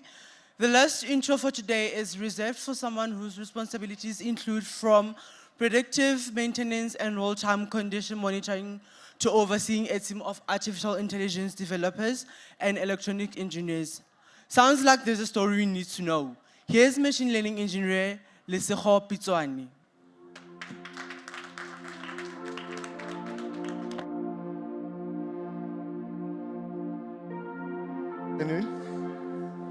My name is Lesego Pitswani, and I am a machine learning engineer at Paisa Technology. So, what is machine learning? You would have encountered machine learning, say, on the recommendations that you get from your YouTube subscription or your Netflix subscription based on your previous likes, the movies that you've seen before, the music you've listened to before. There's an algorithm or a program that will then recommend the next best thing to watch. So that's an instance where we encounter machine learning in everyday environment. Take, for instance, if you're a gamer and you decide one late night that you want to use your parents' credit card to unlock another level of your game, you'll find that if there are what we call anomaly detection systems that are built in by the bank, you will be prohibited from proceeding with the transaction because your parents have probably never transacted at that time of the night and they've never, tried to buy a game before. So that's just, I think, an easy way of trying to explain where we interact with machine learning in everyday life. Now, how I work with machine learning on a day-to-day, our company does risk mitigation technology, particularly for the mining sector. We have what we call collision prevention systems, as well as autonomous driving systems, where we build our third-party devices and we fit them onto existing trucks to firstly detect objects around trucks and mining vehicles, because they can be, I don't know if you've seen what a typical dump truck on the mine looks like, but it's pretty huge. And a person standing beside it will not be seen by the operator. So our systems help to pick up all objects around the vehicle. They will then detect what they are, classify if it's a person or another vehicle, and then they will then slow down or stop to prevent an accident or a collision. Now, the detection side of things is done by a team of AI developers. And these guys would typically get data, train that data to say this is a person, this is a monitor, this is a vehicle. And then they would test and simulate all kinds of scenarios and then present a report. I will then look at the report. I will then test some of the assumptions that they would have made to eliminate any biases, to make sure that the system itself can cope with new scenarios. I'll give you an example. There's an underground mine where we deployed these systems, and one of the miners decided to take a nap underground. They took off their hard hat and they laid on the floor, and the system couldn't pick up that it was a person that was actually lying down on the floor. Fortunately enough, that did not lead to a fatality, but it could have. And that's simply because the AI developer did not consider an incident where a person is lying down. All of the scenarios or the models was of a person standing up and working, and did not anticipate that someone could actually lie down underground.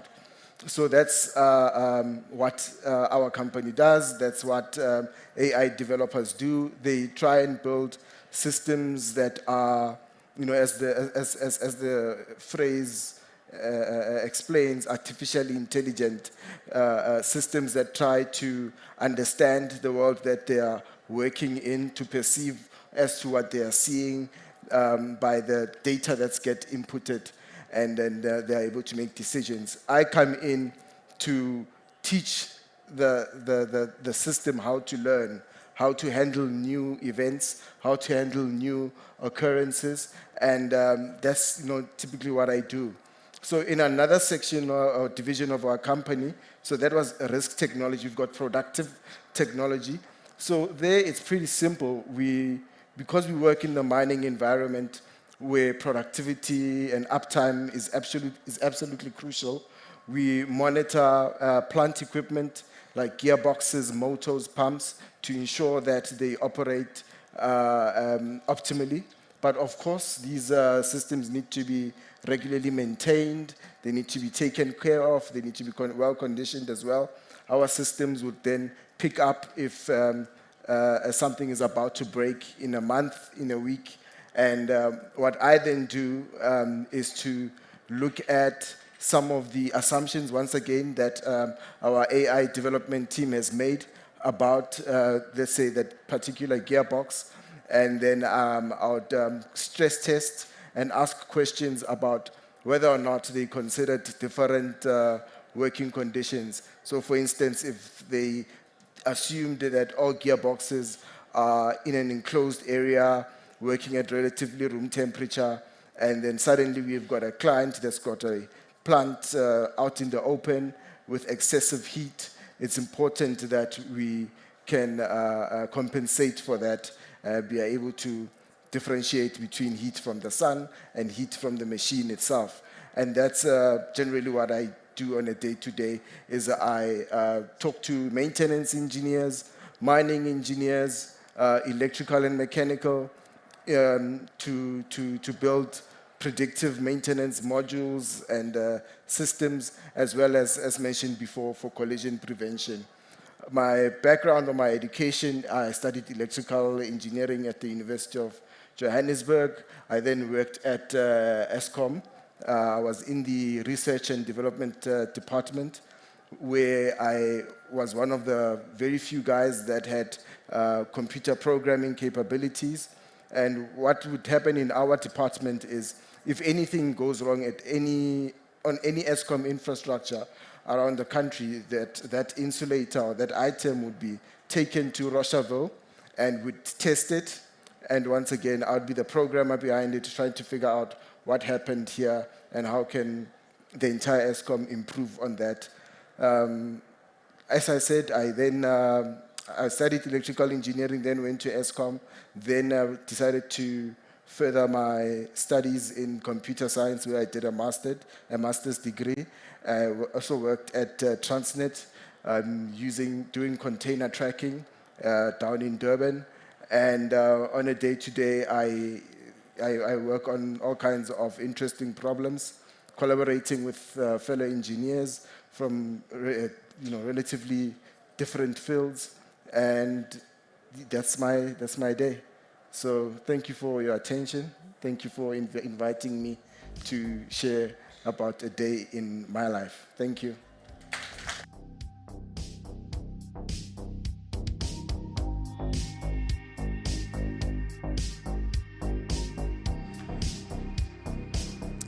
Well, that was certainly insightful. I don't know about you guys, but I definitely learned a whole lot more about all these jobs that you can enter. Now, I asked a question earlier on.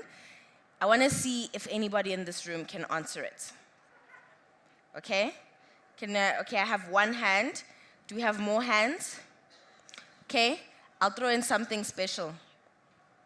I've got money to give away. Anybody? No one else? Okay, let's see what your answer is. Can I ask anybody that is an expert on engineering or knows what the definition is? Just be my judge, okay? I'm not the subject matter expert here. Okay, what's your answer? I found out that the difference between chemical engineering and civil engineering is that chemical engineers spend most of their time indoors, or let's say in a laboratory, focusing more on drugs or chemicals, while civil engineers split their working hours either indoors or outside.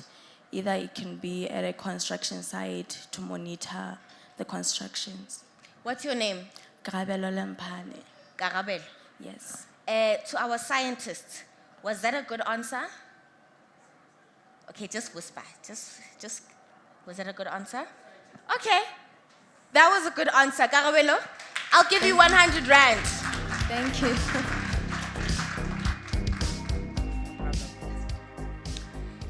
Walala wasala. I asked you. Unfortunately, we're at the end of the day. And the whole crowd goes, aww. Come, 1, 2, 3.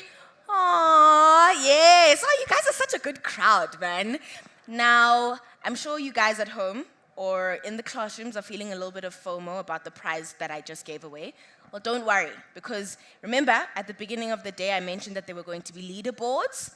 Well, we have got our top 3 rallied up, and I am about to tell you who our top 3 people are, and I'm going to show you what the prizes are. So, if we can get the goodies. I told you, remember? Gadgets, really cool gadgets. So, at 3rd place, winning a tripod, we have Shariza Bagan with 666 points. Oh wait, that's the headphones. I'm so sorry. Headphones. Now, if you guys are online or if you're not here, we'll make sure to contact your school so that you can get your prizes. At 2nd place, with 668, it was really close, we have Amelia Teller winning the tripod selfie stick. Oh, you guys are such good sports. Thank you. And at 1st place, with 671 points, winning an LED ring light, is Tepo Seremula. Let's give them a round of applause. Isn't Sasol Techno X so fun? Like, you guys are learning and you're winning a bunch of cool gadgets. You're being entertained outside with fashion shows and all of that. I mean, I've had so much fun. I've learned a lot. And I've learned a bit more about other careers, you know?